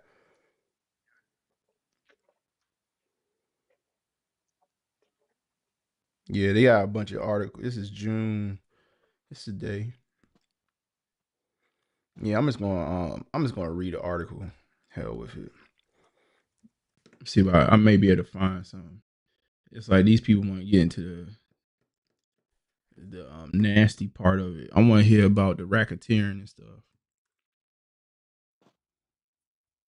Cause it's gonna. Matter of fact, let me go to Soul Retriever. Maybe Soul Retriever has something on their website already. Fat Joe. Oh, didn't shoot, you might have somebody gave me a link in the Discord already. No, I found it to begin with. Let's look at the news and see if we can find something. Yeah, man, it's just kind of crazy, man. And even with the Diddy situation, man. Again, Diddy nasty. Yo, nasty word. But I'm saying. I tried looking at the. Go ahead. I tried looking at the Fat Joe documents, but I couldn't find anything. But he Yeah. did get an indictment back like 10 years ago for some tax fraud stuff. Mm-hmm. But I think it's supposed to be like a 200 something page thing, but I can't find it. Oh, okay. Yeah, I'm about to say you But he probably did time go for to it though. you probably go on a Pager. I would assume that it's on Pager by now.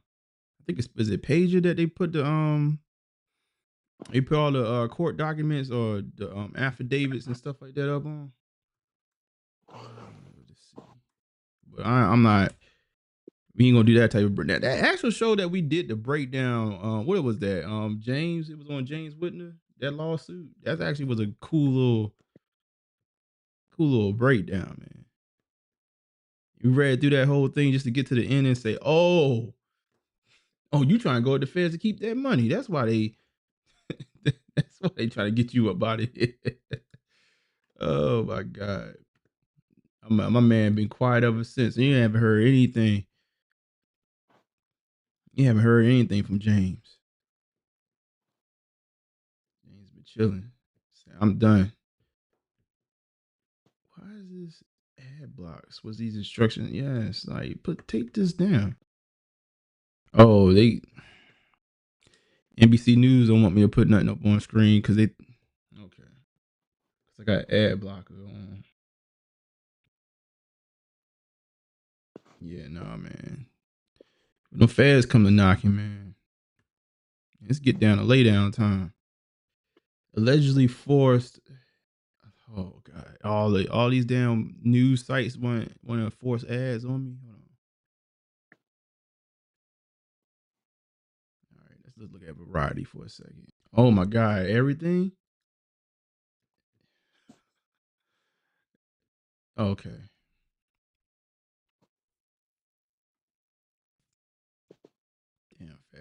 Damn, Don Conagina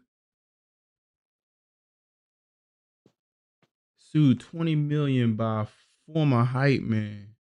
An explosive complaint alleges rapper engaged in sex acts with minors and coerced them into more than 4,000 sexual acts to maintain his standing. What? Why is none of this, man? Like, what's going on with men? Like, slamming him on. It said lawsuit comes after rapper sued. Oh, and that is another thing too. This comes after he actually sued. What is it? Is it the lawyer that's Yeah. suing him that got the case? I guess he found a client that wouldn't sued Fat Joe. This is nasty, man. He said he sued T.A. Dixon in April for slandering him on social media by claiming Fat Joe flew a 16-year-old girl across state lines for X. Jesus. He said Fat Joe's former hype man Terrence T.A. Dixon. Oh, that was his hype man. Okay, not the lawyer. Filing an explosive lawsuit in federal court against the rapper on Thursday. Dixon is alleging that his former boss, whose real name is Joseph Antonio Cartagena, engaged in coercive labor exploitation, financial fraud, sexual manipulation, violent intimidation, and psychological coercion. Dixon added that the hip hop star behind such chart toppers as What's Love got rich and famous while he and his associates deliberately suppressed, silence, and erased Dixon substantial creative, artistic, and commercial contributions, which were foundational to Fat Joe's professional success and personal brand. He's seeking up to $20 million in damages. Oh, this sounds like BS. He said the complaint filed in U.S. District Court, Southern District of New York, details so many disturbing claims about Fat Joe's alleged sexual relations with women, including minors, that contains a trigger warning. He said the first page of the 157 page document. Jesus. For 16 years, Dixon served as Fat Joe's so-called hype man, a common figure in. I want to go find this guy now. I want to go find a picture of him now. In hip hop, who supports the artist by energizing the crowd and enhancing the overall performance.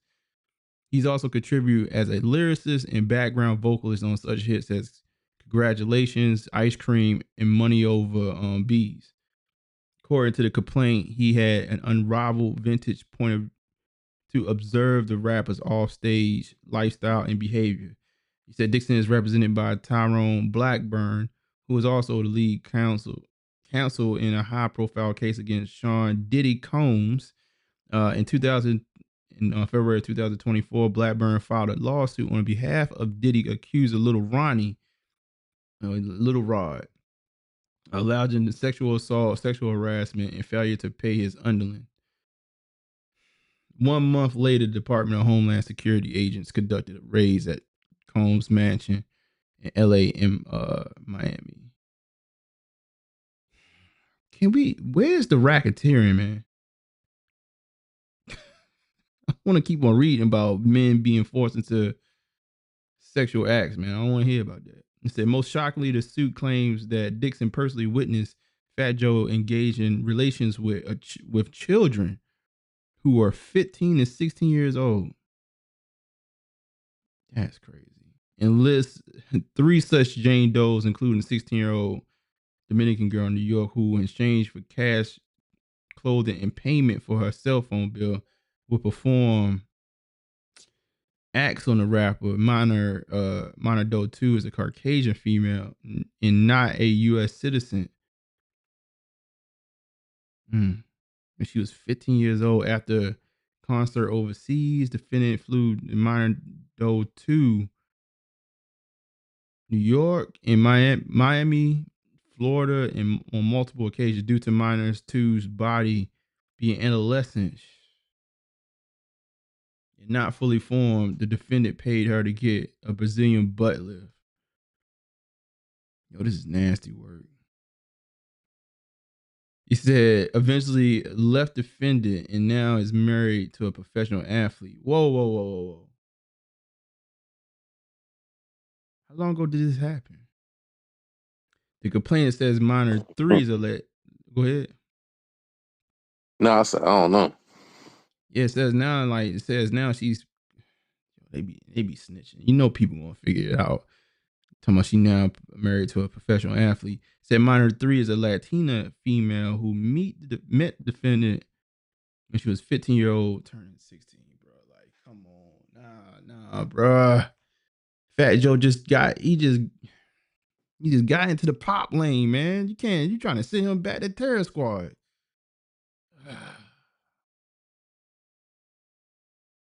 He said defendant paid all the minor Doe's 3's bills, even took her overseas to his tour stops. He brought her to Florida and would put her up in a condo he rented a few blocks from his house with his wife. Yo, the hype man giving it up.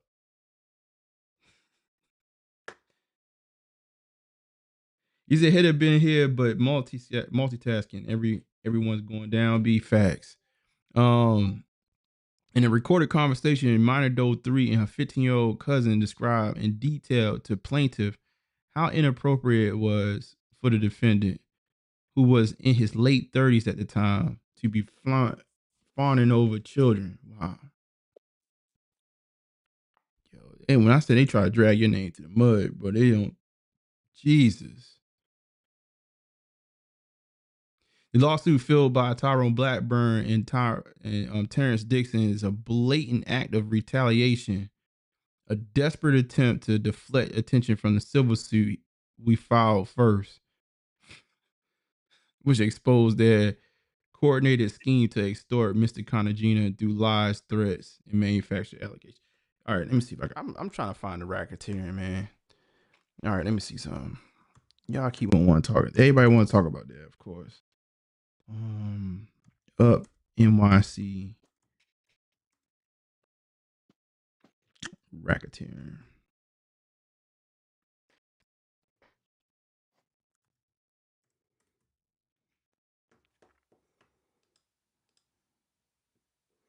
That's Billboard. Yeah, this is the part that I will say. And I used to say this like last year when some of this stuff was popping up. I'm like, I don't think people that this is, and people could look at it, you gotta say I'm saying this, whatever. I don't know what Fat Joe had going on. If he was out there playing around with a bunch of minors, that's crazy. I also asked like where the damn parents at, but it is what it is. Like if he was doing that, that's crazy. But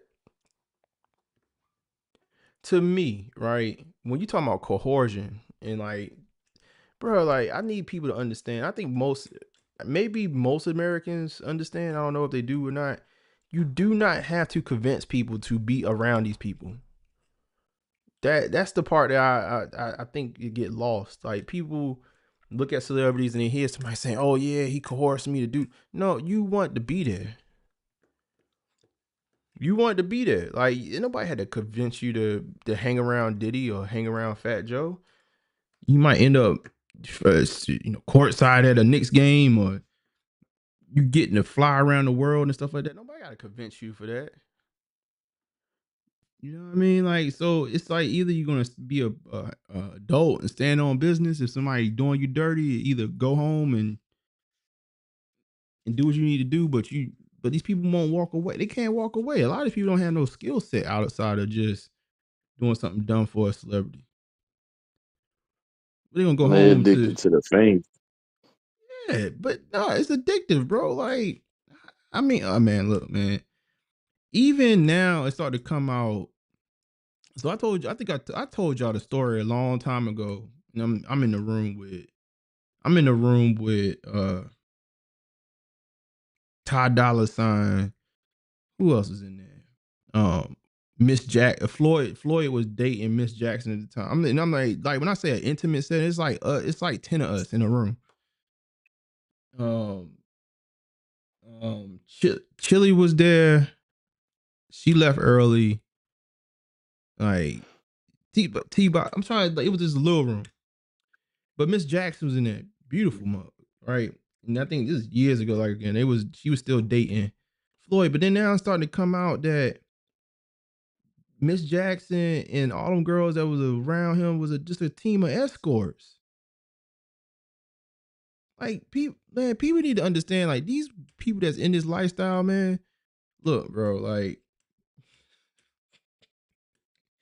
they doing something straight. They not even. It's that lifestyle, man. Just imagine being an adult. I think this is what people don't remember is like these people do not have a job, so they don't wake up to responsibility. A lot of them they got whatever they got going on, but they don't have a job, so they wake up and they just all right. It is what it is today. Like they can get high today, they can go on a trip today, they can do whatever. Like they don't go to work at Starbucks or something like that today. Like They don't 50 have. baby mom.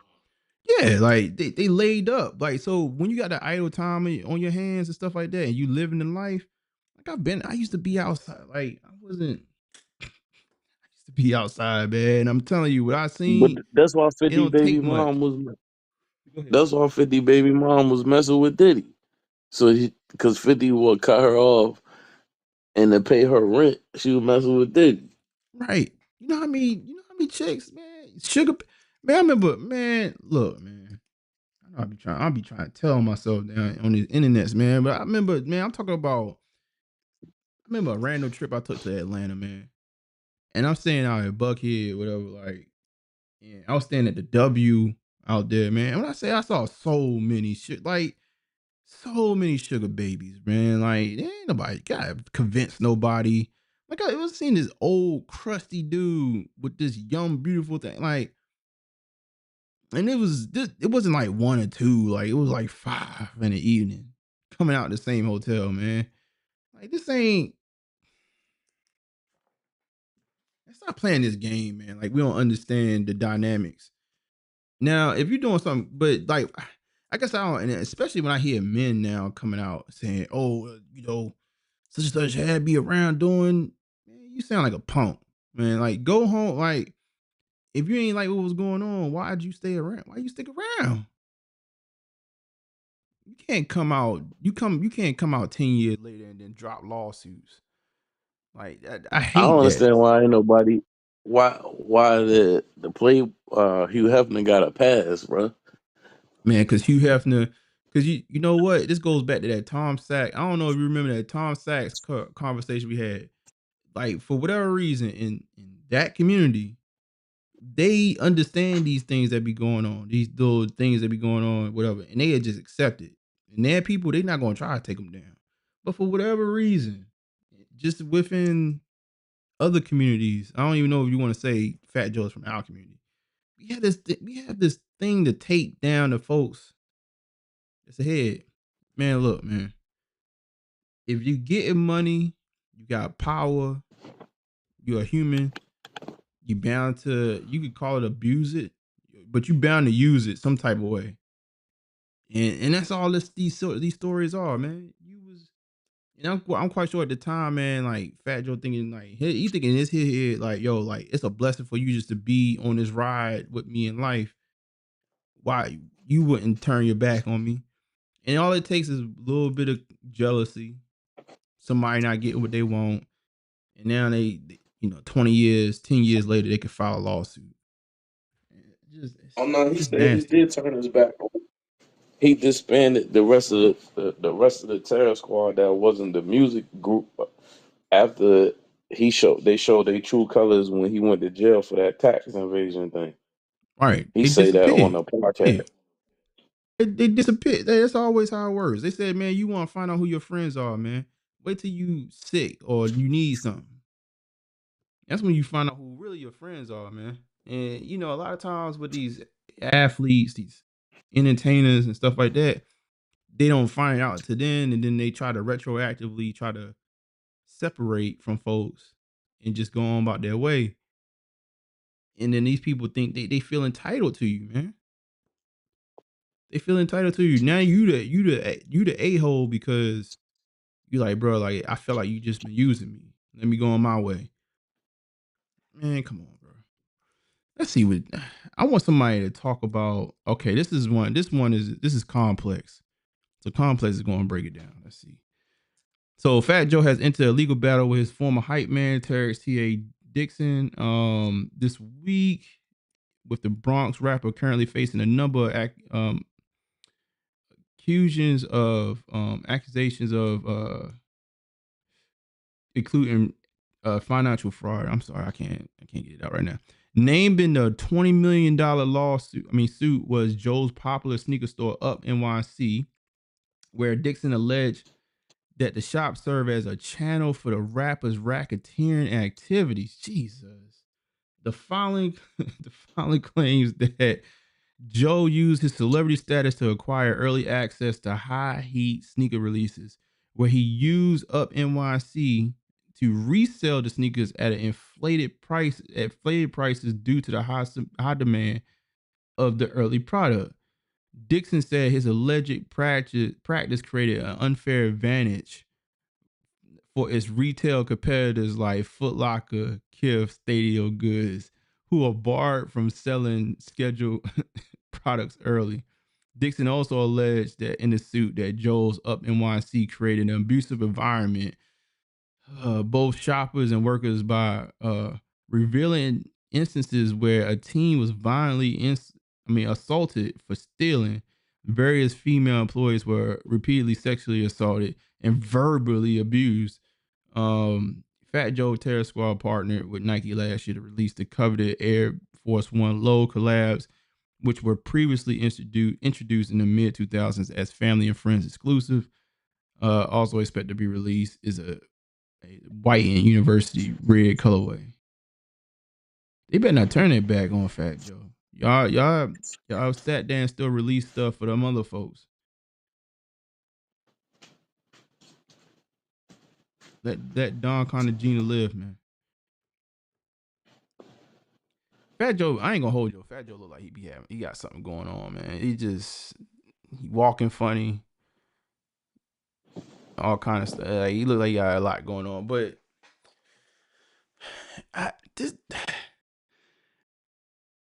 what's the racketeering?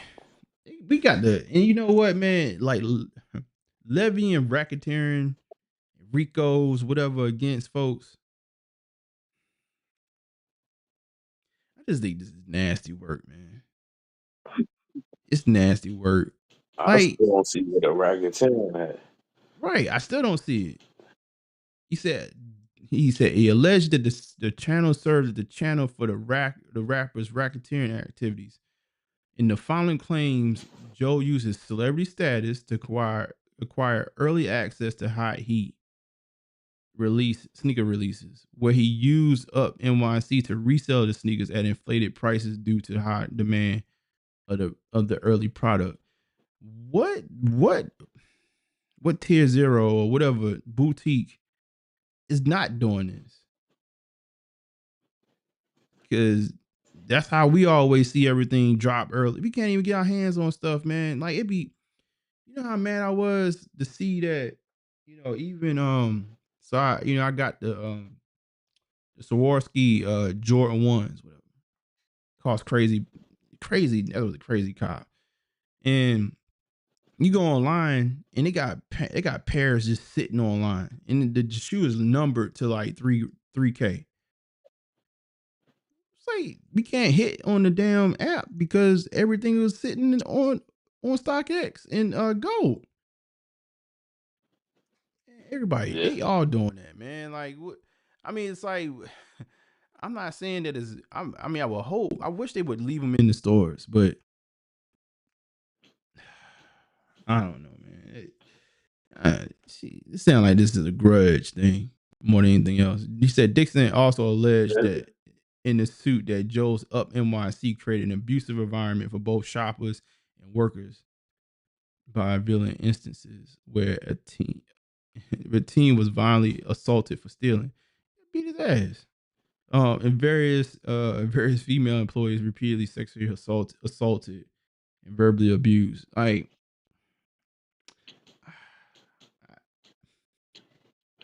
How does he know that though? How does he know that, one? And then two, I ain't gonna hold you, man. Retail environments, especially in those type of environments, are always kind of shaky for women.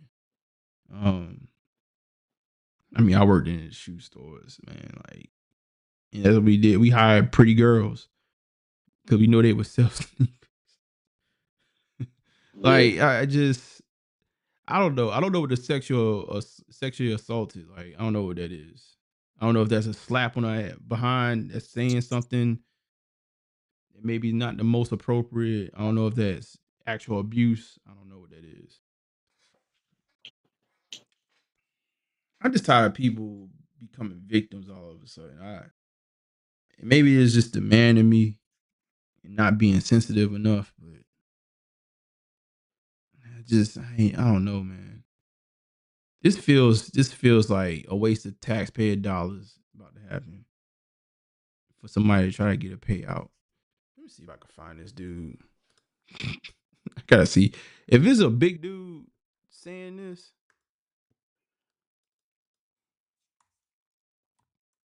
What's this dude And why? name? Like it's wild that he's suing. The accident happened to him, but he's suing for 20 million. Let me sue on behalf of somebody else real quick. Let me get that. That's the See, wild part. his height, man. You should be able to find that. I mean, who? And if he was dead, why he ain't say nothing? Because he was okay You with it. knew it was wrong. Exactly. Because you was living life, like, you know what I mean? Talk about what did that other article say? He helped write some of Fat Joe's rhymes and deserved, like, basically he basically said that Fat Joe held him back from having a career. That be the real reason. You feel like you ain't pop off. How your hype man take you out, man? That's supposed to be your number one fan.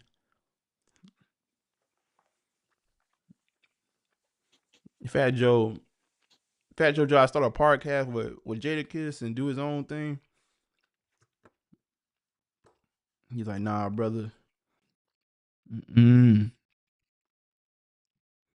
Yeah, If I it don't do know, go man. bad, Jadakiss gonna slide off. He be like, you ain't about to mess up Kiss Cafe over there. I might have to slide. Yeah, Kiss says no smut on my name ever. Like, I'm out. I already see you probably like, bro, you gotta deal with that. He don't even look like he really be interacting on that show anyway. I thought I was the only one. Yo, Kiss be like, man, Fat Joe do most of the talking. right. He all animated, kissing there, like, yeah, that's right, that's cool, yeah, I agree. Like, man, where them clicks and And them that's because views at? They cut that check. he be in there. He be in there fried. That's why. Right. Jim Jones over there fried. With Talking about Jim he Jones got a better show? than Nas. You say he better Nah, than he was Nas? a guest talking about. He said he better than Nas. What? What are you talking about, man? Oh yeah, I did. I saw something That out there. It was like he said he got a better discography than Nas or something. man, Fat Joe and Jadakiss was looking at him crazy, bro.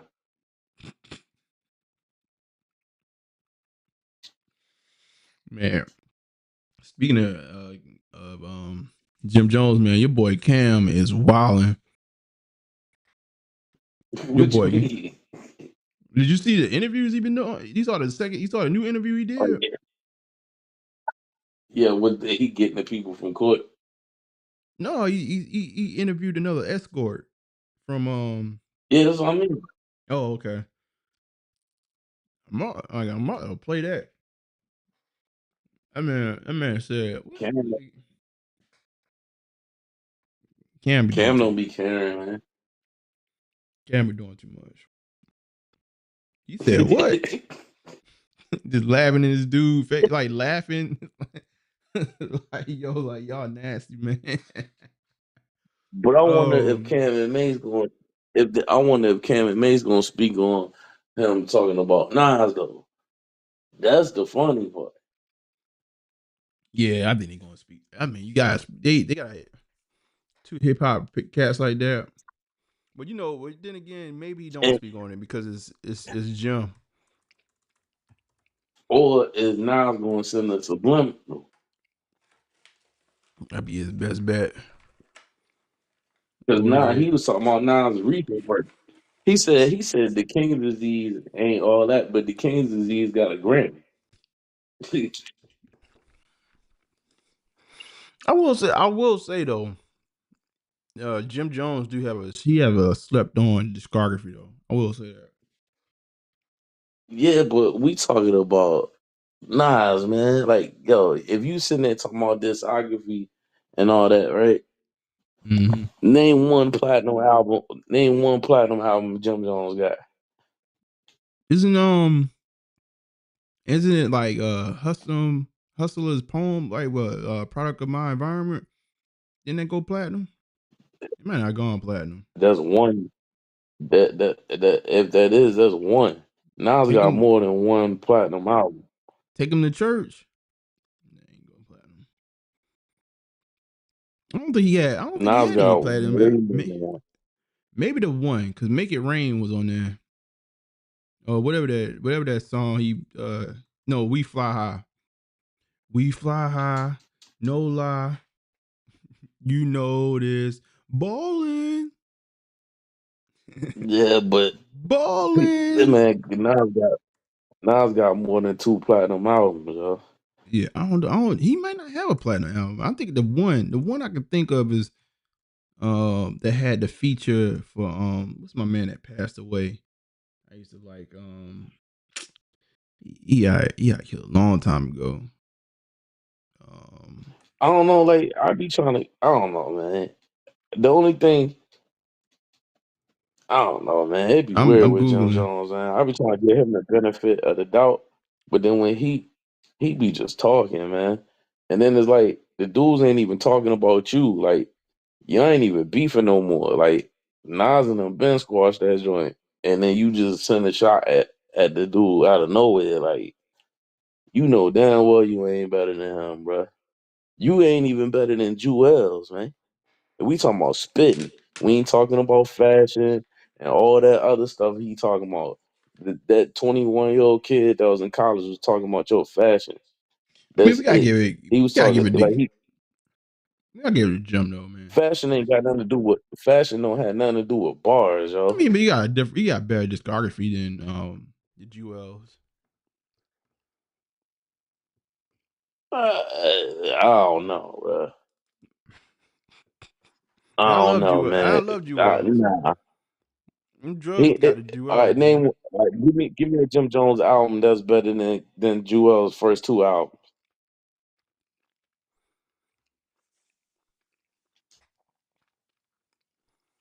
This is for And then let's not talk about the Dipset album, the Diplomatic Community. I mean, Who I put it who like who this. was on who was on 85? He probably don't have a body of work that's better than Jewel's first two I albums. ain't I trying to give that. downplay Jim. I ain't Hmm? trying to downplay Jim, but the people that he calling out, bro, like, bro, you ain't even better than Game, yo. But Game, you throwing out some heavy hitters though.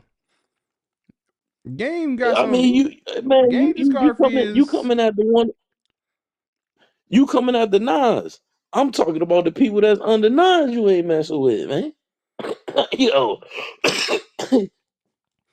If I mean that's honestly, what I'm saying. you're a Nas purist. I'm not and I'm actually with you on the Nas, but I think if you look, I mean that's technically some low points in Nas career to the average hip hop fan. I'm not even saying that they low, but to the average hip hop fan, he had some low moments. Like I no hold on see I know he got low moments, right? Nostradamus. But his low moments still outsold your high moments. That's what I'm trying to tell you, man. The Nostradamus, man. Do you want me to pull up these stats, man? I can go ahead and fire up this laptop, man, and pull up Jim Jones joint and pull up Nas joint. And we ain't gonna talk about Illmatic. Illmatic went gold. Later on turned platinum. And then we ain't gonna talk about it was written platinum. I am platinum. Stillmatic platinum. Life is good platinum. And I ain't even like the Life is Good album. You ain't Life is Good? Hell no, I ain't like that album. Let me see what I'm gonna His pull this up, double bro. album, his double album was a fail. His double album was a fail, and it was better than Jim's. See, I'm not even. Matter of fact, I'm gonna let me play think it. I about ain't look somebody at it yet. else. I'm gonna just play it, man. Fat Joe, man. We talking about Fat Joe to just show Fat Joe, man. Who else? Who else better than him, man? So all right, so then, are we talking about? I think Jim Jones only talking about New York artists. Who else for in New free. York? 4 weeks straight with up to $100 in slot free. I recently saw a clip. Yeah, let's see what I'm gonna see what Well, he he said. said, Instagram hold up. where a He said young he was better kid than 50. Hold on, let was me see compared. something. Jim Jones said he was better than your man's. Yeah, he tripping now. And then he said he was better than his. He said Styles P can't even mess with him. Oh no, now What? he tripping. He tripping. Yeah, I You mean, ain't see all this? like Like this ain't nothing new. Like Jim Jones been going on a rant for months, bruh, on New York artists. He started because I off think with he think 50. y'all still sleeping on him, man.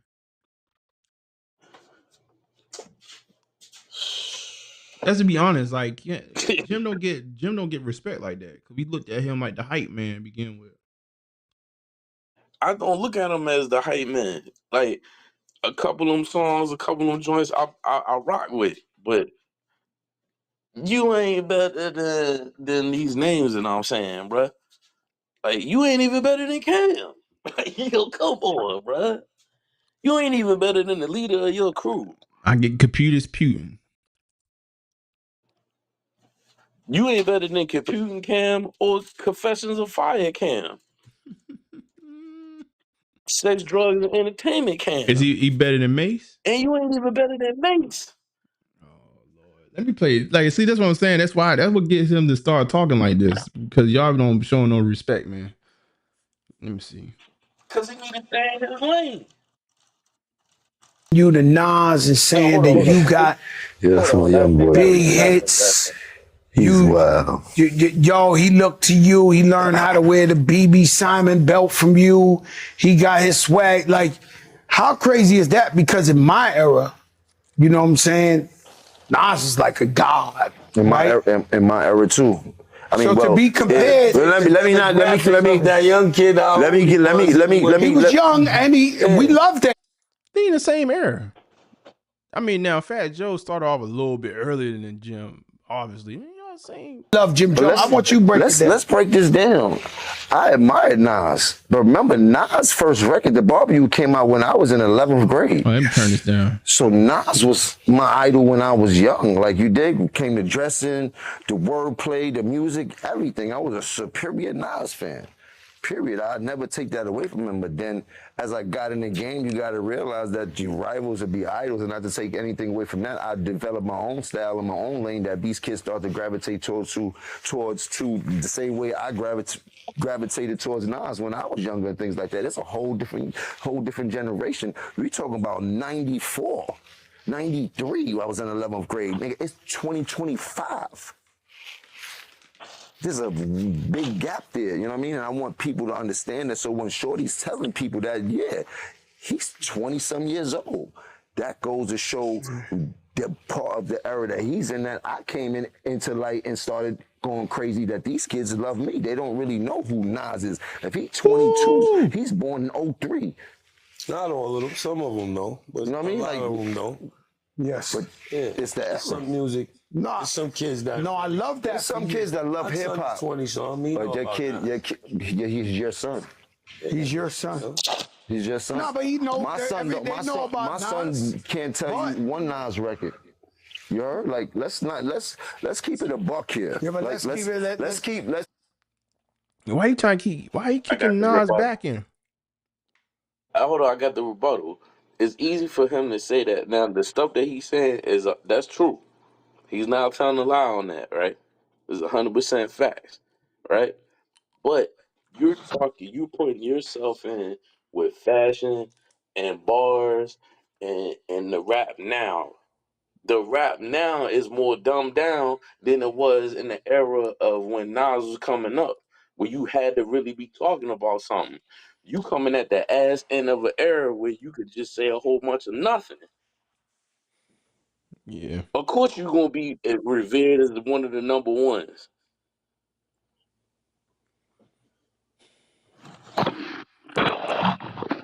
Does that make sense? I mean, it makes sense. I get it. I get the generational gap. You know what I mean? The generational difference. But I was just saying, like, why he keep on trying to throw? He throwing shots. What's gonna happen is I hope he keep doing. What's gonna happen is Nas already said he coming out with 3 more albums. Please keep knocking on that door, man. I want him. I want Nas. I was hoping Wayne at one point was going to throw a sub at Nas because somebody that look like 50. Your man 50 said, man, sometimes you need a funeral. Get stuff in order, man. Somebody gotta get Keep playing with Nas, man. We gotta get Jim in the gym for leg day, man. Man, he ain't even better than Fabulous, man.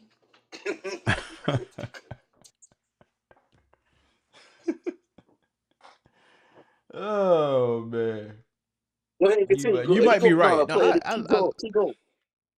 I'm about to go. He gonna talk more crazy. Keep it a buck. You heard? Let's keep it a buck because you'll bring it up. There must be some type of misconception or what's that word when it comes to Jim Jones and what Jim Jones have done in this game. A lot of these rappers, we made them take the darkies off. A lot of these rappers have done a tremendous job, and I take nothing away from them. But they forget I got a hell of a catalog. Me, Jim Jones, myself, gold records, platinum records, gold albums, platinum albums. No, me, Jim Jones.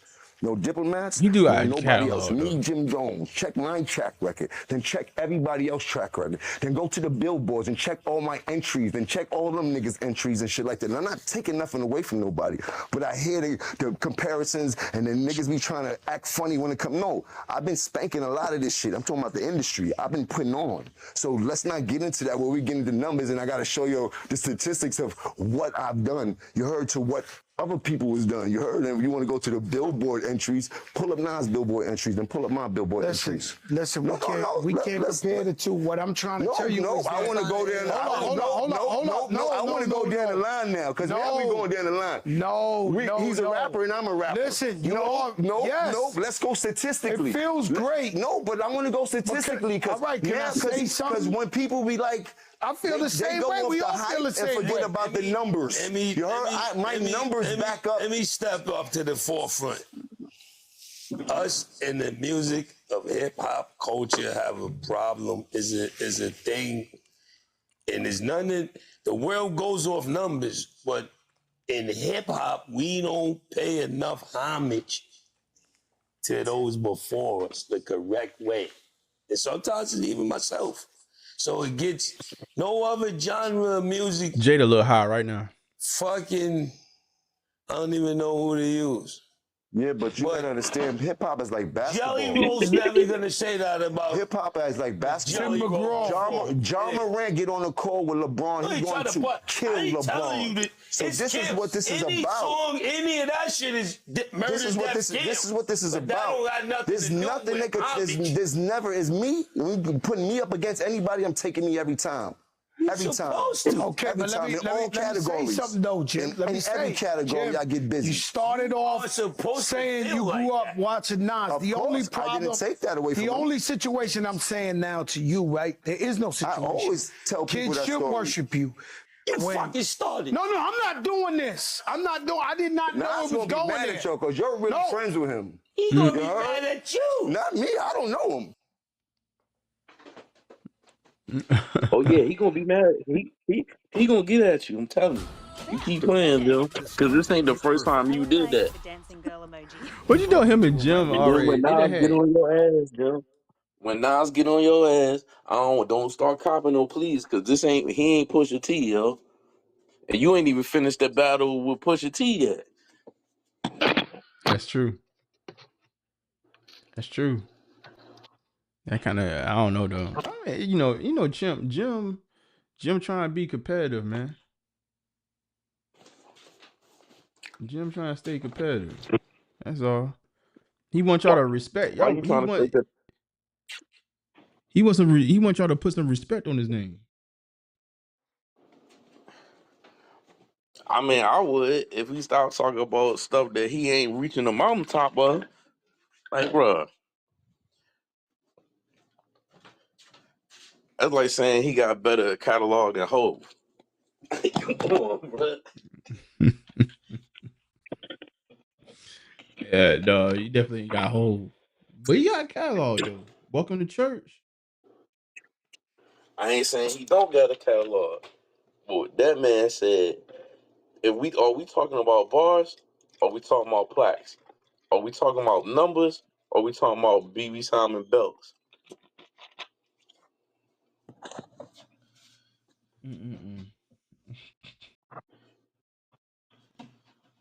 to see. And you know what? Nas gonna hit him with "I'm your favorite rapper's favorite rapper." Nas is kind of Nas is just iconic at this point though. I get it. It's hard to even get a conversation started around him or anything like that. I mean, I know you ain't on Nas like that, but I would say Oh, the I same love stuff Nas. when that man was talking about. I would say the same stuff when he said he better than 50. What?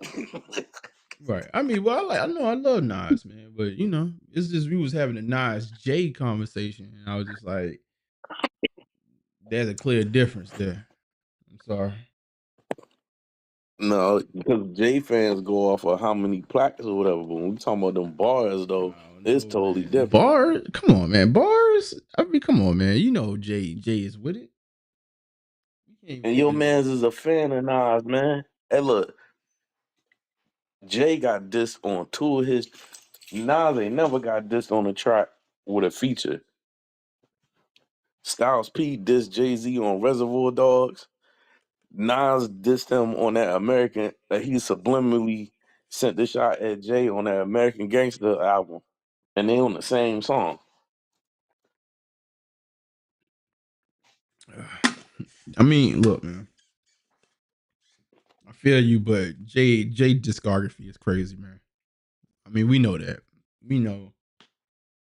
We don't even have to debate that, man.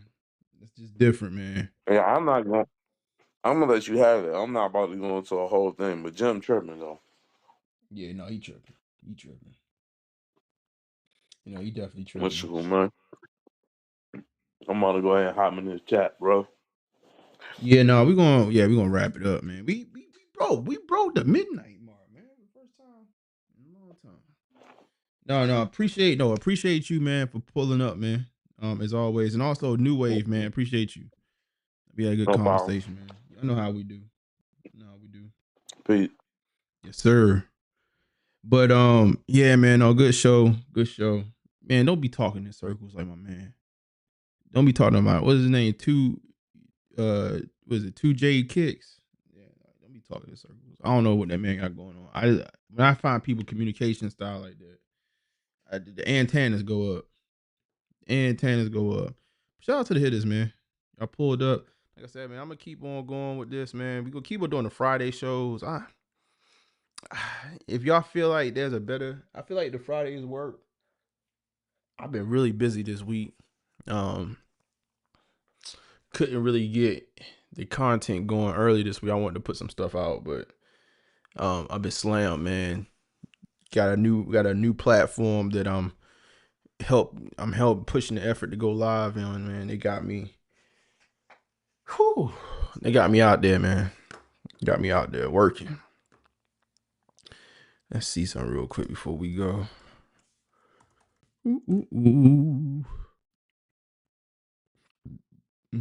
Excuse me.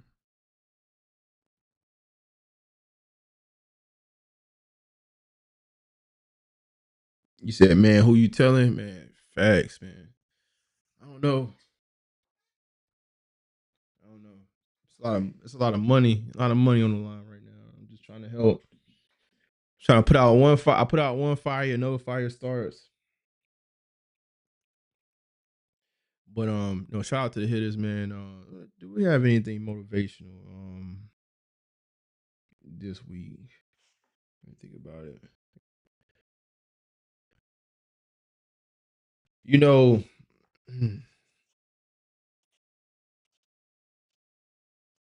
Even to I don't know, man. I was I had got a shout out today. I got a shout out this morning. It was just salute Norm. Like apparently, like with this client that I have, I'm like I know the breadth and the depth of their business, their IP. Like I know it like nobody else at this point.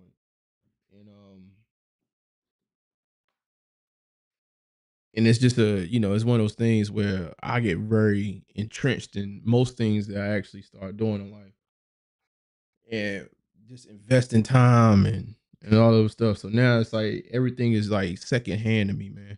One thing I learned, man, even with that, it's just like, man, you put that work in, man. You put that work in early. You continue to put that work in, and things just get so easy, man. You build up that experience, man, and things get easier. So like, people come and be like, man, like I can't figure this out. I'm just like, man, do this. Just do this right here. And it don't come overnight, man. And I was reading a saying. It's like you don't plant seeds and expect fruit overnight. You just gotta keep on going, man. You gotta keep on going. So hopefully this platform, man, we planting seeds, so we can bear some fruit. I'm gonna get in my bag in different ways. I'll continue to do it. I'm glad that we got this show. We got the live shows on Fridays back up. I'm going to continue to do more. Make sure y'all check out. I did put a video up on the channel this morning for just the last week's live. But make sure y'all support. I'm gonna try to also utilize the community tab. Apparently there's a new community tab, so we can congregate over here on YouTube as well. But shout out to y'all. Again, I think I have some stuff for y'all next week to try to demo or actually show. Got an exclusive. Got a pretty big. I think it's a big exclusive. A lot of people not really interested in it like that, but definitely an exclusive on the way. Shout out to the folks who going for the grapes in the morning. Just do your due diligence. It's not gonna be hard. It's not gonna be hard. I know Embry asked if I'll be going live. Ooh. I keep on yawning like that. Probably not, but I don't know, man. I gotta get back to the lives on the Saturdays. I kind of figure at this point, man, y'all just got it, but I think we gotta keep on putting that work in on this channel, man, and get this thing re-engaged. But no, it's been pretty good 2-3 weeks of getting back into the swing of things. But yeah, man. Don't plant you don't plant seeds to bear fruit overnight, man. Keep on grinding, keep on hustling. Keep on building, doing all that good jazz. And also too, with all this stuff going on in the world, man, with celebrities getting these lawsuits and stuff like that, it actually opened my eyes to something. This is more man talk. Even if you think it's something that is okay, you gotta move it in a way where you're not jeopardizing your future, man. Like, it's so many pitfalls for us to do something and then jeopardize the future, and then you be looking around with nothing to show for anything.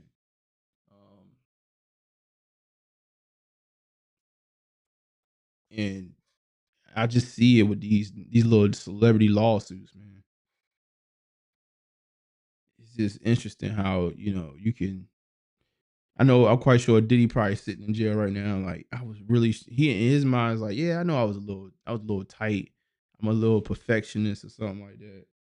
But we was having fun. Now, the people that you was having fun with, I think people to take you down. It's one of those reasons too, I think, why if you have to ever find a reason to get married as a man, that's one thing. Like, they kind of keep a whole bunch of people. It's not cool to have a whole bunch of people in your life in and out.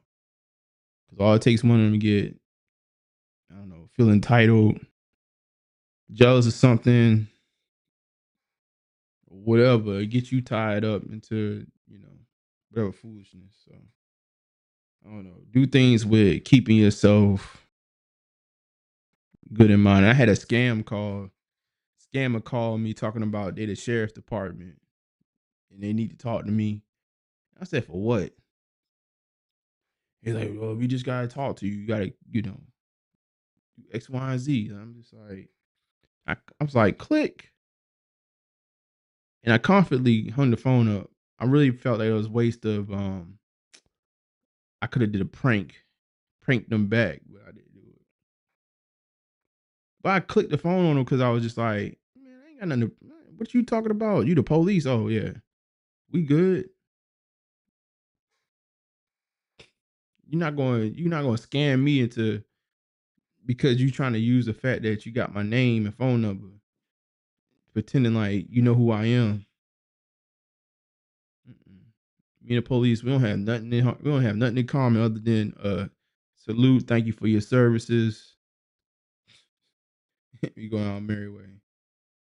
But shout out to y'all, man. Let me get up out of here. Good show tonight. I'm getting tired myself.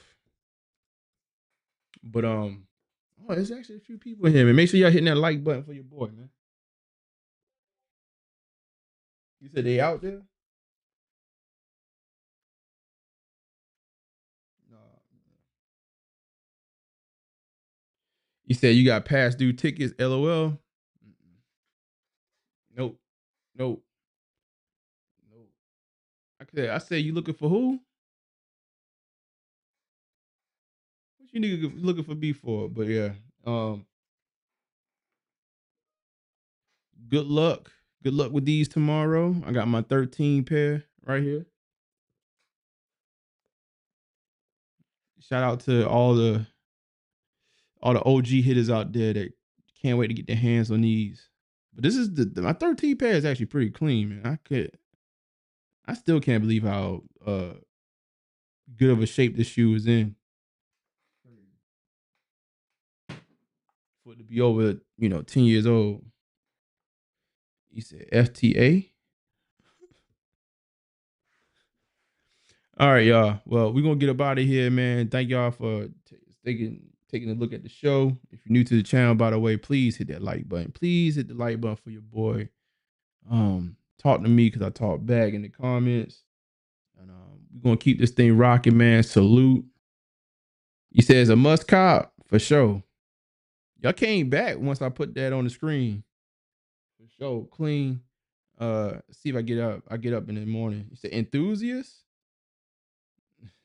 Sup, Bo, like, have you subscribed to the channel, man? Make sure you hit that subscribe button for your boy, man. Make sure you try to hit that subscribe button. We're trying to get to, I am, 7 away? I think I'm 7 away from 1100. This is a little small channel. Just a little engine that could. Somebody make sure you hit that like button for your boy so I can get over that mark. He says clean, but you need that Nike Air. I need the Nike Air. We talked about how it's what it says, what Nike or what Jordan, silhouette is the most egregious to have the Jumpman symbol on.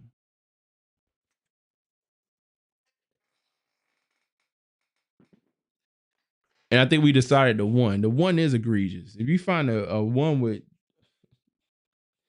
I don't know. It takes a little bit out of a shoe. Out of a one.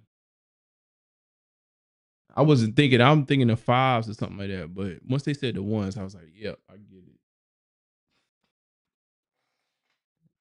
get it. All right, y'all. Let me get up out of here, man. Get some rest. I may get up in the morning. Look, hit that subscribe button, hit the like button, hit the notification bell.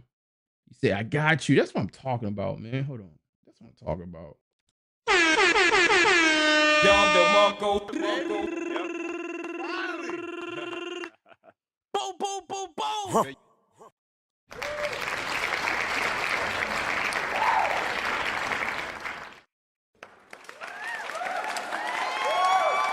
First thing first, I love all my hitters. My hitters. No, I greatly appreciate it. I gotta hit this. I just love this. I love this clip is so hilarious. Do it to you real. I'm gonna do it to you real nice and slow. You understand? I'm gonna do it to you sexy. You understand? I'm gonna make them people love you tonight. You understand?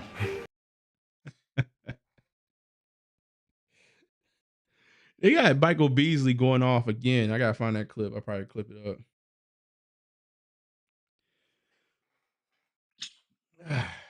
But all right, y'all, man. Look, I'm out. I see y'all on the next one. Deuces.